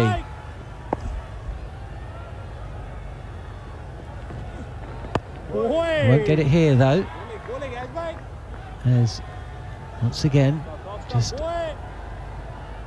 plays the ball back where it came from, slowly, methodically. One of the stats that came from that 3rd test match, by the way, is that spider cam that has just moved across and distracted Root. I'm not sure either way. Ashwin is going to have to bowl that delivery again. Was that as Ashwin is in again, and this keeps low. Root jabs the bat down. Now it wasn't straight, but again, just another worrying moment for batters on both sides. This is straighter from Ashwin. Squirts off the face of the bat to backward point. Andrew McKenna about to come in at the back end of this over. We've seen one ball keep very low, straight, and that dismissed Ben Stokes. 2 balls left of Ashwin's over, Ravichandran Ashwin's over. And Root will reach 50. Gets a step down the track and plays this full delivery from Ravichandran Ashwin to deep square leg. And the England fans who've travelled in numbers, who were looking a little bit concerned about their life choices earlier today, are suddenly feeling like it's been a worthwhile trip. Plenty of time left in the day, and of course the game and the series, but Root's reached 50 and England are 176 for 5 as Folkes sees off the over. Steve Harmison and Alex Tudor, breakfast, I'm afraid for you, is going to have to wait another 8 minutes or so. Macca's about to come in, and the point I was about to make, and will make now, is that Rohit Sharma, on every occasion he's scored a century for India, they've won the match. So we know the importance of a score from the former England captain, Joe Root. Yeah, former England captain who, just say, did he need a score? I don't think a man with 11,500 test runs, there's too much pressure on him and needs a score other than from himself. I think Joe would have been quietly reminding himself, that a score was needed for him and his own personal satisfaction. Because there's a couple of dismissals in this series so far he'd be disappointed with when it comes to what Alex Tudor was saying about execution. But for me, in this innings so far, over 100 balls and the execution's been perfect. He's not looked to go to the sweep, he's not gone down the ground, he's just run the bowlers around. Kuldeep will start a new over the wicket to Root, one that doesn't bounce a huge amount, off the back foot out on the offside, no run. Macca, I dread to think what this pitch will look like if the game went to day 5. I really would dread to think. I think you could plant potatoes. Kuldeep in, turning on the onside is Root, and there is no run. Now, of course, you've just made the point about the fact that Joe Root's not played any of the funky stuff, and some people say, he's got to 50. But then, of course, you've got to remember the situation when he came in. England were 47 for 2. that quickly became 57 for 3. Rooted solidly forward to Kuldeep, who's outside of off stump, pushing into the covers, no run. Therefore, is it the situation that's determined the way he's played, or is it the change of mentality? No, or I a think mix of the two? No, I think it's a surface. I really think it's a surface. On a flat pitch, on a good pitch, I can play every cricket shot in a while that I want. Kuldeep is in once again, turning it into the pads of Root. Turn round. Yeah, totally agree. I think it's definitely just the surface, because as you know, your name's going to be on one. So why do I need to play a risky shot to narrow that down? So just bat, and that's what he's done. He just bat. Social media's going mad, going, you know, Joe's getting his runs. He hasn't played anything. He's playing the wicket. The wicket's not great, but he's going about it in the right way. Kuldeep gives that one a little bit of air. Root tries to just flick it on the leg side. Finds Shubman Gill at shortish mid-wicket. No run. If this is a flat wicket, Macca, you know, Akashdeep, for all the will in the world, and yes, he's bowled really, really nicely, Joe Root probably would be reverse sweeping him. He would be trying to hit him down the ground. If the spin day one on a flat pitch wasn't there, you know, like it has been. Kuldeep is in. Oh, now that one turned but stayed down. Root was aiming something big over mid-wicket, but had the time to bail out and just pop it down to mid-off. No run. 50 overs completed here on TalkSport 2, 176 for 5. That there is the case point, because there's no trust whatsoever between Joe Root of this surface. Ball bouncing, it's inconsistent. Is the ball spinning? Some of them are spinning, some of them are moving off the cracks. All these are going through a brain, got 11,500 runs, who knows exactly where he wants to hit the ball and understands his game. But the indecision or inconsistency of the surface is making it's making his job a lot easier to bat, because, well, if I've got 10 cricket shots in my repertoire, 6 of them are out of the equation because this surface isn't good enough. So I'll rework back from that. So that's why he's, you know, using the depth of his crease, get back, punch it into, you know, extra cover or backward point, and getting all the way out of his crease and leaning on it and pushing it into sort of mid-wicket or through square leg and accumulating ones and twos. A bit like our great friend Graham Thorpe used to do for many, many years when he played spin. I think Joe Root's playing this way largely down to the situation, not because of the situation or possible pressure he's putting himself not being able to score runs so far in this series. He's doing that because this wicket dictates this is how the best way for Joe Root to play, and it's been brilliant. 50 overs gone. We're past halfway on the first day as Ashwin will start the new over, his 10th. He's over the wicket to folks, and there's no run. If you are just joining us, or you've just fired up your phone or your radio on the way to work, England won the toss earlier and elected to bat. Ashwin full. Folks clips on the onside, and Shubman Gill at short mid-wicket can't stop, and they'll take a single. So that's now 177 for 5. England won the toss and batted. 47 without loss, became 47 for 2 and 57 for 3, 109 for 4 and 112 for 5 at lunch. That was all before the interval. Since the interval, 177 for 5 after 51 overs. It's like we're watching two different games at the moment. Ashwin is in, outside of off stump. Root is playing the sweep. Doesn't really get anything particularly good contact on that. It'll roll down to short, fine leg, no run. My eyes deceiving me. Does that look close? I thought that looked relatively close. I think he's asking. He's actually saying, did he get a bottom edge? Yeah. Well, I'll be honest with you. I've judged them horribly this morning. So I was about to say, I thought it was well outside the line. We all have. So's Joe Wilson. Ashwin in, outside of off stump to Root, just plays it defensively, no run. So England lost 5 wickets in the morning session. Could have lost 3 more. Zach Crawley was clean bowled by Akash in the 4th over off a no ball. Joe Root did get quite a big under edge on that, by the way. Ashwin goes in, Root clips into the leg side through square, and will take an ambled single that takes him to 51, 178 for 5. Could be harsh, Macca, but it was a chance of the keeper. It's not. I mean, it's very harsh for Joel, but it was low to his sort of bottom left boot. But it didn't even hit his pad. Ashwin to finish the over. It's turned on the onside, well fielded at short mid on, and it will complete the over. 51 gone here on TalkSport 2. England 178 for 5. Don't forget, of course, this evening the live sport continues on TalkSport at Leeds against Leicester in the Championship. That's a big one on TalkSport 2. England women against Austria women in their game. So Leeds-Leicester gets underway at 8 o'clock. The England game is at 7:45. All the build-up, though, starting plenty earlier than that. So get your app or your DAB radio or your smart speaker, however you listen, and you've got a choice of live sport this evening. We're going to be here till, well, just before lunchtime, the way things are going. India are rattling through the overs. We've had 51 bowled already today. England won 78 for 5. Yeah, it's been good for England. Good from Joe Root and Jude. How many times have we sort of played in games or watched games where the one standout innings is the one that wins the game? And I think this is something, how many times Joe Root's done that for England. And this will be one that all England fans will be hoping that if Joe Root can go on and get a big score, as the surface deteriorates, that could be the difference between winning and losing, the difference between his higher score and the opposition's. Kuldeep to start a new over. Joe Root is sort of lunging forward to play that one. It actually takes it quite high up on the bat near the handle. Just seemed to indicate that one maybe bounced a little bit more than he thought, which would be a bit of a worry if they're starting to go up and down. Kuldeep, of course, being the wrist spinner, will probably get a bit more bounce. In he goes over the wicket. Root is opening the blade, just guiding it into the offside, and there's no run. 66 these two have put on. More importantly, 163 balls. Just feels a totally different game now. Kuldeep in once again. Bowled with a grunt.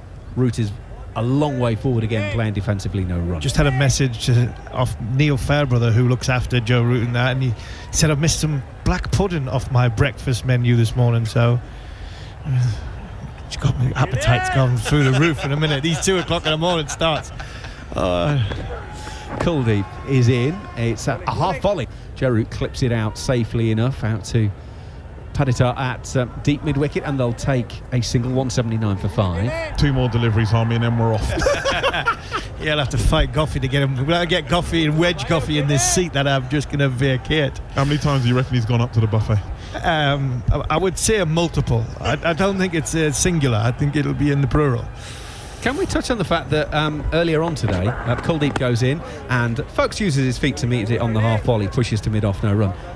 You actually went for quite a strong coffee, and someone who doesn't do it a lot, you were, should we say, feeling the effects quite a lot? I was feeling the effects quite a lot. I think it's done wonders for my appetite. I'm now very, very hungry. Kuldeep who finished the over, and it's just quietly played defensively by Ben Foakes. Gentlemen, start your engines. Go on, get out of here. I'm just going to go and wrestle the brown sauce off Darren Gough. Oh, here he comes. He's actually got ketchup on the side of his face. 52 overs gone. England 179 for 5. Joe Root is 52 not out from 121 balls. Ben Foakes 25 not out from 87. These two have put 67 on. A reminder that at lunch, England were 112 for 5 from 24 overs and 1 ball. It's now 179 for 5 from 52 overs. The hour or so since lunch has just been, well, complete. It's been chalk and cheese from what we've seen earlier on in the day. Goffey has indeed moved in. We'll get his thoughts in a minute because Ashwin is already into bowl, and it's just quietly played by Root for no run. Yeah, new ball pitch, isn't it? With the looks of it, with those cracks on day one especially, the new ball played a big part. Settled down now. We'd still get the odd one, keeps a little bit low.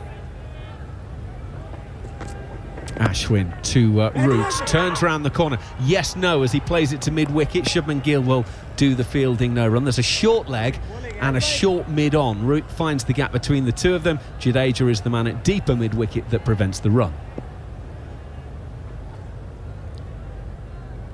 Root 52 not out. Waits. Ashwin approaches. Plays, well, he's trying to go through square leg. Hits Sarfraz under the helmet at short leg and is denied a single. I think that might have been on the end of the finger as well, Maka Sarfraz. Came up very quickly, shaking his hand.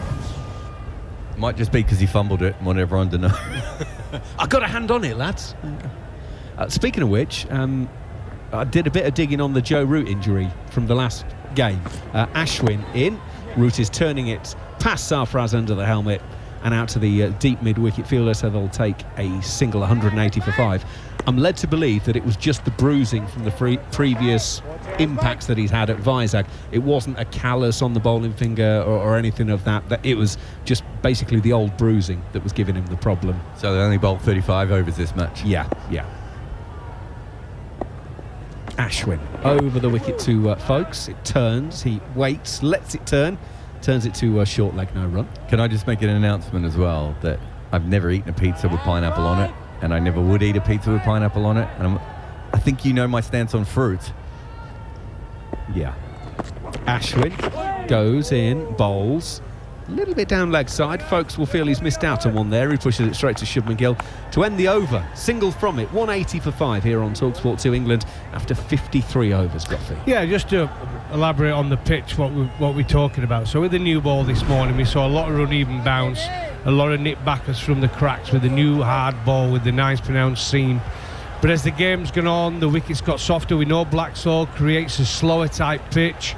There's been turn, but it's been slow. No real bounce off the spinners. So it's looked quite comfortable for the England batters this last hour. But we know in these conditions, batting first, a big toss to win, and England have won that. And they've put themselves now back in a strong position in the game, 180 for 5. Root to face Kuldeep. It's a full ball outside of off stump. Root. Oh, it's a lovely looking drive. It's only a push. Ashwin looks like he's got diver's boots on. Pulls it back in a metre inside the rope. But I think they'll look at that again because his feet might have been in contact with the sponge when he finally pulled that one back in. They've run 3 anyway, but there might be a 4th to go on to it. Was it Neil Manthorpe who said the other day that he's very thankful to Ashwin for looking like his age when he runs for the ball? I think that is 4, isn't it? Don't really need to slow-mo it. He wasn't going that fast. No, that is real pace.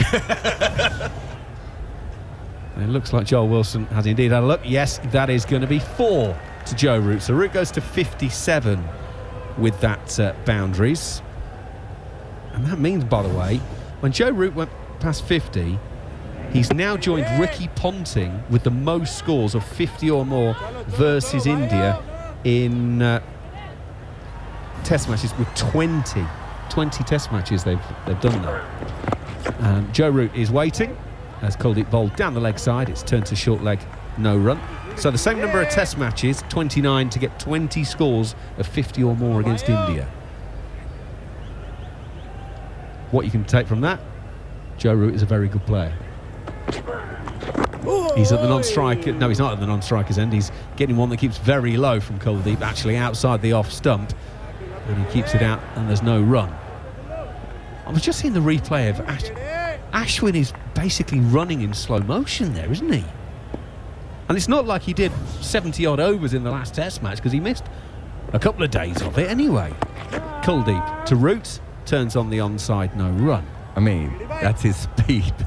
Packer, I think you're being a bit unfair there. That's how fast. He's got a lot of incredible micro soft athleticism.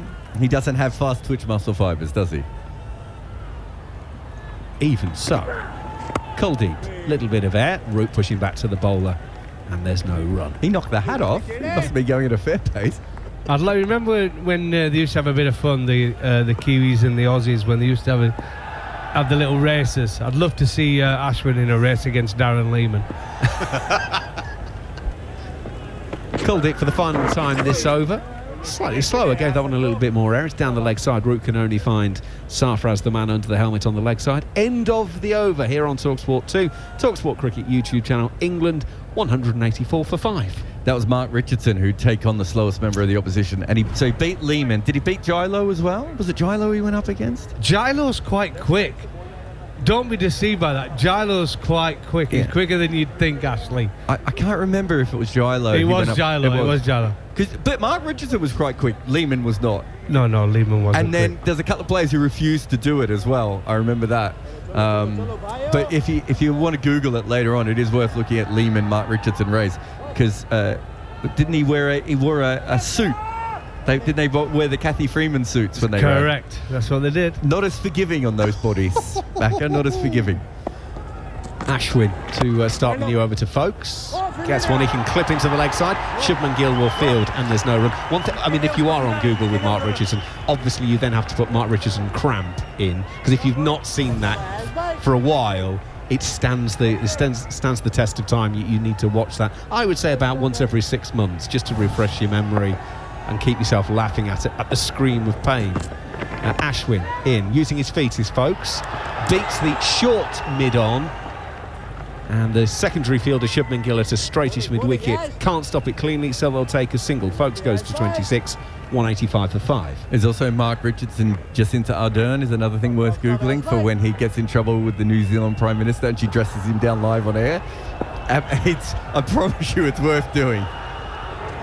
Ashwin in, Root from outside of off stump is working this to mid-wicket, no run. Every talkback person's worst nightmare that she'd been listening before she came on and took him to task for something he said that it was something stupid, like I'd never hire a woman if I thought she was going to have a baby, or something illegal. Oh dear.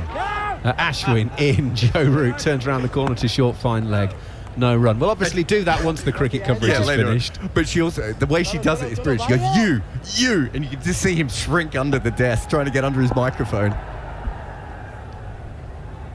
What a man.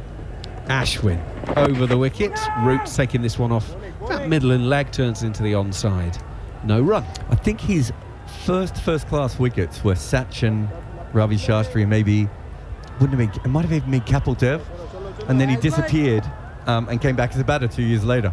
So there's your worry. It's downhill all the way from there, isn't it? Root forward, pushing Ashwin into the offside. Final ball of the over, and they'll take a single. Root will keep the strike as he goes to 58, and England 186 for 5. I think he played in my debut game, Richardson, at Old Trafford against New Zealand in '94. I think he actually played as the spinner. Left-arm spin, yeah? I think he was a left-arm spinner. Yeah, left-arm spinner. Yeah, I'm sure he played in that game. I might be wrong. I reckon he would have played as a batter by that. He might have bowled. I reckon he definitely. Yeah, he might have played as a batter. Listen, I've no idea. Because he started in first-class cricket as a number 10 or a number 11. Literally got the yips and then came back and straight away batted. He did bowl for a little while as well, but he's had a remarkable career. He's a very interesting person to follow. He says some very, very weird things. But to make yourself from a bowler to a batter in first-class cricket is hard enough, let alone in Test cricket. Well, Ravindra Jadeja, one of the world's great all-rounders, will be bowling to Joe Root. Left arm around. Root is coming forward. There's a lot of oohs and ahs from Rohit Sharma and Dhruv Jurel, the wicketkeeper, but Root plays that perfectly, respectfully and quietly, and just pops it out on the offside, no run. Jadeja in once again, and again Root is very forward, playing defensively. Goffey, interesting to you that Root has only played 2 sweeps so far, and we saw Bairstow play it. Jadeja around the wicket, a little bit of air. Root pushing into the offside, no run. Not really. I think on this pitch, with the odd one keeping low, it would be a very Irish shot, wouldn't it? Well, I mean, I think it's a good pitch not to play the sweep, because it's coming on nice if you play normal shots, isn't it? Yeah. But interesting that Bairstow decided to go all in on it, and Root's gone the complete other way. Root is 58 not out from 138 balls. It's now 58 from 139 as Jadeja left arm around brings Root forward defensively into the offside. I think if you're going to do it, you're going to do it when it's really kind of outside off stump, haven't you? Sweep slog. And that's what Bairstow's first one was. Jadeja brings Root forward, and it's just pushed to Sarfraz at a short point, no run. Ashwin came straight around the wicket after that one. And it was like, okay, if you want to keep playing it, you can do it when it's on the stumps. Next over, it didn't go as well. Jadeja, for the final time this over, finds the middle of Joe Root's defensive bat. And that's an over that's taken next to no time, conceded no runs. 56 overs gone here on TalkSport 2. India having lost the toss. England won it this morning. They were 112 for 5 at lunch. They're 186 for 5 now after 56 overs. Some more thoughts from the boys, and Neil Manthorpe will pick up the commentary.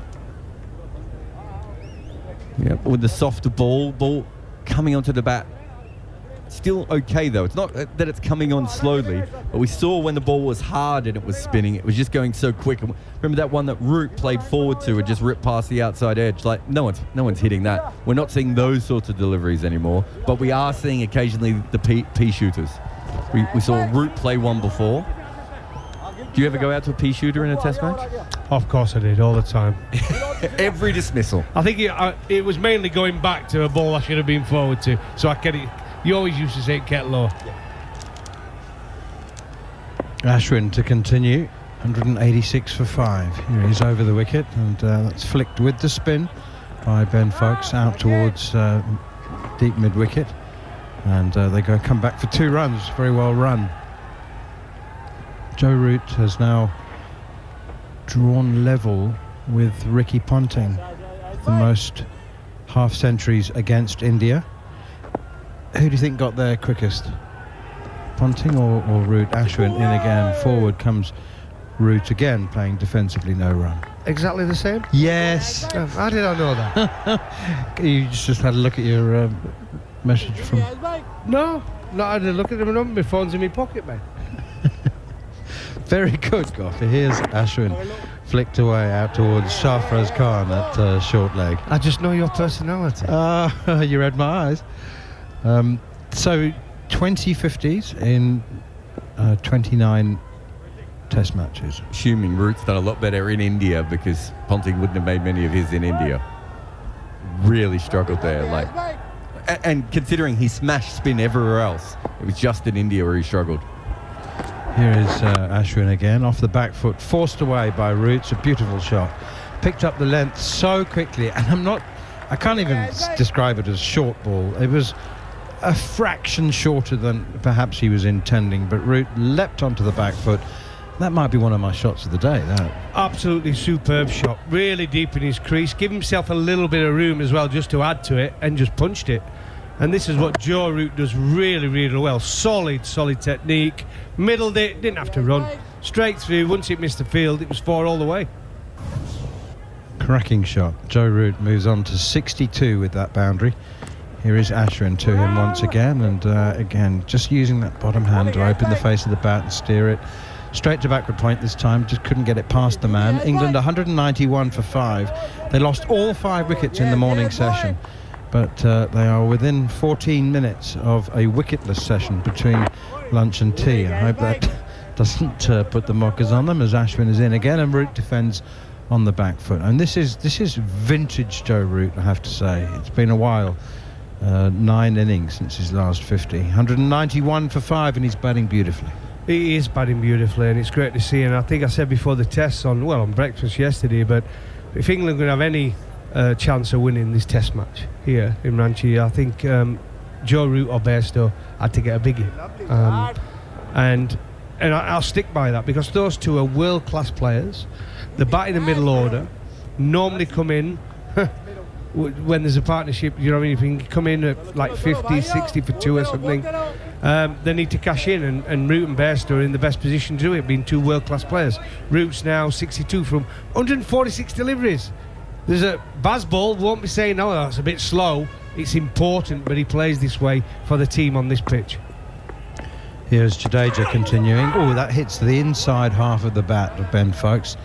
And there's a yelp and a cry of anguish from the bowler, but it's a long way from short leg. Do you know what? There's a lot said about top order batsmen who make 20s and 30s and 40s, and they're quite easily dismissed. Here is Jadeja, and off the back foot, Foakes pushes it straight to Sarfaraz Khan again. I think Ben Foakes is a scorer of the most valuable 30s, and you just don't remember the runs that he scores. Oh, big arm ball from Jadeja. That one swung in. It was quick as well, and Foakes almost undone, but plays it defensively. Mark Boucher 30s. He scored some valuable ones, it's true. But Foakes in particular, I mean, the victory in Hyderabad, for all Ollie Pope's brilliance, forward comes Foakes now, pushing it past Sarfaraz, who dives to his right. They do go through for a single. Sarfaraz at short point, but England are still 27 away from parity when Folkes walks to the crease in Hyderabad. And yes, Ollie Pope was magnificent. Innings of a lifetime. Here's Jadeja again. Folkes comes forward, plays it out on the onside. Folkes scores 34. Partnership's 112. And he just seems to do it time and time again. And he's not spectacular. And he's not a Bazballer. He's Ben Folkes, and he's got 28 off 96 here. This one is chopped away by Root. 4 more. Lovely shot once again. The thing about Jadeja's pace is that it's a problem unless you use it to your advantage, and that's exactly what Root's done there. Jadeja's quicker than the average spinner, and if you can just get it past slip and there's nobody down there, it's 4 runs. Beautifully done from Joe Root. 196 for 5. Yeah, on the Ben Folkes situation, I'm with you. I think he will always score runs. Listen, it's going to be difficult in India when he goes in. Spinners are normally on, aren't they? The ball's turning. Jadeja, Ashwin, Kuldeep. It's not an easy place to go in. You have to build an innings. But I think wherever he goes in the world, I think he'll score your runs. He'll just score them differently to how other keepers score them, like a best or you know where I'm coming from. So he'll score the same amount of runs probably, just not as flashy. Yeah, it's just 30 to 35, but that 30 to 35 might be in a partnership of 100, right? Which is very important. This is also the slowest 50-run partnership for England in the Bazball era. The next slowest was a strike rate of, an economy rate of 3 runs per over. I think we're running at around, 2.4, 2.5 runs per over in this partnership. And it's to be celebrated. Do you think they'll be in the dressing room thinking, we're going a bit slow in this session? I bet they're not. No. When they're looking at the scoreboard. Ashwin over the wicket. Forward comes Folkes, hits the inside half of the bat, no run. The last partnership was also these two. The second slowest was these two again, but it was in the first Bazball test against New Zealand at Lords. Going back to their roots, literally. Pun intended. Root is 66. Root 66. Folkes 28 from 97 balls. Partnership is 84. Ashwin in again. And this one turned out just short of Sarfaraz at short leg, no run. Well, the English supporters have actually been spoiled because it's just gone to a few shots of England supporters and they actually look bored. They're not used to seeing this cricket from England.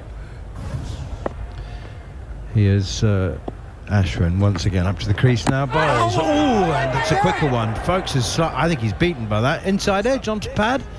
I think he had to have hit that, otherwise it's out, isn't it? Well, exactly. Bye is signalled by Kumar Dharmasena. I thought there was an inside edge on that. How's that not out then? They didn't even really appeal. Hit him outside the line, I'm guessing. Did it? It didn't seem to. Well, I tell you what. I think he edged that, but the signal was by. Forward comes Root now, turning it with the spin to mid-wicket. There's actually 2 balls in this over. Actually, we'll just see the replay here, where... it didn't hit anything. It's gone shot through, hasn't it? It's actually hit the keeper on the pad. So, there was a right call from Kumar Dharmasena. That's turned away with the spin. That had kept very, very low. There was so many noises because he hit the ground and he hit the keeper. I think he hit the keeper's gloves and his pads. And it was close to the off stump. Very close to the off stump. 197 for 5. Last ball of the 59th over. As Ashwin is in once again. And this one bounces. The previous one kept low and this one has spat. And I think it's hit Joe Root on the glove. It's hit him on the bottom hand. It's okay. It's Ashwin. It's not going to hurt. But it'll be a concern. Joe Root 66, Folkes 28, 197 for 5. So earlier in this over, Ben Folkes flicked a ball in the air to short leg, and it didn't carry because they've got short leg back about 2 meters further than you'd normally have it. Again, I don't think Sarfaraz catches that if he's close, but he's so far back that he can't get near it. So they've got him there for the one off the face of the bat. And that's what he's there for. It's almost like an attacking defensive fielder in that perspective. But in that over, if they had a traditional short leg, they might not have been that far away from well, they probably would have got Folkes out. I'm not sure if they would have got that one. It might have gone a bit fine. I love that. Attacking defensive fielder. You're getting a Man City team then, yeah? Yeah, exactly. With a bonus. What do you know about football? I'm aware it exists. Forward comes Ben Foakes pushing it out on the onside. I don't put myself down as an aficionado, by the way, but I know slightly more than you. Not a high bar to jump. Jadeja is into Foakes again, and that's pushed down to Ashwin at mid-on. What's really interesting as well, mildly interesting, is that we only had 24 and a half overs in the first session. And I know that we had 5 wickets, and that takes up a lot of time. But India have been... Oh, there's a big appeal for leg before wicket! Very big appeal against Ben Foakes. They cannot believe the umpire hasn't raised his finger. Jadeja is absolutely convinced. He's now got the job of persuading his captain. And the keeper, Dhruv Jurel, is also animated. Jadeja cannot believe it's not being given out. Hands on hips. And Rohit, with 3 seconds to go, said, all right then. And he's gone for the review. I must say, it did look out. Well, it did. TV But director, we have a I get for LBW. I get Rohit's The original concerns decision though as is well. not out. Could be going down. I've checked the feet. It's a fair delivery. Yeah, I thought it was just sliding down. But it might have clipped the outside leg. They might keep the review anyway. It might be what they're thinking. No, actually, they weren't thinking that, were they, Goffey? They were just yelling at each other. Well, there was a lot of movement from Foakes after the ball. He did turn and come back. Ooh. Clipping leg is the initial thought. Don't forget, we're just a little bit on the offside here, though, this camera, aren't we? Yeah, there's no bat Yeah, very leg involved. side. I'm satisfied. There is no bat involved. Well, Joel No Wilson's got track or that bit anything. right. Definitely pad. No bat involved. Ooh, it's touch and go. Standing by for But it's ball given not out, and I don't think it's going to be hitting enough of leg stump, if it's hitting leg stump.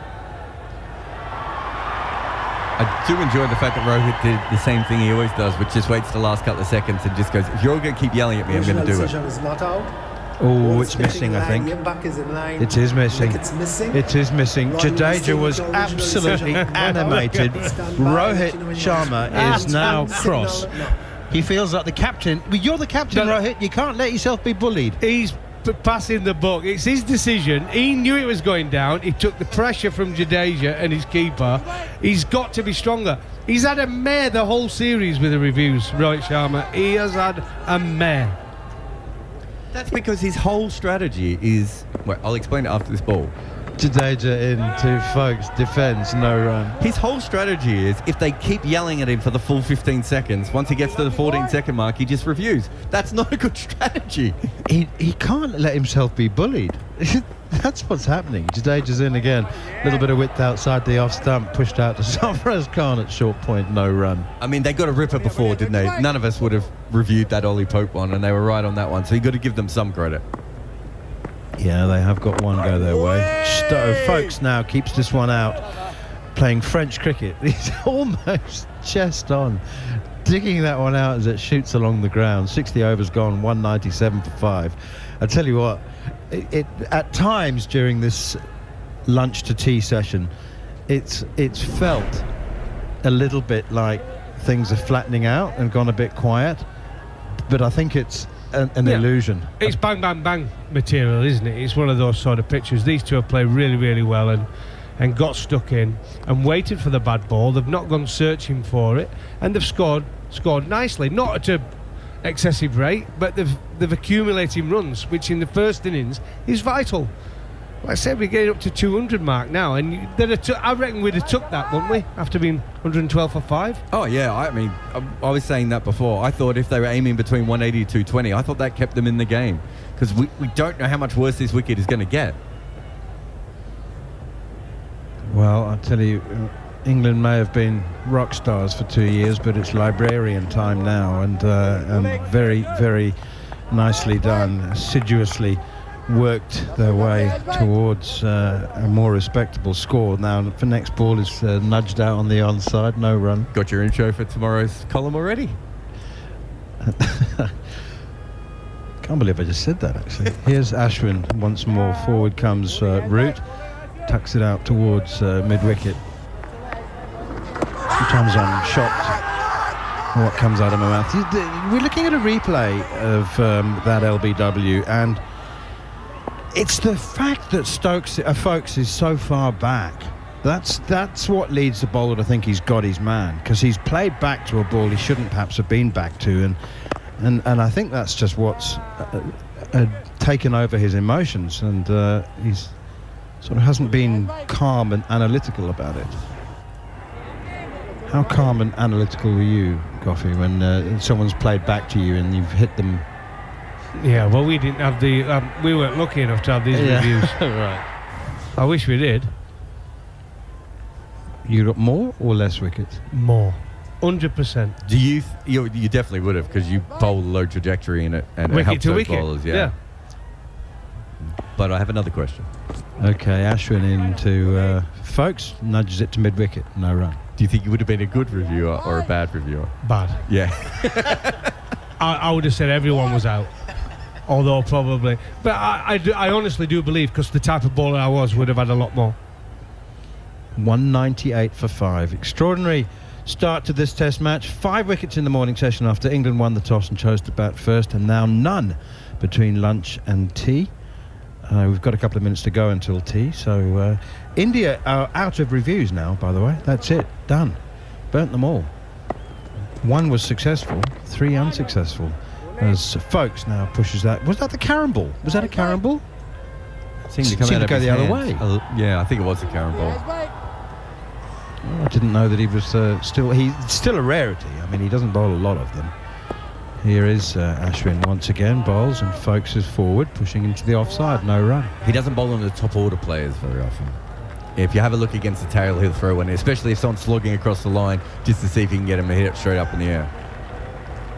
198 for 5, 61 overs gone. We've had a remarkable 36 overs in that session, and it is indeed the tea break. And England have fought their way back from the brink of disaster, you have to say, at 112 for 5. Winning the toss, choosing to bat first.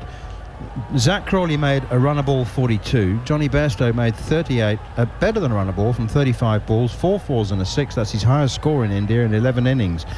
But Akash Deep, on debut, the 27-year-old right-arm seamer, took the first 3 wickets to fall, then 1 to Ashwin, 1 to Jadeja. England 112 for 5 at lunch, and they have fought back magnificently with Joe Root on 67 not out, and Ben Folks on a mere 28. But it's the partnership that has dragged England back to not just parity or respectability. I tend to think that on a very cracked pitch that they might even be ahead, at the moment. 198 for 5. Well, it's 1 all in sessions. But I would say you're right. I think England are in a great position. 198 for 5. Hartley and Robinson can hold a bat. And they can be there with either Folks or Root if one of them gets out. And I think they're in a decent position. They'll want to go on from here and be looking now at that 270, 280 mark. They could even go beyond that. We just don't know the way they made it look comfortable there. But we know there is something in this track where it's mainly now going to keep low with the old ball, right? But the new ball, when that's due again, we're going to see a little bit of bounce again. The ball's hard, the seam's up, and a bit uneven bounce, a little bit too paced. But with the black soil, it does get slow, and we're more likely to see the ball roll than to see him or spin sideways.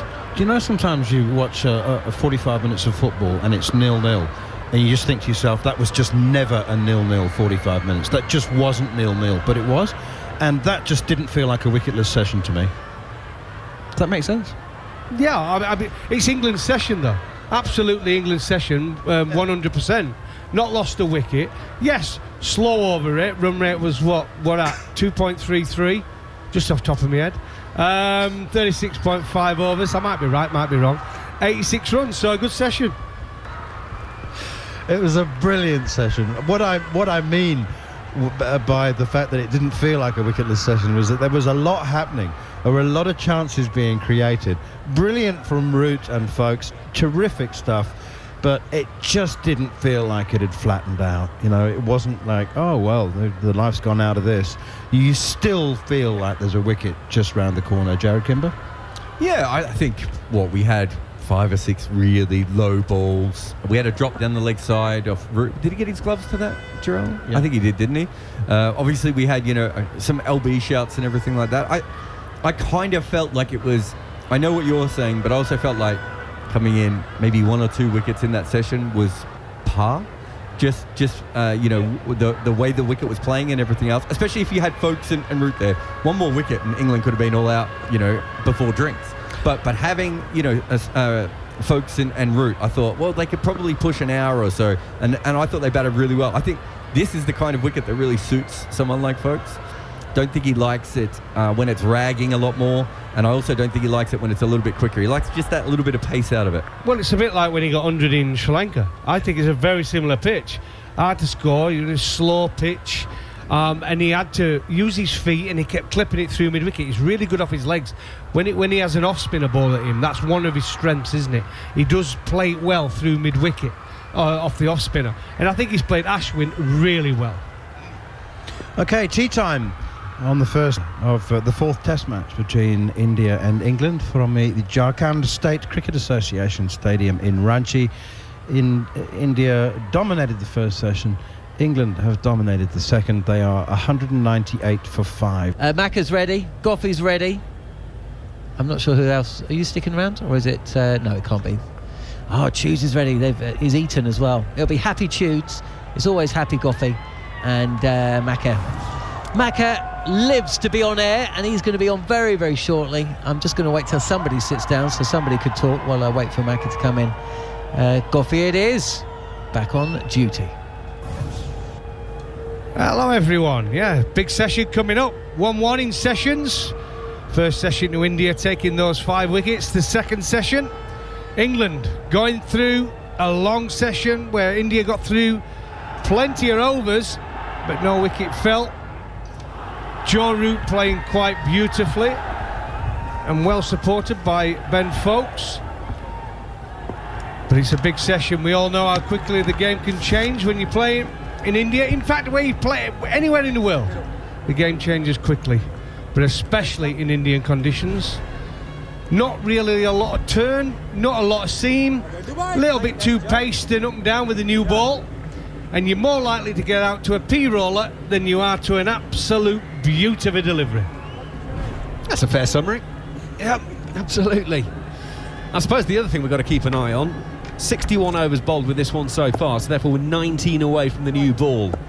And what we've seen is the new ball is doing plenty. Right, Jadeja to bowl the first after tea. It's Joe Root coming forward, inside edge of the bat, and it'll go down to short, fine leg, no run. So Root resumes 67 not out from 155 balls. Folkes is there 28 from 108.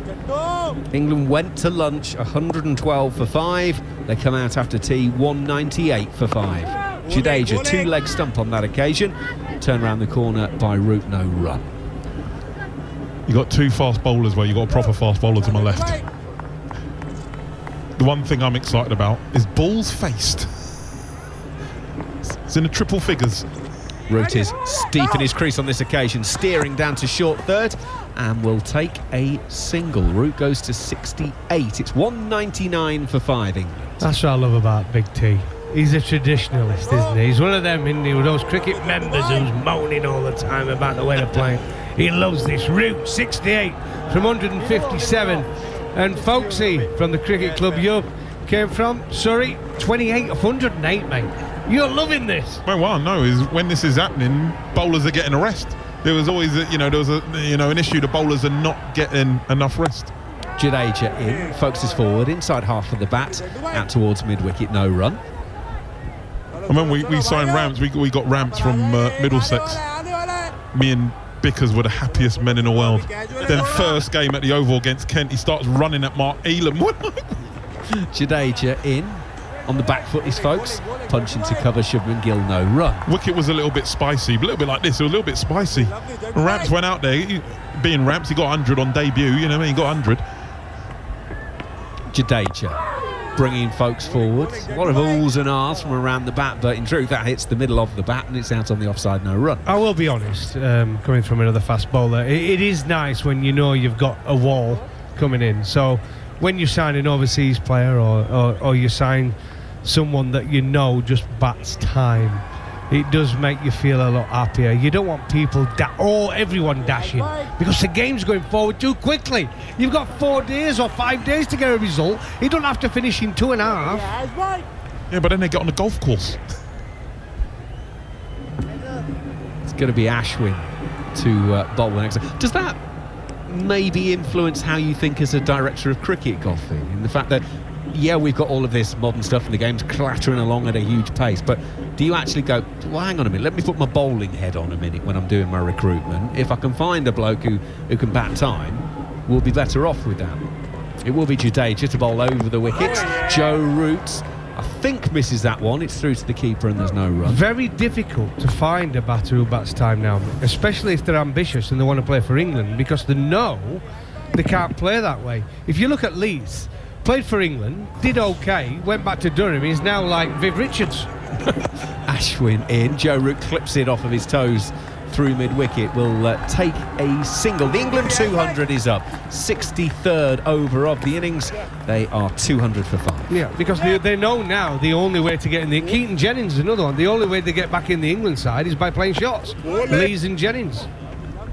It is interesting, Goffey, as you say. You know, one thing I do, I watch the balls they face, and you know, on this Lions tour when they're out there, and as you say, they're getting on with it. Folks is covering up as Ashwin bowls again. Right arm over the wickets, and it's running into the right-hander, no run. I used to know a school teacher from Birmingham who used to love betting on Atherton dot balls. Right? I think I know the teacher you're talking about. Ashwin comes in, Folks uses his feet, gets to it, turns it on the leg side, and they'll put it out for a single out to Akash. 201 for 5. Folks goes to 29. Theo, great lad. And he used to make a 40 every year. But you'd never get that on this team now, would you? I mean, you'd not a chance. One thing you know is that the average they bat is 71 overs. Ashwin goes in from roundabout off stump. Joe Root is taking this through deep backward square out to the leg side sweeper. Akash doesn't pick it up cleanly, and as a result they're able to come back for a couple. 4 from the over so far with 1 ball to go. 203 for 5. I'll tell you what it showed this series as well, though. People talk about the pitches when you go to India and it's difficult. But there's been plenty of runs, Scott. There's been plenty of hundreds. A couple of doubles as well, by the way. Yeah. In goes Ashwin. Dropped into the offside by Root. Single to end the over. A little bit of push and run. 204 for 5 at the end of 63 overs here on TalkSport 2, and also on the TalkSport Cricket YouTube channel. And I got told off on social media earlier because we have been saying when we say hello to the TalkSport Cricket YouTube channel, we'll give them a wave. So there you are. There you go. You've had your wave. 204 for 5. I think sometimes, Goffey, you know, when people say don't reinvent the wheel, you know, obviously the game's moving forward and this is the way they want to play. But sometimes you have to play the situation. And I think the wicket that has been forced upon them in this match has made them play this way, as you said, you know, as Harmy was saying when he was on. Had this pitch been flat, you would have seen all sorts of shots. Jadeja to start the new over. Root is forward, turning on the onside. No run on this occasion. And I just think you just bat normally, you know, because you know your name's going to be on one on a wicket like this. So you just bat. No need to do anything funky. Jadeja in, bowls. Joe Root off the back foot guides this through point. As TalkSport listeners have joined us on TalkSport 2 for a bit. England, well, they've had a comeback. They are 204 for 5, having been 112 for 5 at lunch. Joe Root and Ben Foakes are doing an absolutely cracking job of rebuilding things and batting time as they continue on their merry way. Joe Root has gone past 50, which is the first time in this series he's done that. He's 73 not out at the non-strikers end as Foakes plays a back foot drive that is half stopped in the covers, and Elmina single is taken. 206 for 5. Your thoughts, Darren Goff? Well, I think my thoughts on Joe Root is, but he's realised this match, but he's going to play away, he's going to be watchful, he's used his feet, he's got back and deep in the crease. Jadeja bowls, Root covers up defensively, no run. And when he's gone forward, he's made sure he's got as close to the ball as he possibly can and smother it. The odd one's kept low, he can't do anything about that, he's going to take that out of his mind. Jadeja in, Root turns it around to short fine leg, no run. So if he gets a delivery like Ben Stokes got, you can't do anything about that, but your technique's going to be solid. You're going to wait for the bad ball, one that's slightly short, slightly full, and score off it. Jadeja for the final time this over. Now that one stays low, not as low as the Ben Stokes ball, but low enough that Joe Root plays an exaggerated defensive shot. It's very low on the bat. He keeps it out though. to end the over. 206 for 5 after 64 overs are England. Joe Root 73 not out from 166 balls. Ben Folkes is with him. He's got 30 from 114. Alex Tudor. I think what we've seen, Goffey, has been, even though it's a new day, new time, the way that the game is going forward and moving, it's been an old style partnership in the way that they've gone about batting. Because of the wicket, they've gone back to just batting, taking out all the, say, if they got 10 shot selections, got to take 6 away, only got 4. And I'm just going to bat as I see it, and they bat beautifully. Partnerships 94 of 239 balls faced. Normally if England facing 239 balls, we're talking about 300, aren't we, Matt? Absolutely. So if you want to stay with the cricket, get your DAB or the app out. England 206 for 5. Ashwin will start the new over. Folkes clips to Shubman Gill at mid-wicket, no run. I love watching him play that shot. He plays it so well, folks. He watches it onto the bat and plays it through that mid-wicket area. It's a very calm shot. He waits as Ashwin goes in, and it's clipped to Jadeja, who's a straight catching mid-on, all along the floor, no run. Ashwin 1 for 52. He was the man who got Bairstow earlier.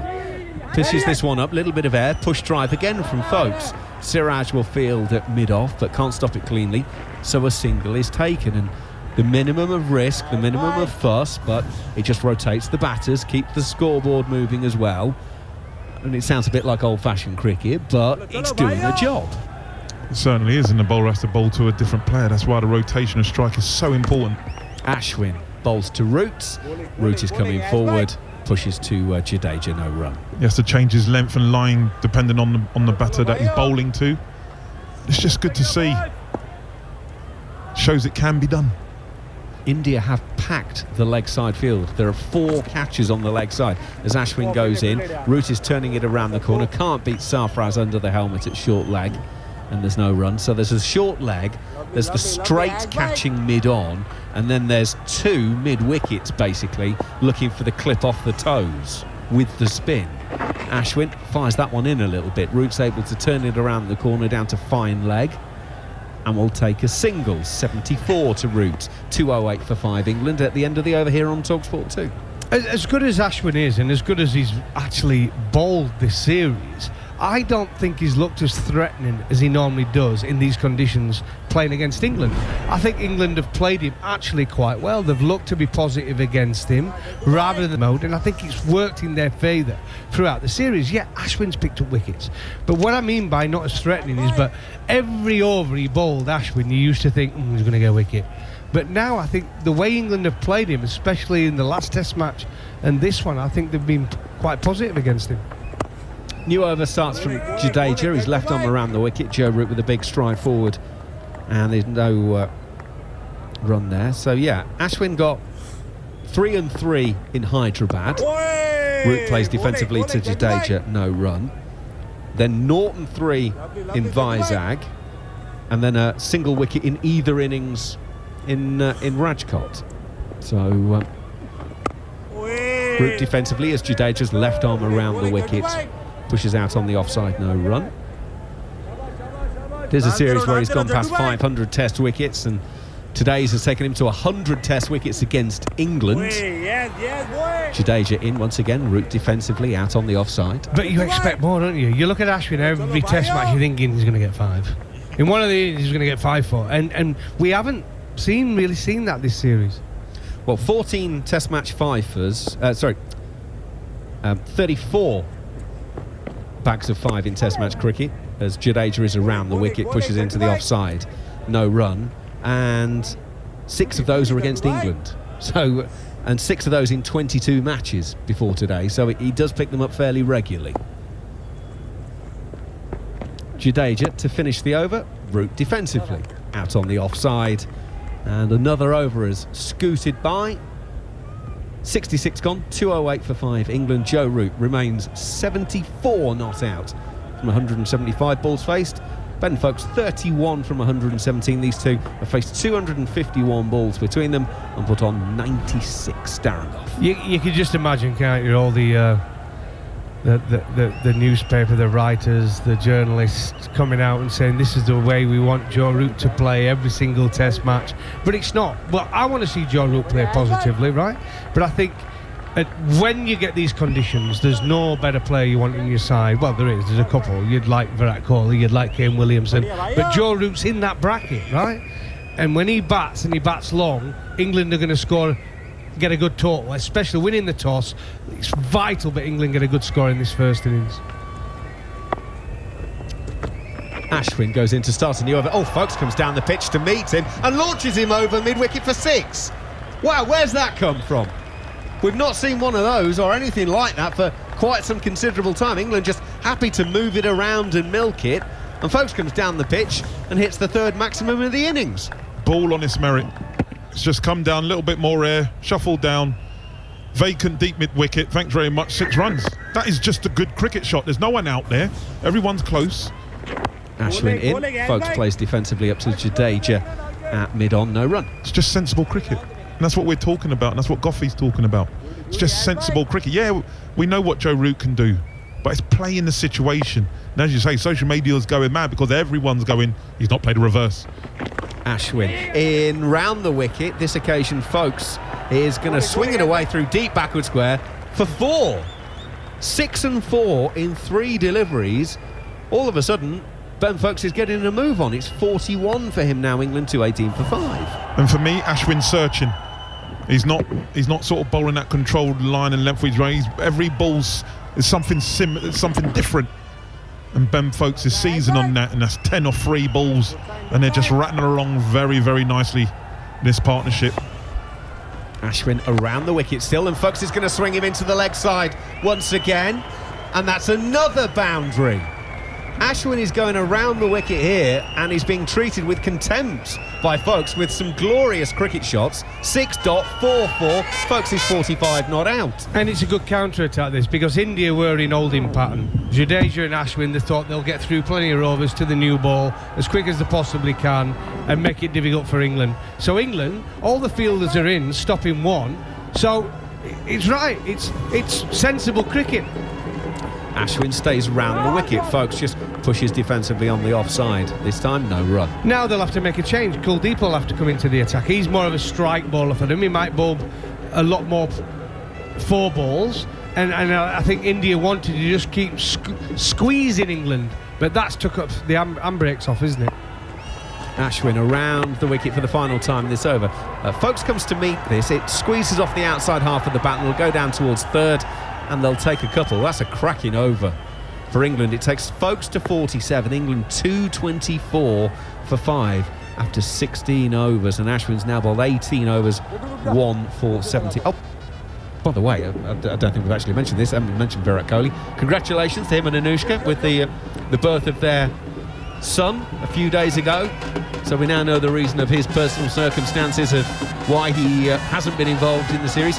If you're not aware, by the way, and haven't been with us since 3:30 this morning, Rayan Ahmed has become the latest player to have a press release written about them, including the words personal circumstances. He is going to be leaving the tour and won't be coming back, so he can go and address an issue in the UK. So good luck to him sorting that out. I think there's now 4 players.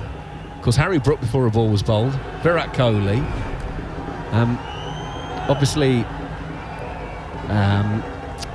Ashwin had to leave briefly in the last test match to head back, and now Rayan Ahmed. So 4 players in a series having to leave due to personal circumstances.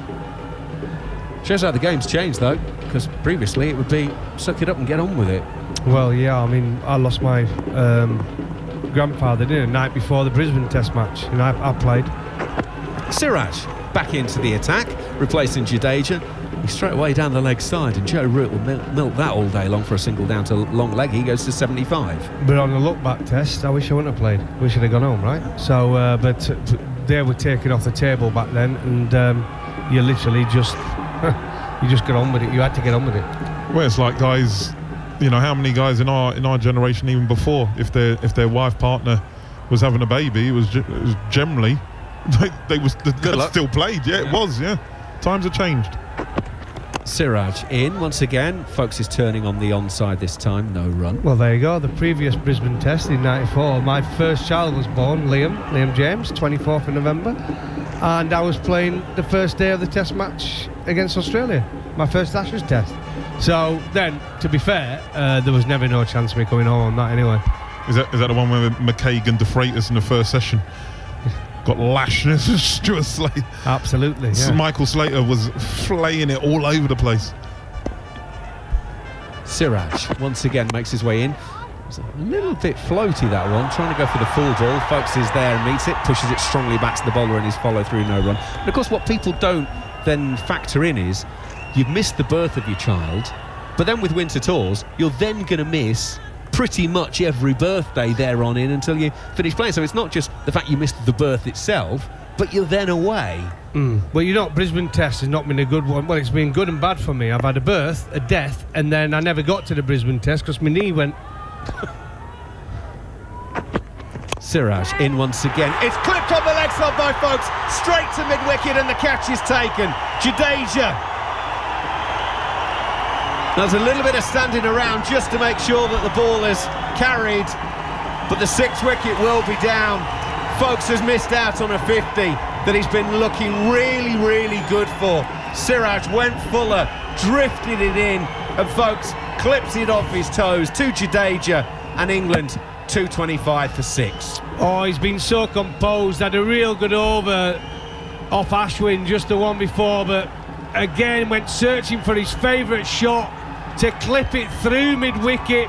Siraj, we said if anything this pitch is a little bit too paced. The seamer comes back into the attack for India and Siraj gets the breakthrough. He's been disappointing today, Siraj with the ball, but that's a big wicket where Ben Folks, fantastic partnership with Joe Root, but he's got to go. A good little innings of 47 and it brings Tom Hartley to the crease, but 225 for 6. England in a good position, but a very important 20 minutes now coming up. It's just it was a lazy shot, wasn't it? As you say, Siraj has just come in, he's not bowling with that same vigour, sort of trying to just get into a spell, and he just sort of like he fell over it a little bit late, lapsadaisical, and just flicked it to Jadeja. Was that close mid-wicket, and you saw Joe Root at the other end, he was like, we've done so well. You know, the game was going sort of away from India a bit. England were accumulating runs at will. And you're just thinking that now just gives them a sniff, gives them a chance now. You're into the lower order, you can't call them the tail, the lower order of England. But while Joe Root's still there, while he's still that world-class player at the crease, they can still get to a good total.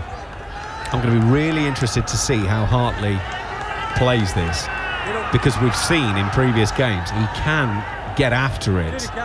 Now 68, this is the 68th over of the innings with this ball. There's been no changes, so there's 12 overs basically till the new conquer, but Joe Root's still there. So how does Hartley play? We will see. He's got a very, very wide stance, then he pulls it back a bit and waits for Siraj, who's around the wicket to him. First ball, of course, he's defending and solidly blocking back up the pitch, no run. 225 for 6. I think most of his cricket has been white ball, so we know he's a good striker of the ball. I've seen him play some top innings for Lancashire and for what they call the Manchester Originals. He's played some good little innings. He's a very aggressive player, and he's played well this series with the bat.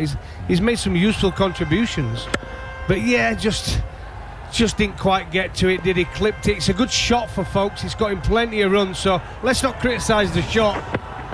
Siraj is into Hartley, playing defensively, no run. I think the bat just turned in his hand, Goffey, so he didn't get the connection he liked. It was, I don't know if it'd be the sweat, obviously it's hot, it's humid, and it just turned in his hand, so he didn't get the connection, hit sort of low down on his bat, and it just scooped up. You can see the disappointment. They've worked so hard.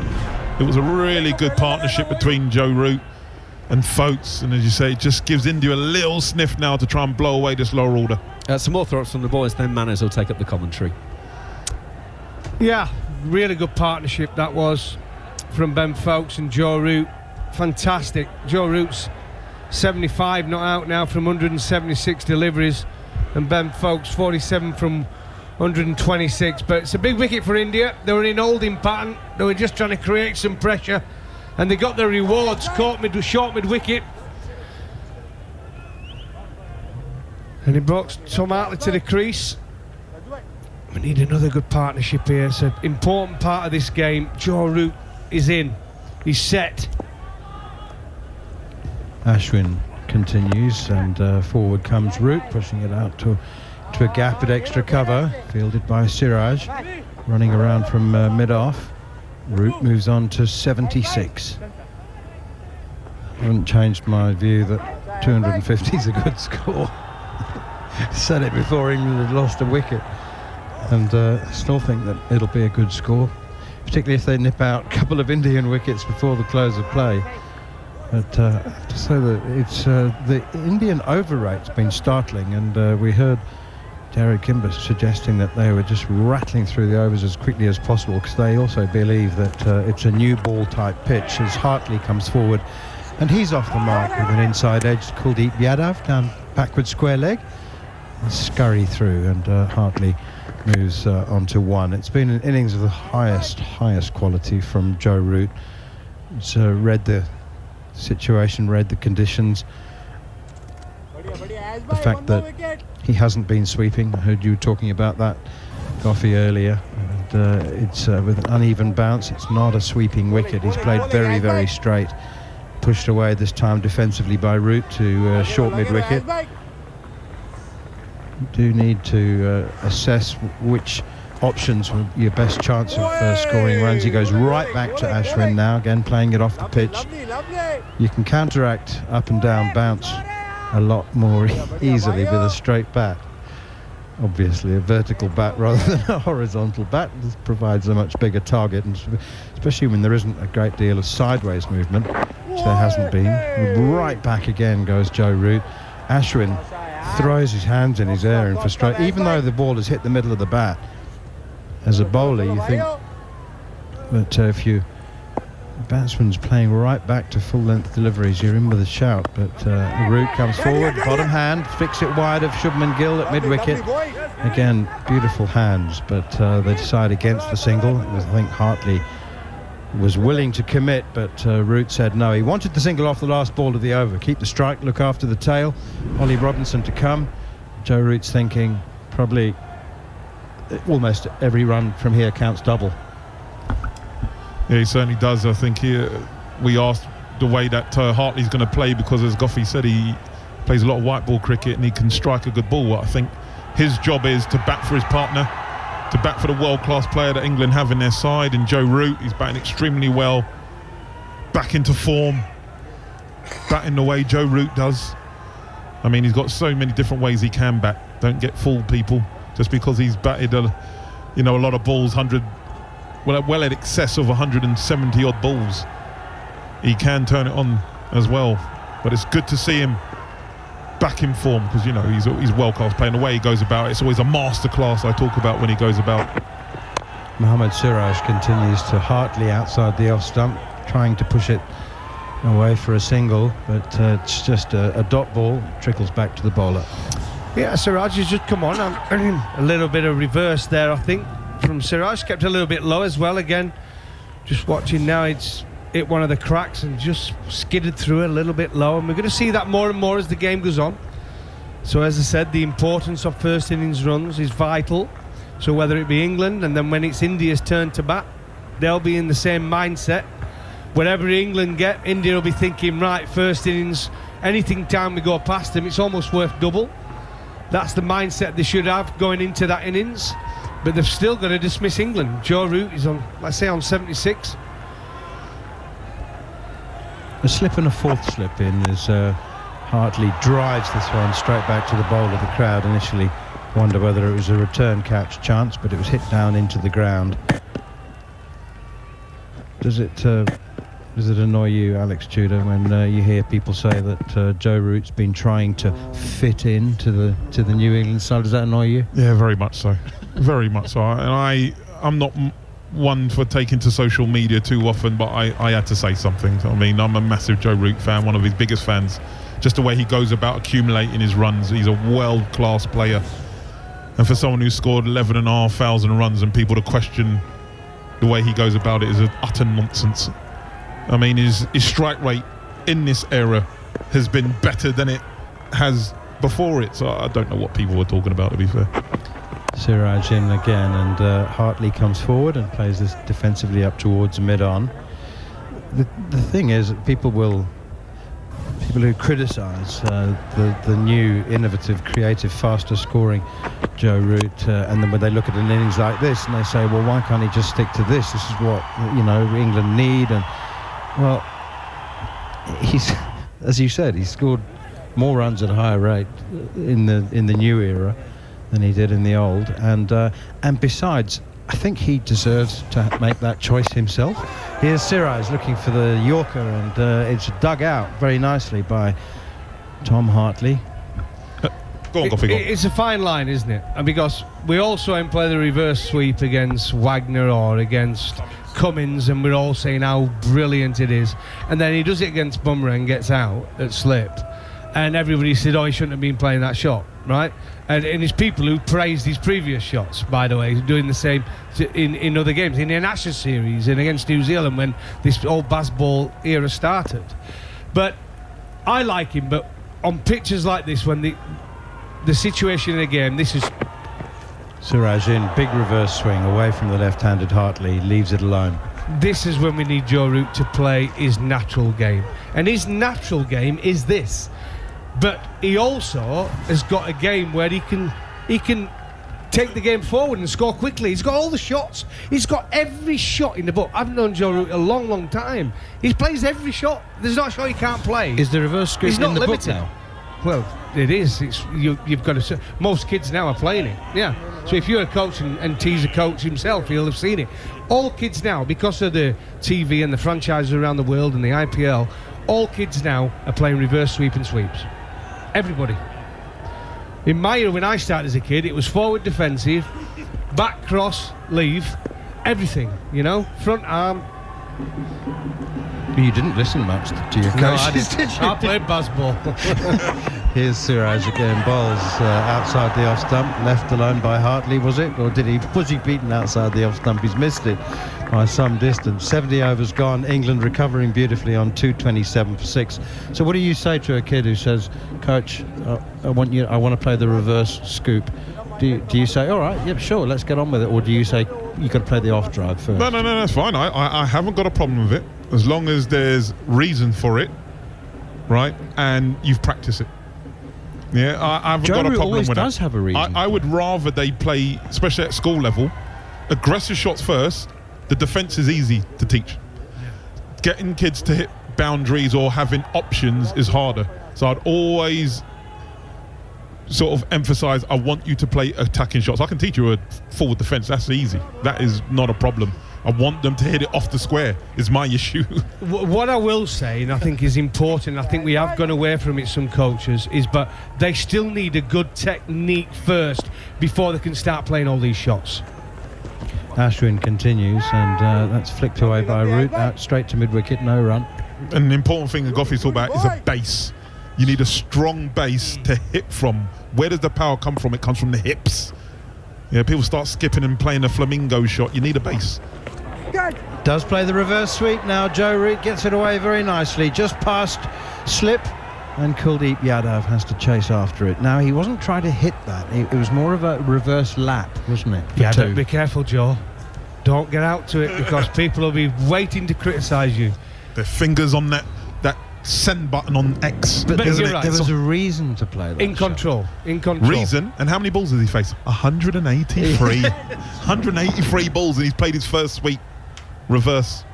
First reverse sweep. I think it's only his fourth sweep. He's played 3 conventional sweeps. That's it. Pushed away this time with a straight bat wide of Siraj, who tumbles to his left at mid-on to field. England move on to 230 for 6. Joe Root on an imperious 79. 184 balls he's faced. And again, it's an exhibition. It's an exhibition. I always stress to young kids, if they have the ability to watch it on TV, listen to us on TalkSport, just follow how Joe Root goes about getting his innings when he scores runs. Here's Ashwin slipping a short leg in for Hartley, who comes forward. jabbily, just lunged at that one. He knows he's got a job to do here, and it doesn't involve hitting 6s and 4s yet. He knows what his job is. He's 1 off 10 balls. Ashwin in bowls, and it's pitched up and it's driven. There you go. You can hit that one, but Ashwin fields off his own bowling with his right hand, leaning down to his right. Hartley 1, Root 79. The other scorers today, major contributors. Zach Crawley 42 from as many deliveries, and 38 from Johnny Bairstow. Mostly it's been the Joe Root show. 79. Hartley on strike, on 1, Ashwin in, and he plays back to this again, watching it off the pitch, spinning, and no run, picked up at cover. 71 overs gone, England 230 for 6, winning the toss, batting first on the first day of the 4th Test match, coming to you from Ranchi, from the Jharkhand State Cricket Association Stadium. It's 2 dominant pavilions, the MS Dhoni Pavilion and the Amitabh Chowdhury Pavilion. The ground is less than a dozen years old. It's only staged 2 Test matches, but it is certainly one of India's more impressive new venues. Hello, Jerry Kimber. So I was at the first Test there. My memory was that the bins are shaped like dolphins. What the refuse bins? Yeah. Just, what? I'll try and find a photo for you, because I remember being surprised. It didn't feel like a dolphin-y area, Ranchi. To be fair, the bin that got my sort of breakfast empty needed to be like a whale, never mind a dolphin. It's a popular venue, not necessarily with dolphins. Here is Siraj, and that's flicked away out towards backward square leg. Kuldeep Yadav comes in to do the fielding. Joe Root moves into the 80s, or onto 80. So it's on the east of the country, but nowhere near dolphin, unless there's a aquarium, perhaps. Is there an aquarium that you found? If there was, and I missed it, I'd be very upset. Hartley on strike on 1. What a day of a rich entertainment it's been. Contrasting, highly contrasting. You have got a photograph on your phone of the bins, and looks like I've taken 2 photos of Ranchi, by the way, they have and a one of them dolphin is the bin attached to it. Looks like the dolphin's hugging the bin. Here's Siraj again outside the off stump, and that's left alone. What is impressive is not necessarily the bins which have dolphins hugging them. It's the fact that you took it upon yourself to take photographs and keep them on your phone for 5 years. 7 years. I've only got 2 photos from Ranchi on my phone, and one of them happens to be... It's 7 years. Yeah, that's right, yeah. But yes, no, you're right, it is ridiculous, but you can understand why I kept that photo. I thought you... Can you keep photos when you change phones? I haven't done that. It's a cloud thing, isn't it? Here is Siraj again. Hartley drives out towards extra cover, and there's a diving stop from Rajat Patidar. Did Patidar jump on the ball then, Harmy, and just maybe land on his stomach or his ribs? I think he landed on his thigh. Did it land on his thigh? It was a good stop in the end. He's dived full stretched. Put it in his right hand. It's on his ribs, and then it's rolled down somewhere unthinkable. Let's just put a little tear in his eye, Siraj. Give a little tear in all of our eyes. Oh, because the sternum, and then straight down between the legs. The sternum hurt, and then it went further. Oh, yeah. He's rubbing his sternum, but I don't think that's the only place. That was where the initial impact was. Anyway, Hartley picks up another single, just his second. 2 not out. Joe Root 80. England 232 for 6. Here is Siraj again, and Joe Root just drops it ever so skillfully on the offside. Nice soft hands. Frustrating for the bowler, frustrating for the fielders. Shubman Gill did nothing wrong. He's at cover, but it wasn't hit hard enough for him to affect the stop or to prevent the run. 233 for 6. You know, with that wicket of folks, I think it really justifies the way India was zipping through that middle session, trying to get to this new ball a little bit quicker, because England haven't got away from them. They're actually, weirdly enough, England have played more like India, and India have played more like England probably since lunch. Tom Hartley on strike. Short mid on, short mid off. Straight, both very straight. Hartley nudges this one out to mid-wicket. No run. Yeah, I agree with what you're saying, Jared, but I also look at this surface and go, if England can get to that second new ball, what will there be? Probably 270. And then if there's still wickets going, if England can get somewhere near 300, batting the way they batted, that for me is not only is it sensible, it shows that they've possibly had a chat about it. 300 is a lot of runs. I still think 250, 275 is still a lot of runs on this surface. Yeah. 2 slips and the 2 catches straight. Oh, and that one swings late, reverse swing past the edge. It actually swung after it went past the edge, I think, and Dhruv Jurel, the keeper, fumbled it as a result. Swung off his fingers, I think, as well. I think you're right. The best way of looking at this at the moment is most people will be like, well, 233 is not that many. But India have to get 100 past this by the look of this wicket because of the variable bounce that we've already seen. A couple going high, but mostly going low, subterranean, some mole man deliveries so far, right? And I think because of that, they're already looking at making 333 on this wicket. That doesn't look particularly easy for any of us. I mean, not for us. I think the three of us would struggle. You know, often 20 or 30 runs is inconsequential, but I think England have got to get 250. That's a good score. If they get 280, which is only 30 runs more, but it'll feel like a really good score. Yeah, I agree, and I think I look at normally you get there's a one innings in a small total game. Here's Ashwin again around the wicket and pushed away by Root, no run. There's always one innings that stands out, and that innings normally is the difference between the opposition's highest scorer and the highest scorer of the innings. And if Joe Root is to go on and get 90, 100, 110. Here's Ashwin again, and that's pushed away defensively, no run. It wouldn't surprise you if England go on to win this game. The difference in the margin would be, that Joe Root's innings compared to what India's main scorer. I think if it turns out, I'm really intrigued to see how the second new ball goes, because if that starts zipping about a bit and does a bit, and England will come out and use the new ball, well, I'm not sure India have got to play in their middle order can play the way Joe Root has. Root again just drops it into a gap. He's so good, he's so clever at doing that. Just takes the single, rotates the strike. He's taken half the over.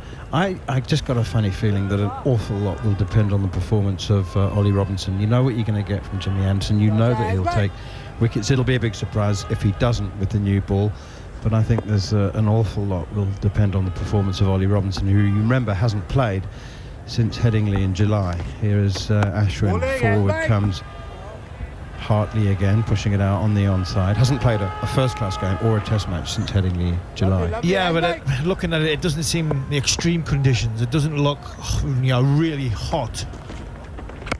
Down the wicket comes Hartley, and he's launched Ashwin over long on, and he's got more than enough of it into the safety netting in the moat around the outside of the ground. 6 runs. Clever stuff from Hartley, not just because it worked, but because he hasn't tried it too early. Yeah, that's what I was about to say. He waited for the ball to go up out of the hand, saw it, came down, and he didn't get completely to it, but it's not spinning that much that you need to worry about it, as long as you're near the pitch of the ball. And then, of course, the long levers. Was it Steele Van Sale? Was he the number 7 for South Africa that averaged -7 against Ashwin? Stean Van Sale, That's it. Here's Ashwin. Quicker one, heading down the leg side. Massive appeal for leg before wicket. And he's raised the finger. Oh, and review it, I think, Tom Hartley. Looked like it was going down to me. And I think Joe Root has said to Tom Hartley, I think you should review it. The finger went up. India don't have any reviews remaining. Just seemed like that was sliding down. 240 for 6. Sliding down. I think it was Ashwin's 4th or 6th appeal when Kumar Dhanasena give it out. It did look as though it was going down, but it was a long appeal. You can talk us through the review along with Joel Wilson. John Norman will take over from me. I think it's the hitting it. Yet to be any bat involved, but the bat's passing close. Can you give me ultra edge, please? Because he did seem to review it very, very quickly, didn't he? See, I didn't think it was going down leg, but that makes sense, because if it hit his bat, that's what would have made it Let's take it back. go Take off. it back, Yeah, take he's it back, hit- take it back, Ooh. take it back, take it back. Yeah, but did you hear what Go Joel forward. said before there? It doesn't appear to hit his bat. Yeah, but I have It's a hit his spike bat as the very, ball very is hard. on the bat. So Kumar, you'll have to reverse your original decision. What was he looking at when he made that comment? Signal now. I mean, it looked like it hit it fresh. Then it looked like it hit with ultra edge. John Norman was out the back doing push-ups, and he thought he hit it. I thought it was missing. I thought it was going down. And I think Joe Root did as well, because it seemed to me that he said missing. He said the word missing to Hartley. So I think it would have hit the outside of leg. I think it looks more like it was missing because it started to go off on an angle when he hit it, but it doesn't matter because he hit it. they've not had a stellar day, have they, the umpires? No.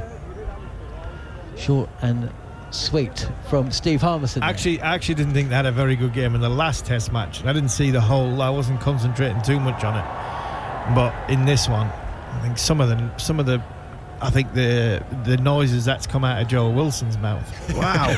Well, Dharmasena Really? has suddenly started taking 28 seconds to make every decision. Have you noticed? I think Army said he appealed 6 times. It's just because they know that you wait with Dharmasena and then eventually he changes his mind. 240 for 6 then, not 7. Tom Hartley has overturned an on-field leg before wicket call. You're listening to TalkSport 2. You're watching us via the YouTube channel, the TalkSport Cricket YouTube channel. Head over to there, subscribe. Plenty of content, plenty of interviews. As Siraj down the leg side, wide, not given of course, it is a Test match. 82 not out, Joe Root, from 190 deliveries. Tom Hartley has swiped Ashwin for 6. He's 8, and he's just overturned a leg before decision. Earlier today, England lost 5 wickets before the lunch break, and there were still 5 down at tea. 198 for 5. Since then, though, Ben Foakes, who hit 3 successive boundaries, or three boundaries from 4 Ravichandran Ashwin deliveries, 2 4s and a 6, before he succumbed. Touch of reverse swing, perhaps. Mohammad Siraj with the breakthrough. Foakes driving to mid-wicket, departing for 47. England winning what looked like a big toss, as it normally is in India. Earlier today, about 3:30 in the morning. Duckett the first to go. England losing 3 wickets for just 10 runs, and then a couple of quick ones just before the lunch break. But this game has gone one way than the other, and the second new ball is due in just under 7 overs time. Wouldn't surprise me if this ball is around the hip of Joe Root to try and get him off strike while the ball's reversing, because this might be Siraj's last over with the old ball. Joe Root is batting out of his crease and flicks this to mid-wicket.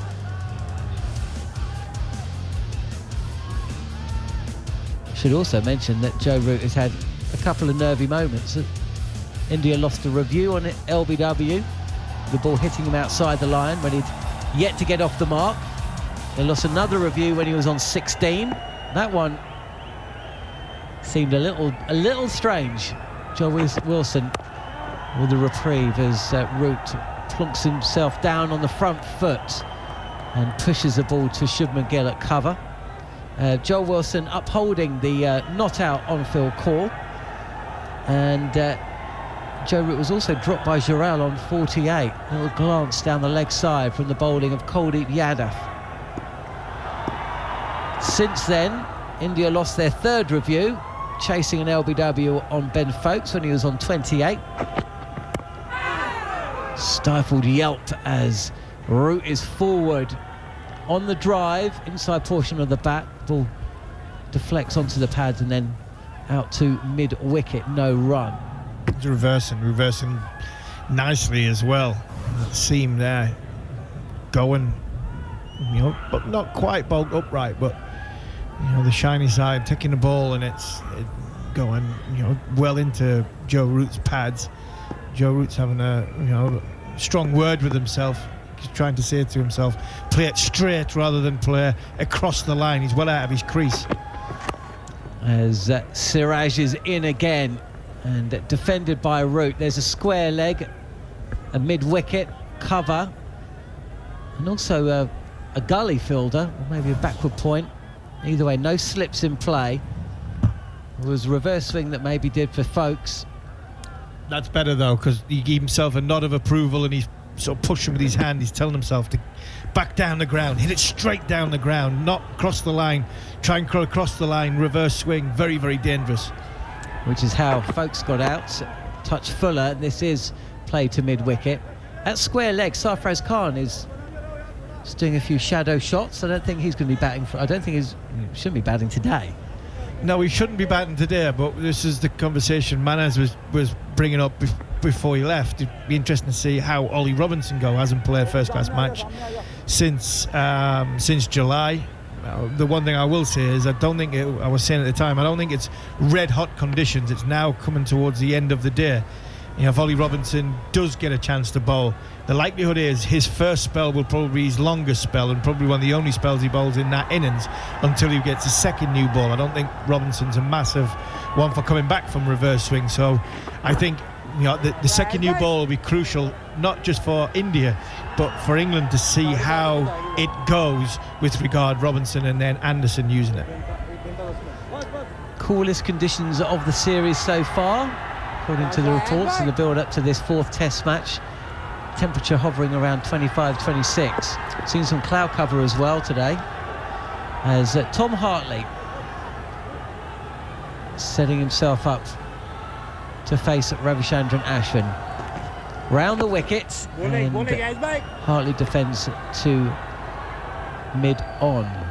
No run. It gets quite hot in Ranchi as well. It's kind of a dusty place. So any cloud, I think both teams would be happy with that. Forward again is Hartley. I think Hartley's impressed us all, really, hasn't he? Considering so little was known of him coming into this series, but he shapes up well with the bat. Competitor. He bowls wicket-taking deliveries. Slightly wide at Ashwin, but straight again and defended again by Hartley. Yeah, I think he's been a real find. I think the reason why they picked him was because of his tall release point driving to the surface. I think he's not had the control as probably you would want, but he does bowl wicket-taking balls. Down the track and driven. Ashwin sticks out a right boot. Hartley was coming down the track come what may. There's a misfield at mid-off, otherwise could have been different. If Akash Deep could have collected this ball, I think Hartley probably running to the danger end would have been okay. And probably Joe Root as well, who seemed a little bit flat-footed when he took off, but a single added to the score. Yeah, I think they were both fine and both safe. That's the beauty. I think the thing from Hartley's being his batting.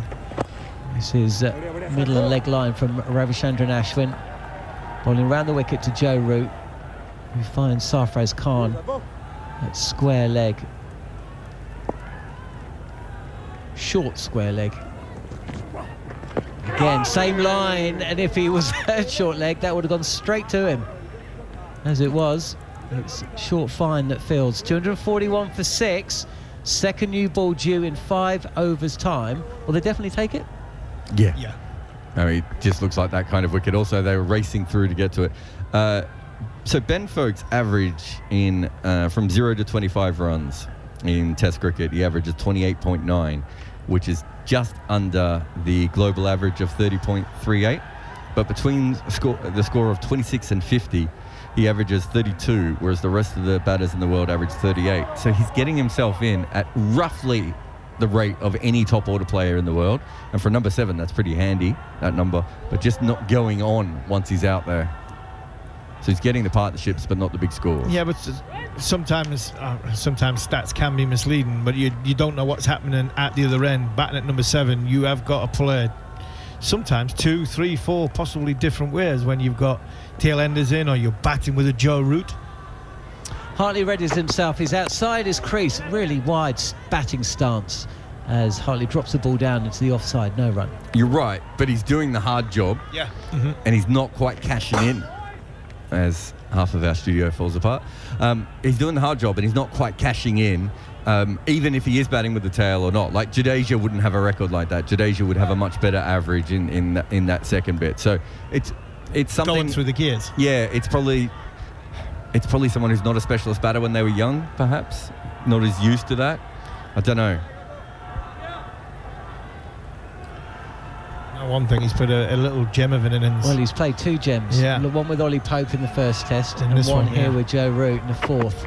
As Hartley edges just short of second slip, the ball will race away to the boundary for 4. I think it died on Shubman Gill. No, it's Jaswal at second slip. That was a genuine edge for 4. Yeah, good bowling. You know, I thought earlier that they'd try and get Root off the strike so that they could give Siraj an over at Hartley. This time he finally gets him around the wicket. But soft hands from Hartley, to be fair, and that falls short of slip. Just a length ball outside off stump. Maybe faded away a little bit in the air. Not the reverse swing we saw when Folkes was out. So who will take the new ball then, the second new ball? Obviously, Akash Deep will bowl at one probably end. go with Deep, and will it be going with Jadeja? Probably, yeah. Yeah, Ashwin's more comfortable with a newer ball, but Jadeja I think's been more dangerous. Hartley sets himself up and he's bowled. Mohammad Siraj gets one to come into the left-handed Hartley, and off stump spin knocked back. Hartley goes for 13. England lose their 7th, and that was an absolute peach of a delivery from Siraj, who picks up his 2nd wicket of the day. Never mind the second new ball. Mohammad Siraj is saying, we're not going to get there, I'm going to bowl them out and not give anybody else the chance. That was an absolute beauty from around the wicket. Tom Hartley's face just says it all. And that's not done a great deal wrong there. Ball's in and around off stump. I've pushed forward at it. The ball's just left him, clipped the top of the stumps. It's a beauty from Mohammad Siraj. And Ollie Robinson walks out now. England 245 for 7. Joe Root 82 not out. 4.3 overs away from the new ball. So, yeah, this is crucial time for England. Can they eke out another 20, 25 more runs? India will be looking and thinking, right, do we really, not so much do we want the second new ball? Can we get England all out before they get there? Well, that was an absolute beauty of a delivery from Siraj, wasn't it? And it's going to be tricky for Robinson. I suppose now, if you're going to start reverse scooping, I think everybody will agree that now's the time to do it if you're Joe Root. Yeah, no, I think Robinson can bat. I thought you meant Robinson. Yeah, Robinson possibly. He can do it as well. I really hope he doesn't, because I think we need his body to stay intact for him bowling. And if he starts reversing, sweeping it and going down on one knee, then something might fall to bits in his body. But no, I think from a Root point of view, I still think Root carries on playing the way he does. I think once he gets Bashir and Anderson in, then I think you might see Joe go for the more expansive shots. But at this minute in time with Ollie Robinson, I think Ollie Robinson can hold a bat.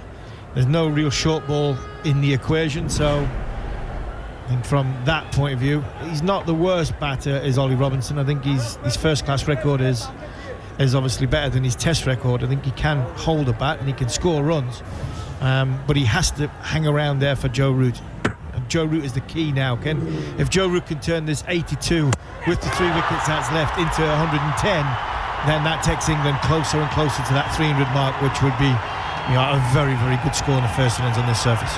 It's interesting from a tactical point of view. I don't think you'd make this change, Harmy, but from a tactical point of view, when the ball was reversing, it probably made more sense to have Robinson in with his low back lift.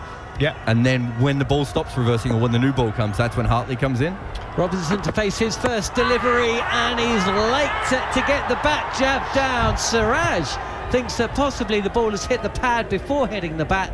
India do not have any reviews though. That said, that's exactly what he did there, and it almost bowled him anyway. Almost bowled him, yeah. I think Hartley's right. You're right to bring Hartley in at number 8.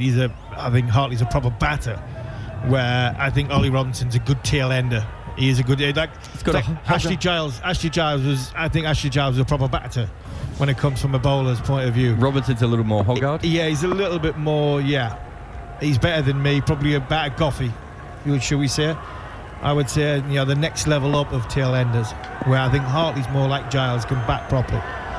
Second ball, and it's a full toss driven and fielded from his bowling by Siraj. Didn't quite get that one right. Sun comes out. England 245 for 7 here on TalkSport 2. Yeah, I don't think you'd ever make the change, although in baseball they'll do all sorts of things. I just more meant from the game situation, you get 10 overs out of Ollie Robinson blocking it, and hopefully doesn't get bowled or LBW from the ball, and then Hartley could come out against the new ball, hit a couple of boundaries quickly. Yeah, but Siraj is bowling beautifully here again. I thought he bowled well against Root in that last over. Trying to get it to swing very full. At these spells today, he's gone for 6.7 runs, 8 runs, and 1.6. He basically needs it to reverse, doesn't he? Here is Siraj. This is a length delivery, and Robinson will get off the mark with a nicely played clip through mid-wicket. 2 fielders there, bisects them, and it means that he will face the first ball of the 77th over, 2-4-6-7, and I'm not sure India will be too bothered by that. That's what I was about to say. They had 2 short mid-wickets. He picked the gap, and then suddenly Robinson realised there was a single on offer. They'd be massively happy with that, India, because they weren't even looking for that as an option. So probably with Robinson in, you give the ball to Jadeja or Kuldeep now. Yeah, you still need runs. You still want to keep that scoreboard ticking over. And England going into the negative mindset. Yeah, Robinson can bat. I still think England has still got to be thinking, be positive from getting runs on the board as opposed to just completely stopping the game. Then all of a sudden Joe Root not get on strike, and India go bang, bang, bang, and England all out for 250. It is Jadeja. He's taken 1 for 44 from his 23 overs, and he is bowling to Ollie Robinson, who is forward defending. 1 slip in place. Kind of fielders coming in, trying to prevent the ones. As again, he's forward defending. Jadeja bowling round the wicket to the right-handed Ollie Robinson. Shubman Gill at cover. Sarfraz Khan close to the bat on the offside. He plays back, and it's Khan who fields. Can England get up to, 275? Certainly would have taken it when they're 112 for 5.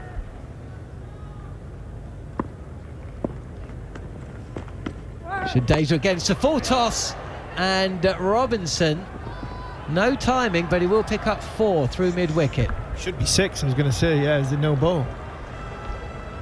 That was proper club cricket. From everyone. It was so badly played by Robinson, and not his fault. You're not expecting Jadeja, of all people, to bowl a nipple high, belly button high, full toss. And he wasn't ready to play that shot at all. Oh, Rohit, not happy.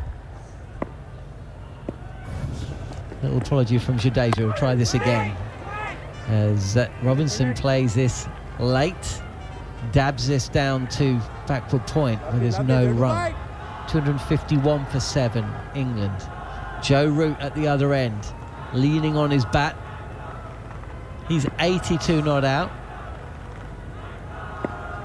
Will he have an opportunity to reach 3 figures? Flatter from Jadeja. And Robinson has a little stroll towards square leg, seemingly unflustered on his return to the England side. He's had a spell on the sidelines. 5 not out as he faces Jadeja, and this is on the pads and clipped to mid-wicket. No run. And drinks, gentlemen. Jarrod Kimber and Steve Thompson alongside me. John Norman in the commentary box. This has been a brilliant day's cricket.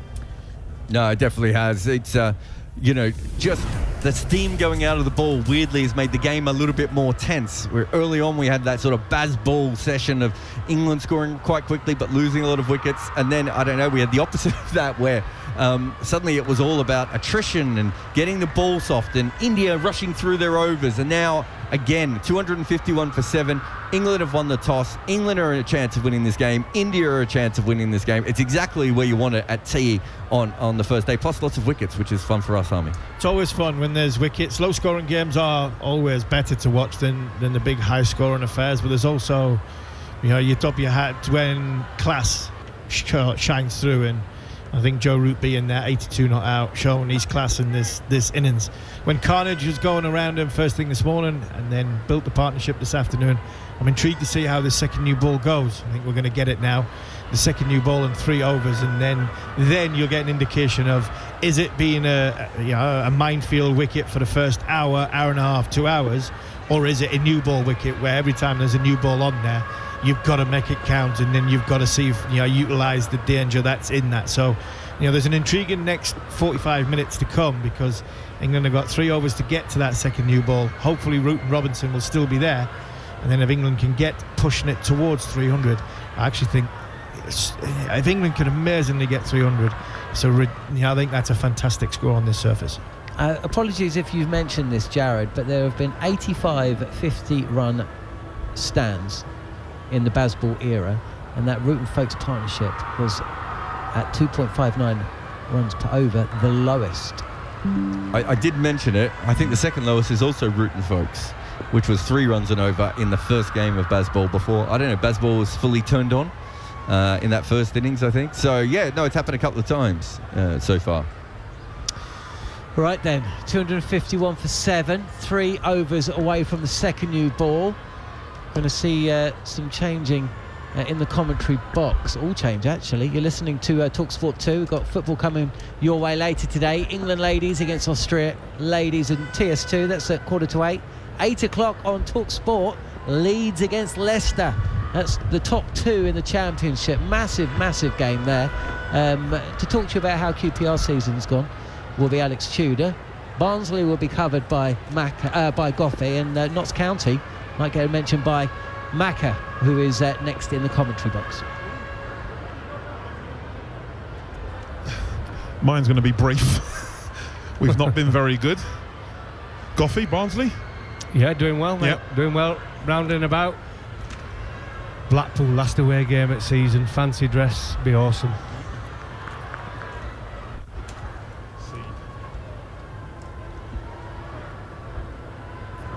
Right then, hour to go. Actually, it may not be an hour because there's only 13 overs. 3 away from the new ball.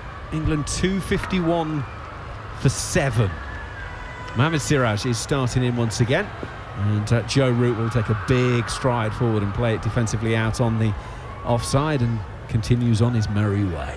I think that's what's been impressive about Joe Root today for me, is he's been positive with his footwork.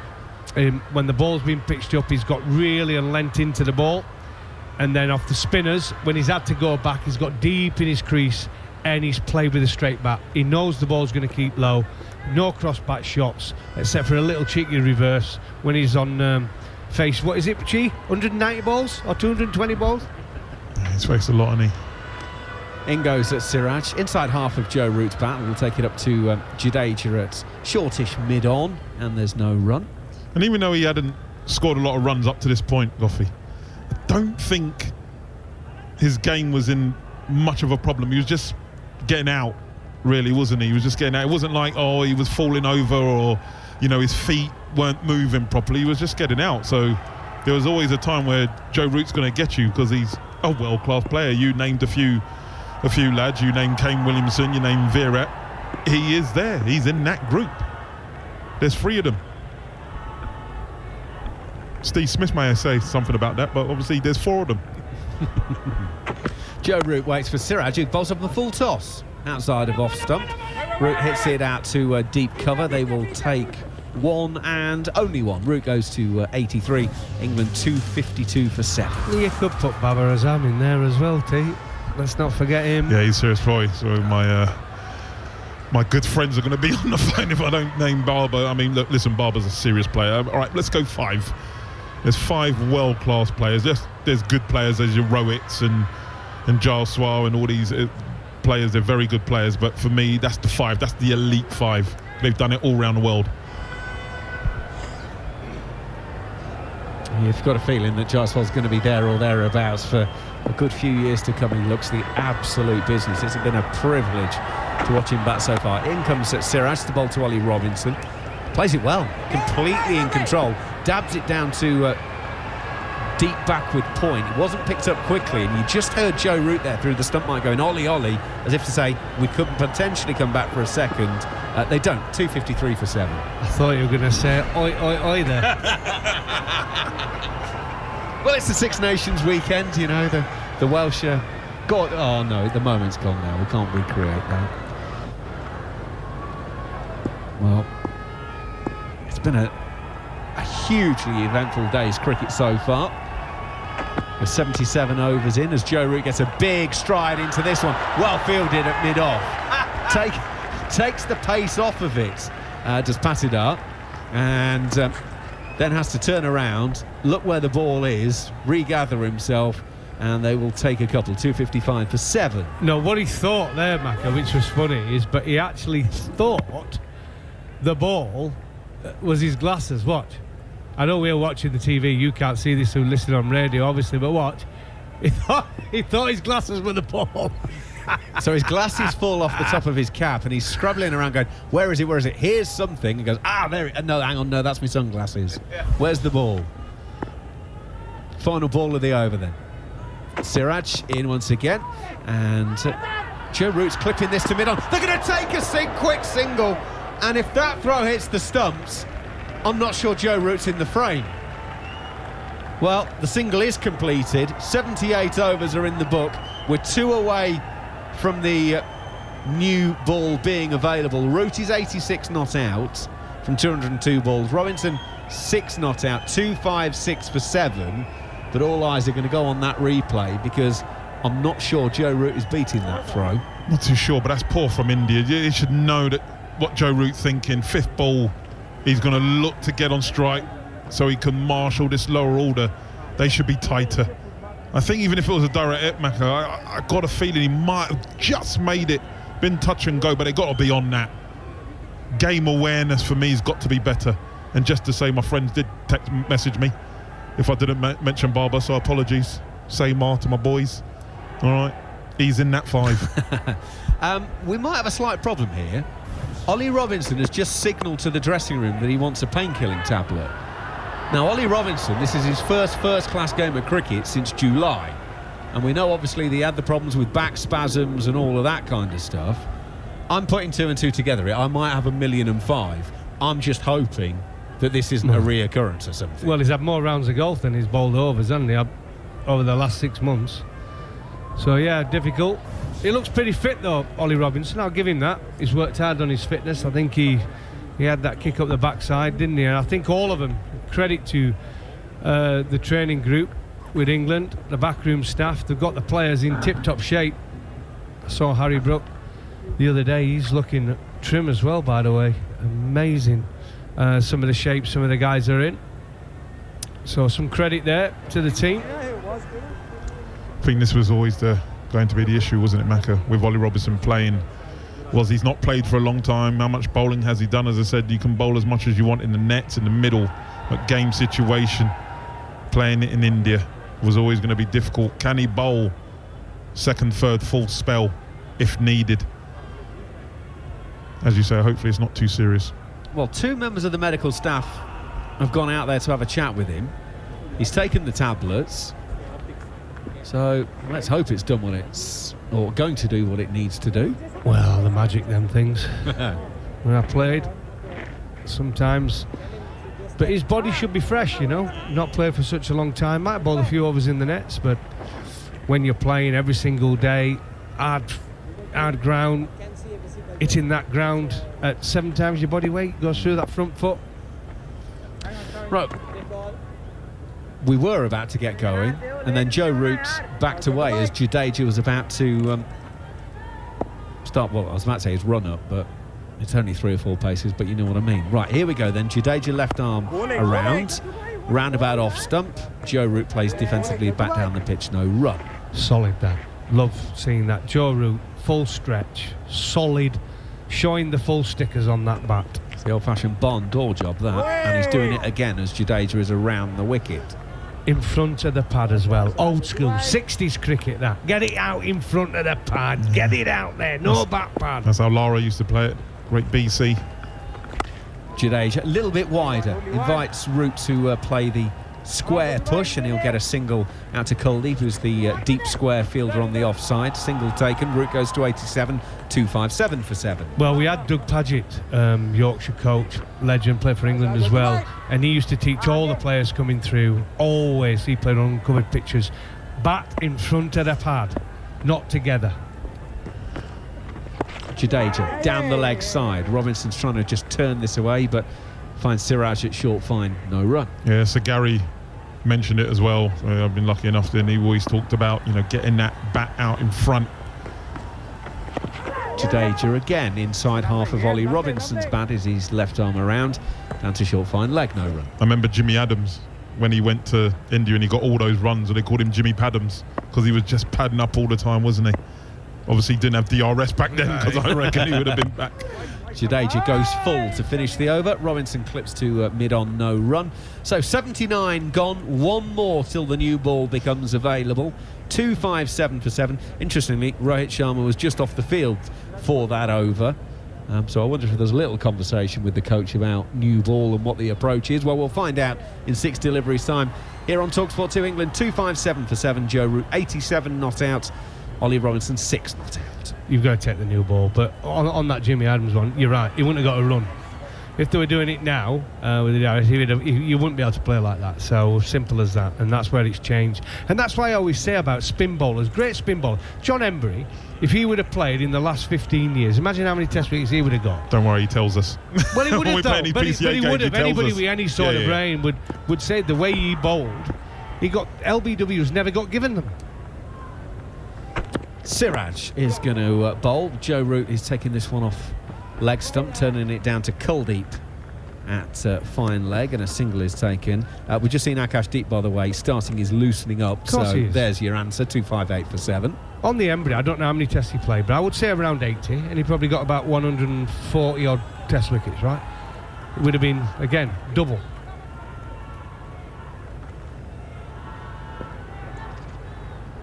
Robinson waits for Siraj.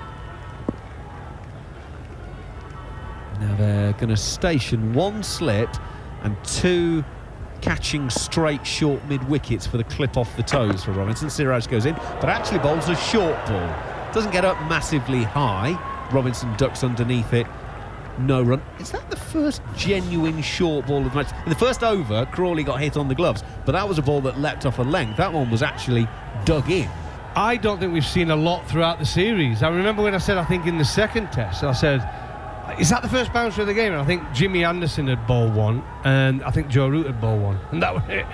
I mean, Mark Wood in Rajkot did go basically a spell of hammering it in short, which was pretty soul-destroying for him, actually. But we haven't seen that many, but that was a genuinely short one.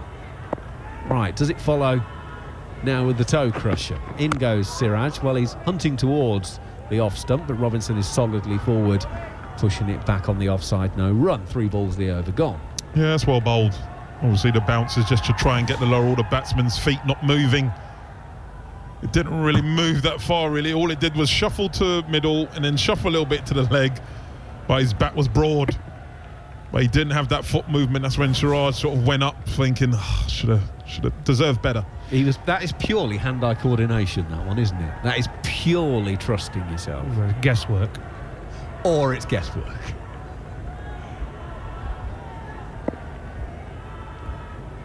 Fourth ball of the over. Siraj is on the way, past the umpire. It's a nice-looking shot from Robinson. Just easily plays it up to mid-off. No run. 2 balls of the over to go until the new ball is available. That's where we like it.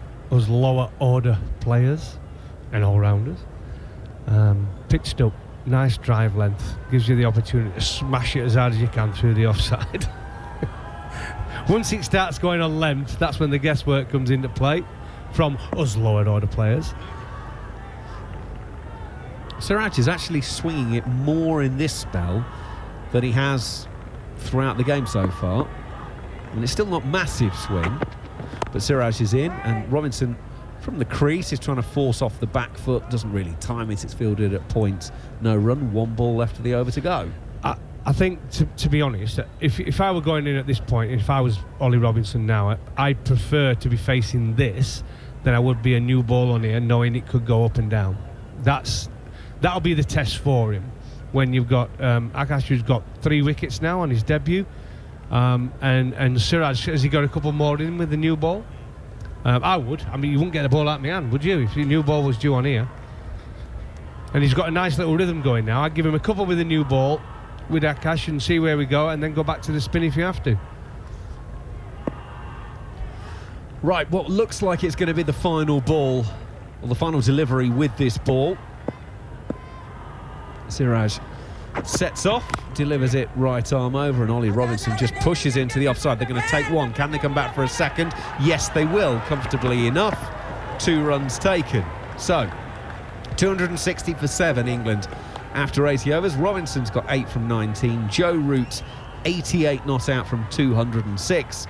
And all eyes are on the umpire, just waiting for the signal to be made that the new ball will be taken, because we're all expecting India to take it absolutely straight away, bearing in mind what it did earlier.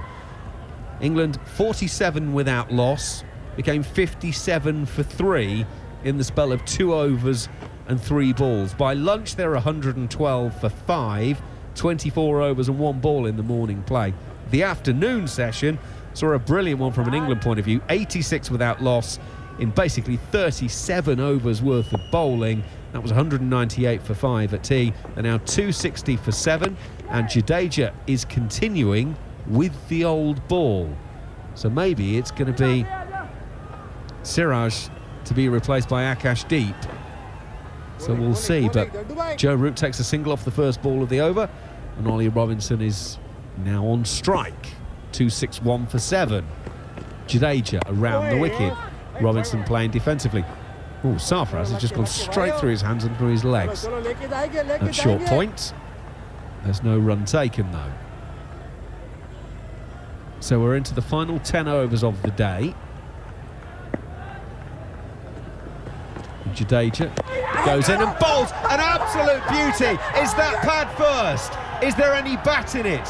Not out, says Kumar Dharmasena. We've seen Jadeja go up really excitedly throughout the day, but India don't have any reviews left.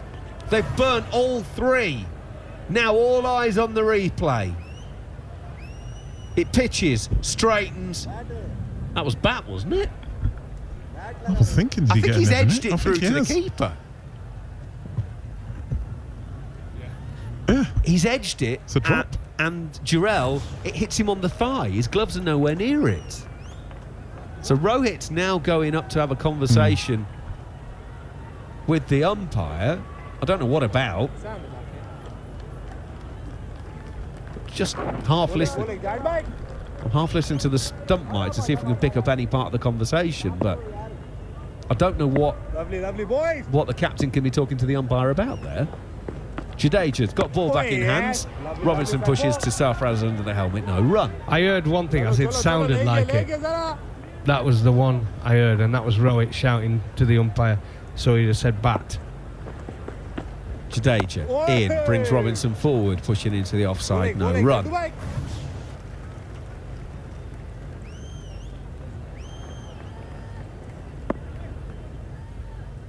Well, they're also...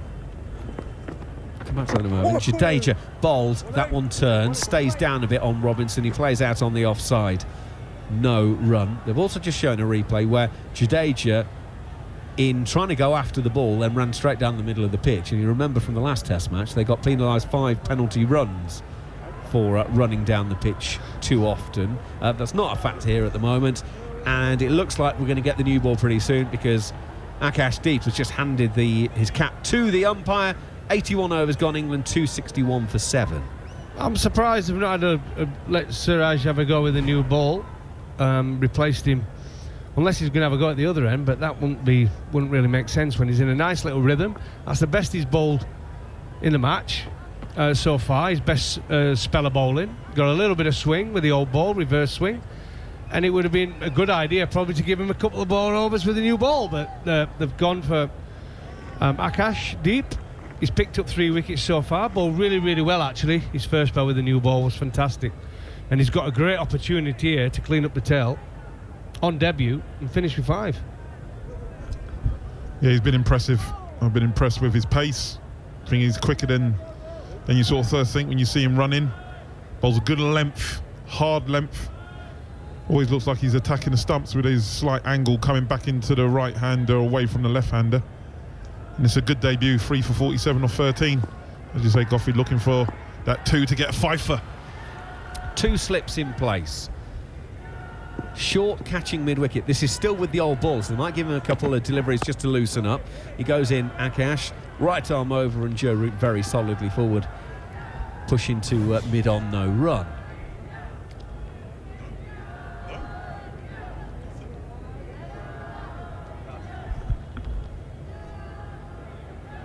Okay, we've all stopped talking, and I'll explain why in a minute. Absolute. But you've just heard a death rattle from the TV. That is because they have shown, I've just put the technology on, they don't believe it was an edge from Ollie Robinson. In goes Akashdeep, it's down the leg side. Joe Root helps it on its way, and it'll be 4 runs. Joe Root goes into the 90s, 93 not out. England 265 for 7. But yeah, just to finish that off, Ollie Robinson, according to the technology, didn't get a touch on it. It was pad, and it was clattering into the stumps if it had gone to the technology for the DRS, but India don't have any reviews left. All I'm going to say is, thank God Harmy's not in it. Harmy'd be going off down the side again, wouldn't he? He was dead, wasn't it? Middling off, we're hitting, knocking the poles out. Akashdeep in once again with the old ball. Root turns round the corner through square leg. It'll be hauled in about 5 metres inside the square leg boundary. 2 more to the total, 2 more to Joe Root. He goes to 95. Well, the only thing, Goffey, that we felt that saved him is that we thought he nicked it. But he's missed it.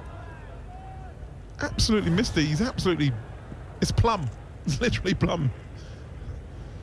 Keep Army out of it. Keep Army out of it, honestly. It's been a tough day for the umpires so far today, it has to be said. 267 for 7. There's been a lot happening. Root 95 not out. In goes Akash. He's down the leg side. Root's missed out on one there.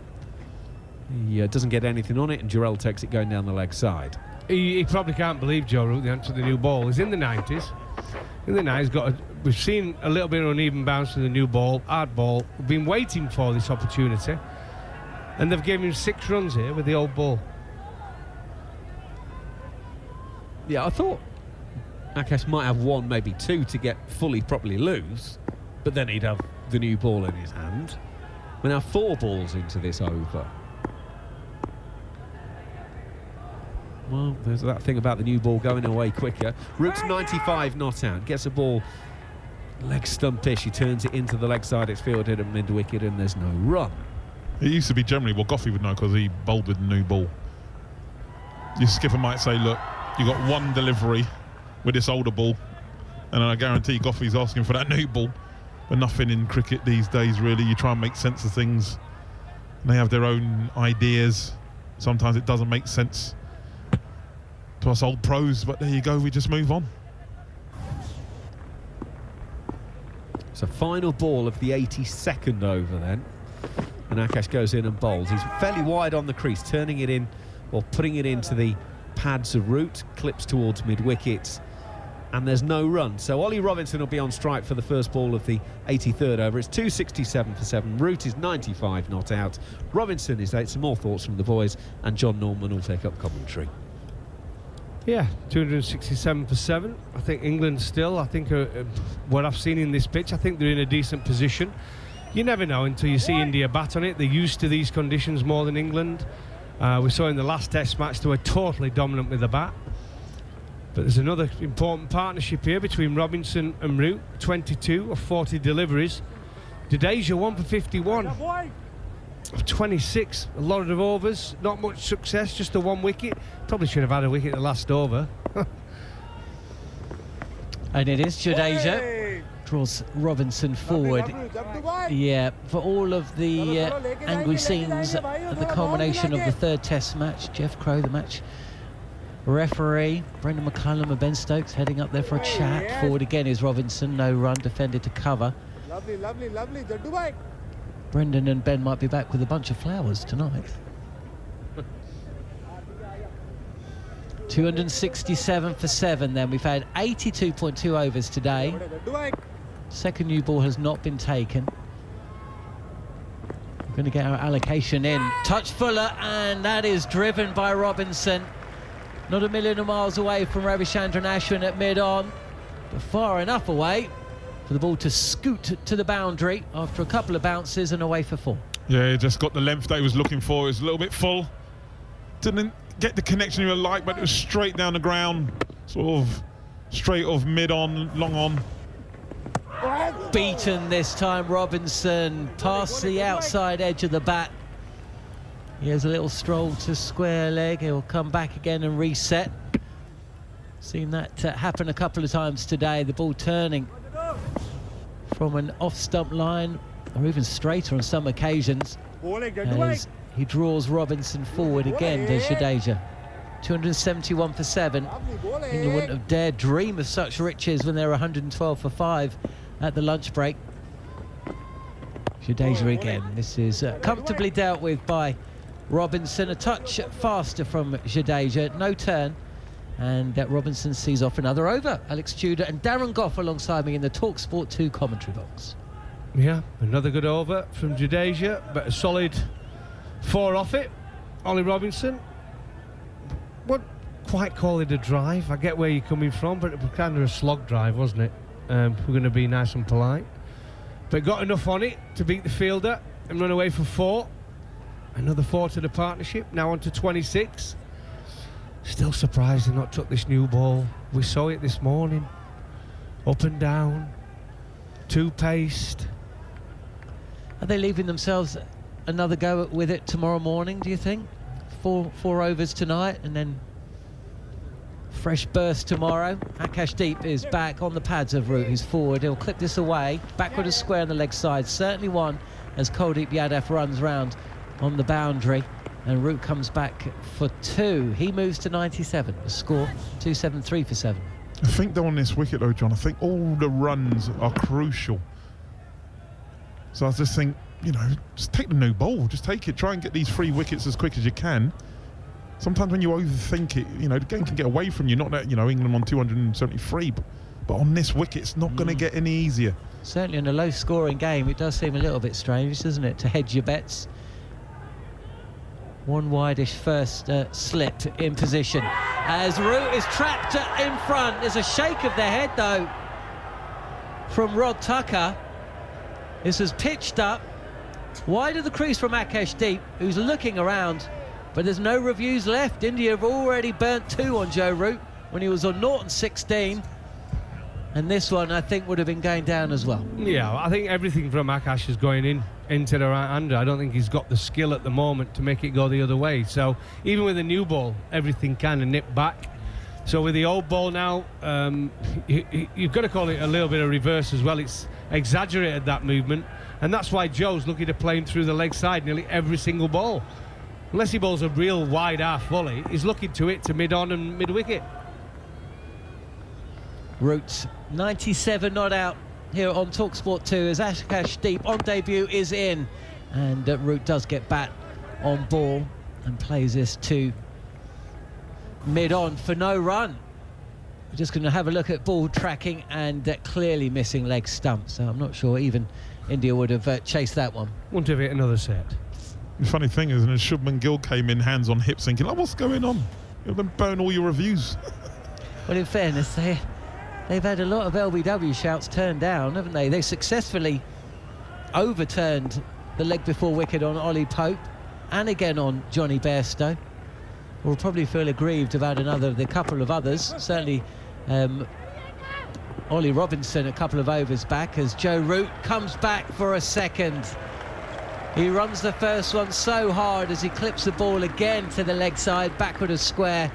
And he's back on strike. 2 balls left of Akashdeep's over. And Joe Root is on 99 not out.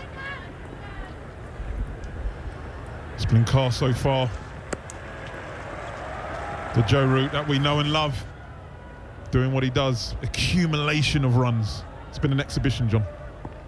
I wonder whether Michael Vaughan and some of those who were pretty critical of Joe Root's display in the 3rd test might be feeling there's some validation here, or vindication, because it has been a classical innings from Joe Root, who's 99 not out, but he won't reach 100 to that delivery as he props forward and pops the ball out to the offside. No run.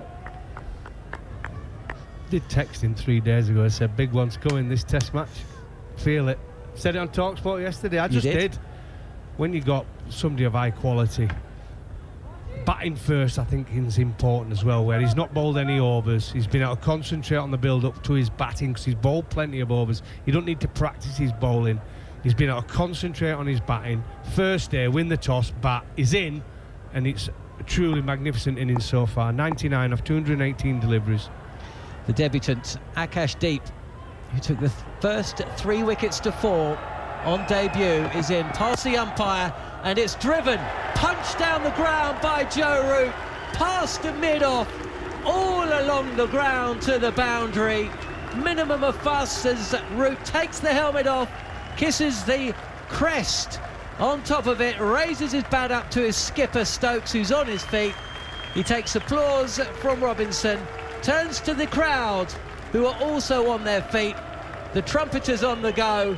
Joe Root reaches 100, and England now 279 for 7. Absolute world class from England's world class player. There's a matter of time, as Goffey said. World class players don't go through a series not scoring runs. Very rare.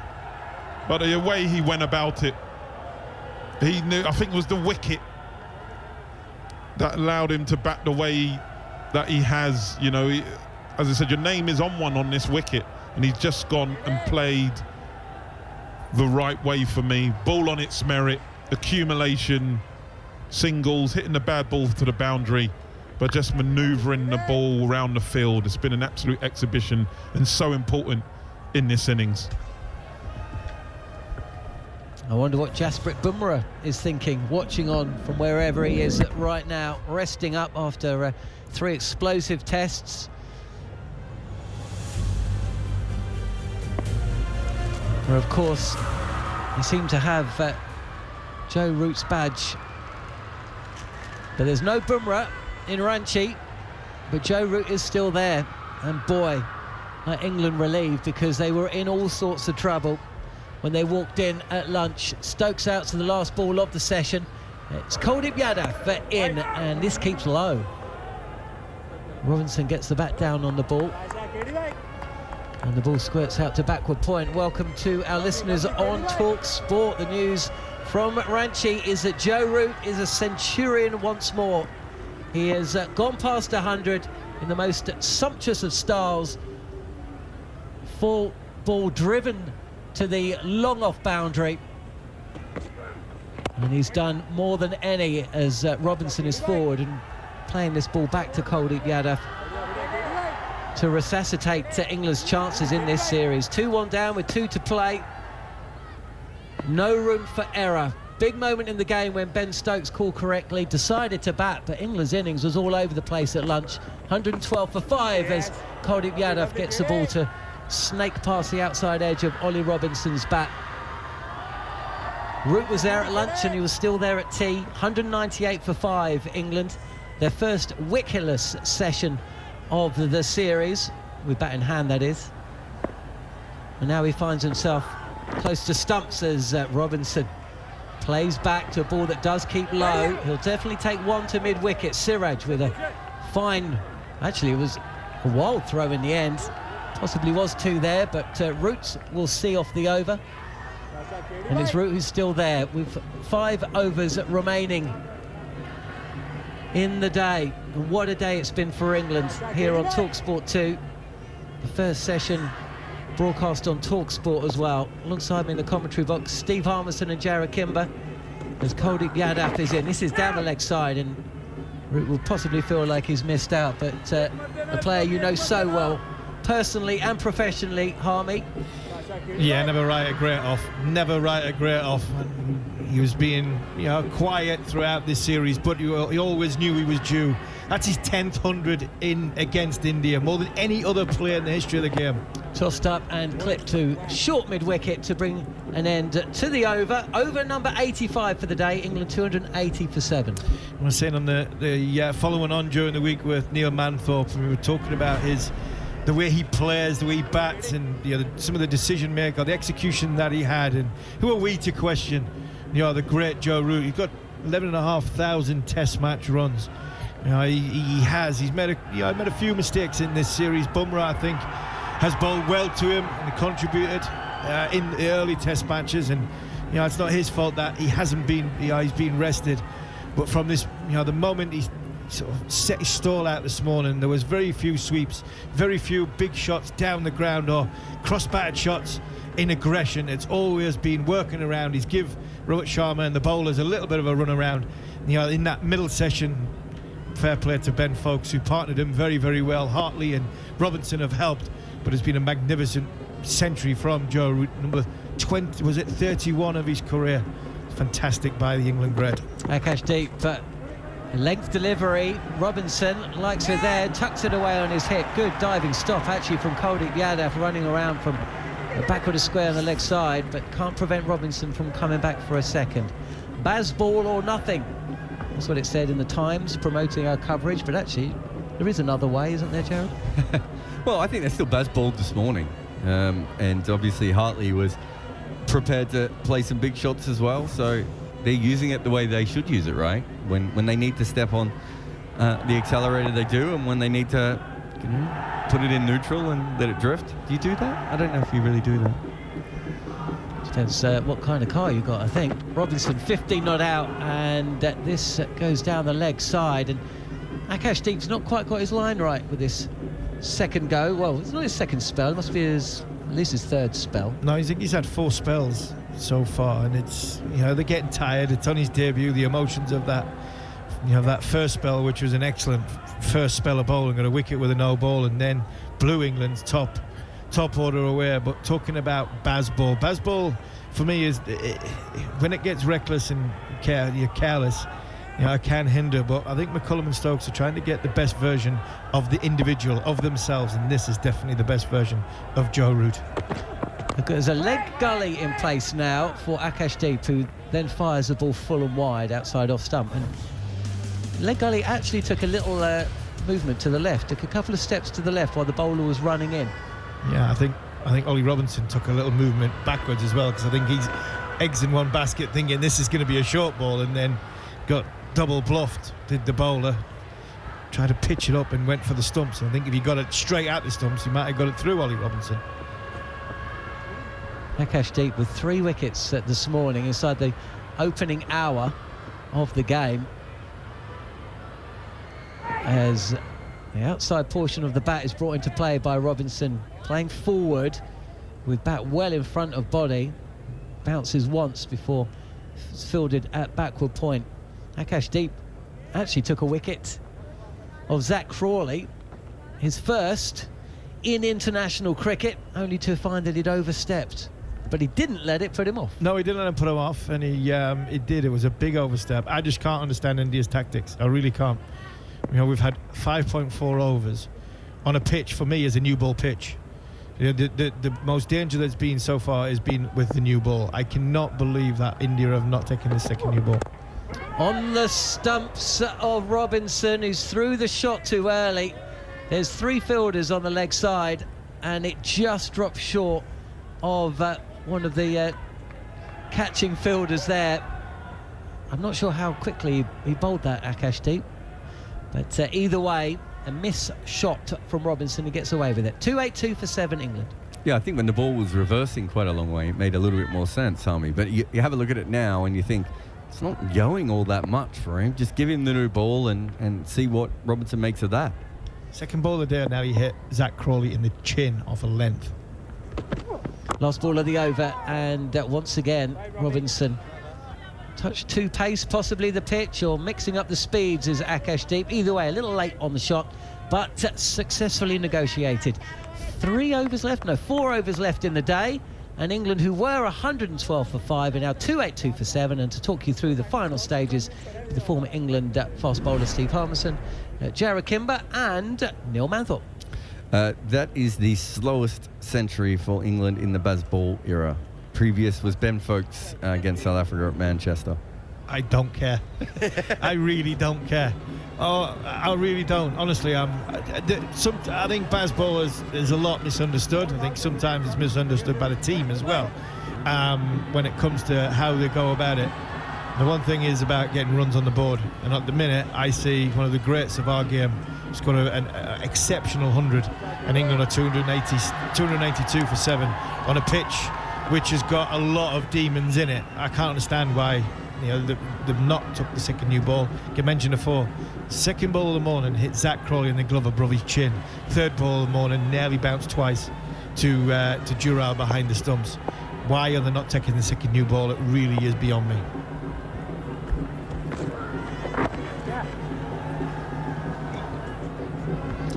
Just flicks this on the leg side. There's Robertson. Kuldeep Yadav goes out to square leg.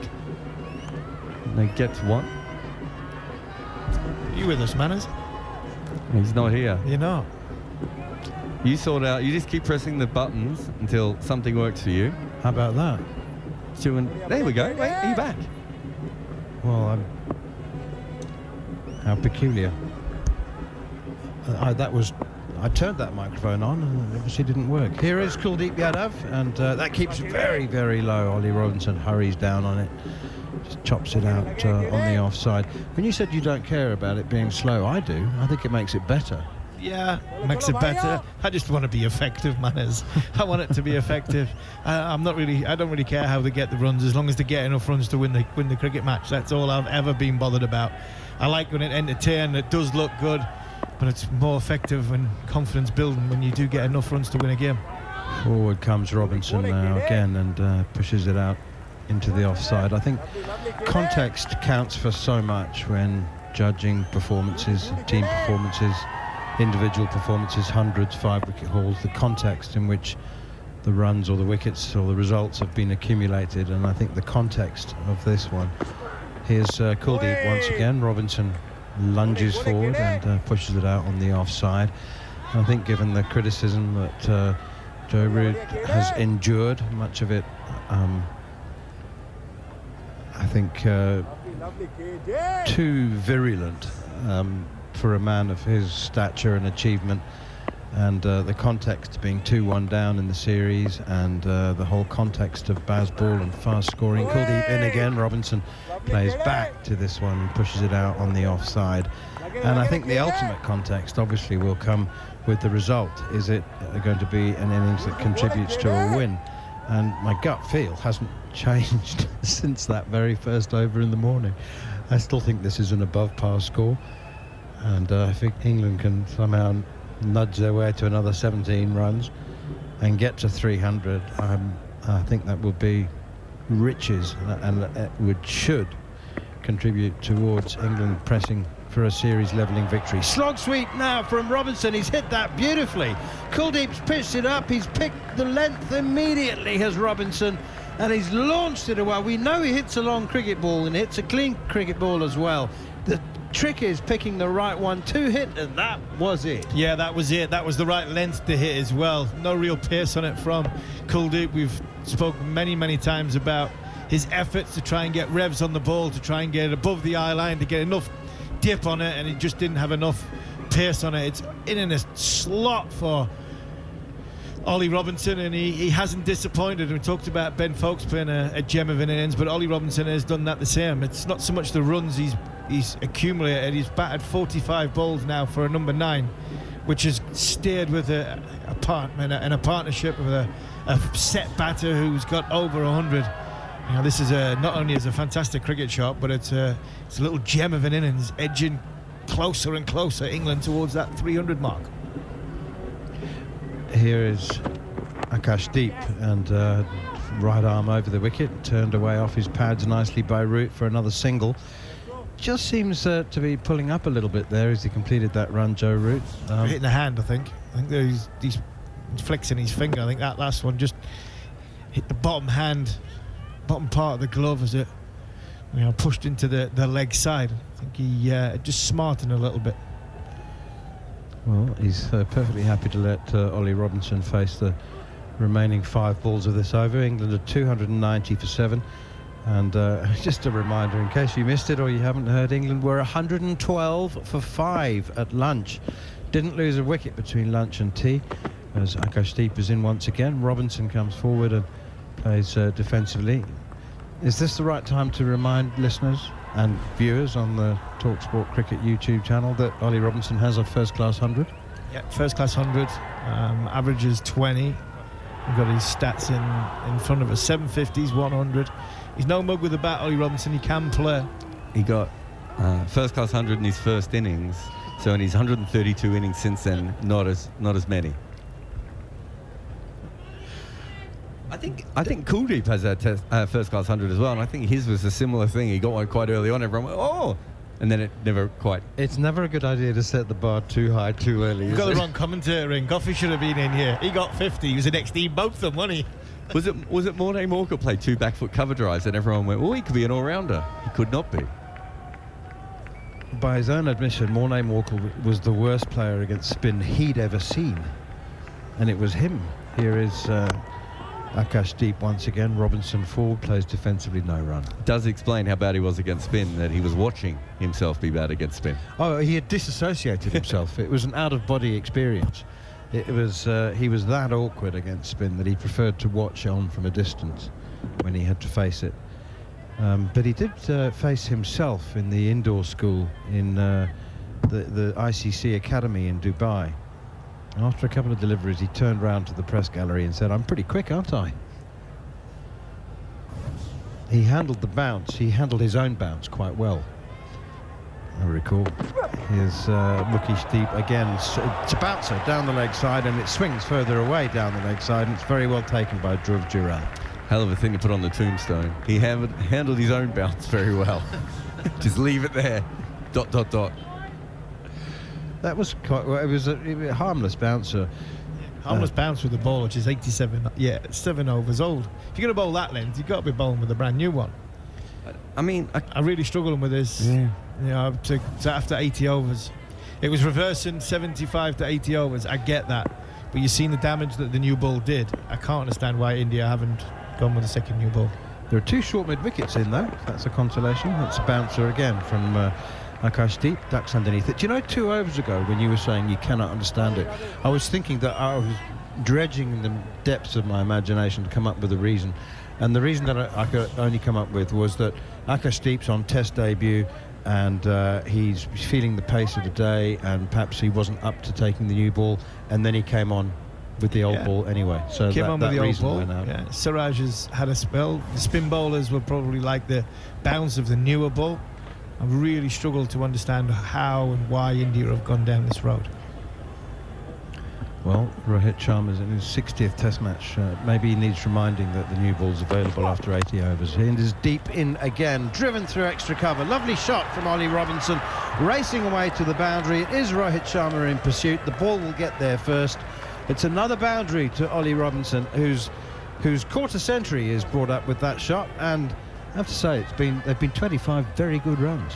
A little bit of a throw down that one, but yeah, very good shot from him. I think the last 2 boundaries he's hit, in fact, and a no ball, so we'll not quite the end of the over there. Akash Deep has had that problem all day, but he's been waiting for the ball to be in the right area. There's nothing in this pitch that's bothering him now. The ball's stopped reverse sweeping. It's not. The ball hasn't reverse swept all day, but the ball stopped reverse swinging a lot. It is tailing very, very slightly. But I think at this stage, it doesn't really make any sense. It must just be that they think that they want Siraj and Akash to be fresh for tomorrow, would be my only guess, Harmy. It's not an excuse. Here comes Mukesh Deep. Oh, low full toss, shin high, and it's a gift. It'll only cost a single as Robinson clips it out to Rajat Padikar on the deep square leg boundary. 88 overs gone. England 296 for 7. There was a long... almost animated conversation between Joe Root and Ollie Robinson there. There's only 3 overs to go just before the start of the previous over, and Joe Root was looking quite earnest. I can only imagine that he was saying, was it the garlic naan you had at room service last night? It's something that he's had. Whatever he's had, I think he'll be getting it again and again and again. He's looked in nice touches, Ollie Robinson. Good movements. You know, he hasn't gone a million mile forward. He's not been trapped on the crease too much. His hands, he has got very good hands, as Ollie Robinson, as we've seen from that last extra cover drive. You know, not massive foot movement, but it's been along with Ben Foakes and along with Tom Hartley, these are hugely valuable runs towards a total, which England, I think I think England are well ahead of the game. Do you know if England are allowed to have room service, seeing as they're travelling with their own chef? Yeah, I would have thought so. That'd be all right. Just so you don't have to eat get somebody to send chef it up to only. Food. Well, I would imagine the chef cooks it and just send the waiter up with it. Okay. 2 overs to go. It's been a day that England will. Well, they won't celebrate yet, but it'll be one that I think that they will treasure, having been 112 for 5. Thoughts of them being bowled out for less than 150, and here they are, 4 runs short of 300. Here's Kuldeep Yadav, left arm wrist spin. That one keeps low. Robinson watches it carefully, keeps his eye on it, chips it out on the onside towards mid-wicket, and there's no run straight to the fielder. There's a man at deep mid-wicket and long on. And, well, if Ollie Robinson's going to go for the slog sweep, the penultimate over of the day, then there's a man there to dissuade him. Here is Kuldeep once again. Turns quite sharply from outside the off stump into the right-hander's pads. Routes 105, Robinson 26. England are 296 for 7. The other major contributors today, second highest score of 47 from Ben Foakes, 42 from Zach Crawley, and 38 from Johnny Bairstow. Kuldeep, once more, forward comes Robinson, pushing it out towards square leg. It's a small thing, but have you noticed how early Robinson gets ready for each ball? I reckon he was in his crouch then for about 10 seconds before Kuldeep. He's never going to be rushed when he's batting. No. Yeah, he's working well with the bowlers to make sure that we finish on time. Might get an extra over. Here's Kuldeep again, very wide of the off stump. That's very well left by Robinson. I know that it was wide, very wide of the off stump, but he could have just stood there, but he had the presence of mind to shuffle across, cover the stumps, and then get the bat and gloves out of harm's way. That was a particularly good leave. Here is Yadav once again. Wrongan too wide, and Robinson pushes it behind square on the offside straight to the fielder. 296 for 7. To be fair to Ollie Robinson, when he gets into some exchanges with batters, Ollie Robinson, who on social media can act a little bit of a clown, he's actually got a very, very good cricket brain. You see him when he bowls, thinks about the game. You've seen him in this innings when he batted 56 balls. He's shown what a very, very intelligent cricketer he is. Here's Kuldeep, sharp turner from outside the off stump in towards the pads, but again well watched. It's a very underrated key to successful batting, but lower order bats just watch the ball, and Robinson's doing that very well. Who's going to make sure that this over goes for exactly 4 minutes? Ollie Robinson, because he's the sort of person who will go and start a fight. Because he could start a fight in an empty room, could young Ollie. But I think he could go and have a word. One of the players then tell him to hurry up. He then gets into an exchange, and all of a sudden 3.5 minutes is gone, 2 balls left, and England make sure that this is the last over. That's the sort of for someone who with so much cricketing nous, as you have just explained, he does sometimes go out of his way and does a quite convincing job to disguise himself as a fool. Yeah, he does, and he's very good at that. Yeah. Oh, hello, this is something a bit different. This is something very different. This is Yashasvi Jaiswal coming on to bowl the last over of the day from the Amitabh Chowdhury Pavilion end, bowling leg breaks. Let's see what he bowls first. The caption says that he bowls because leg breaks. Quite often with TV, it's not their fault. They just look at a first-class register and it says a random thing. Let's see what he bowls. It looks like he might bowl leg spin. Wouldn't it be great if he came in and bowled seam up? To the new ball. To be fair, the way his series has gone, he might just pick a wicket up here.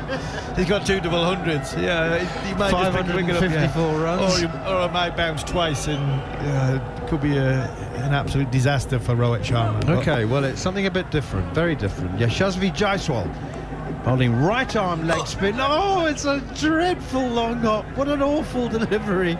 That's a delivery of a batsman who wasn't expecting to bowl and possibly hasn't bowled since under 16s. It's the best delivery England could have hoped for at that point, because it's a single. Joe Root down to the non-strikers end. So Ollie Robinson's got 5 balls to just get through this over this deer, and it will be England's deer. Here's Jaiswal and bowls another leg spinner. Oh, that's better. Oh, that landed on leg stump and spun a bit too.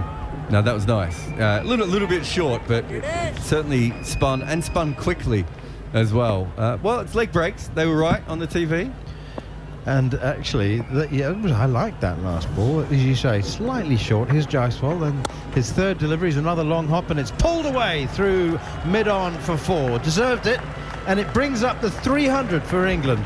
Now we can officially say it's been an outstanding day for the tourists. Harmy, you can probably have the rest of this over off. I think this is more one for the club cricket guys in me and Manners.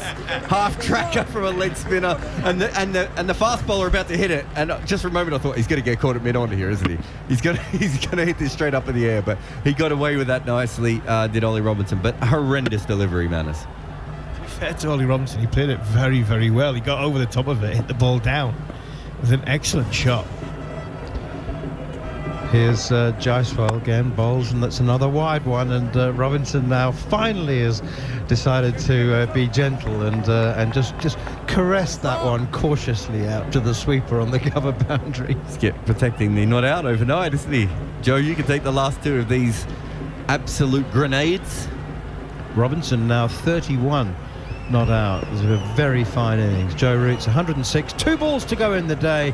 Jaiswal into Root, hits on the pad, and Dhruv Jurel, the keeper, asks the question. I don't know what question he was asking, but it couldn't have been for LBW. That's the appeal that you do when a part-time is on. Yeah, just for you fun. land it in a good spot, I think. Yeah, it's like when you say you play on a flat wicket, you play and miss, that should be out. Last ball of the day, England 302 for 7. Jaiswal in and left alone by Joe Root, who finishes the day on a magnificent 106. Ollie Robinson has more than played his part with 31 not out from 60 balls, and England finish day 1 of the 4th Test match in Ranchi on 302 for 7, having slumped to 112 for 5 at lunchtime. It represents a magnificent recovery for the tourists and a particularly special day for Joe Root, whose 31st Test century was the slowest of the Bazball era of any England batsman, but could well be one of the more important. And the session has yielded 104 runs and just 2 wickets. A remarkable turnaround for England. As I said, 112 for 5, half the team gone. Only Joe Root between them and the precipice of disaster and possibly a lost series, and yet Joe Root has produced an absolute masterclass of patience, an innings in which he limited himself to the least vulnerable scoring options. He barely swept a ball, 1 reverse sweep all day. He kept himself to a diet of straight batted drives, cuts, dabs, and my goodness me, what a brilliant result for England. In a moment will be the Following On podcast, hosted by Macca, Andrew McKenna. He'll be with Alex Tudor and Darren Goff. In fact, Joe Root, 106 not out, 302 for 7. Just a very quick word from you, Goffy, as Macca takes over from me, and then you'll be with the day's highlights and the wrap of the day's play with Following On.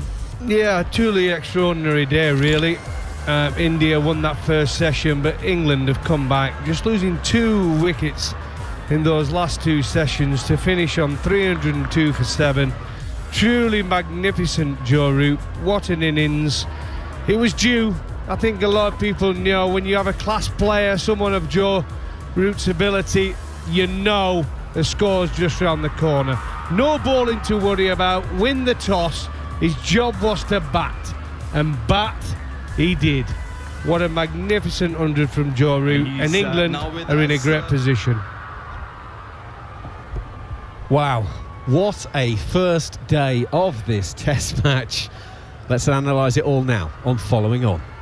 on DAB+, online, via the TalkSport app and on your smart speaker. Exclusive ball-by-ball commentary of the 4th Test match, live from Ranchi.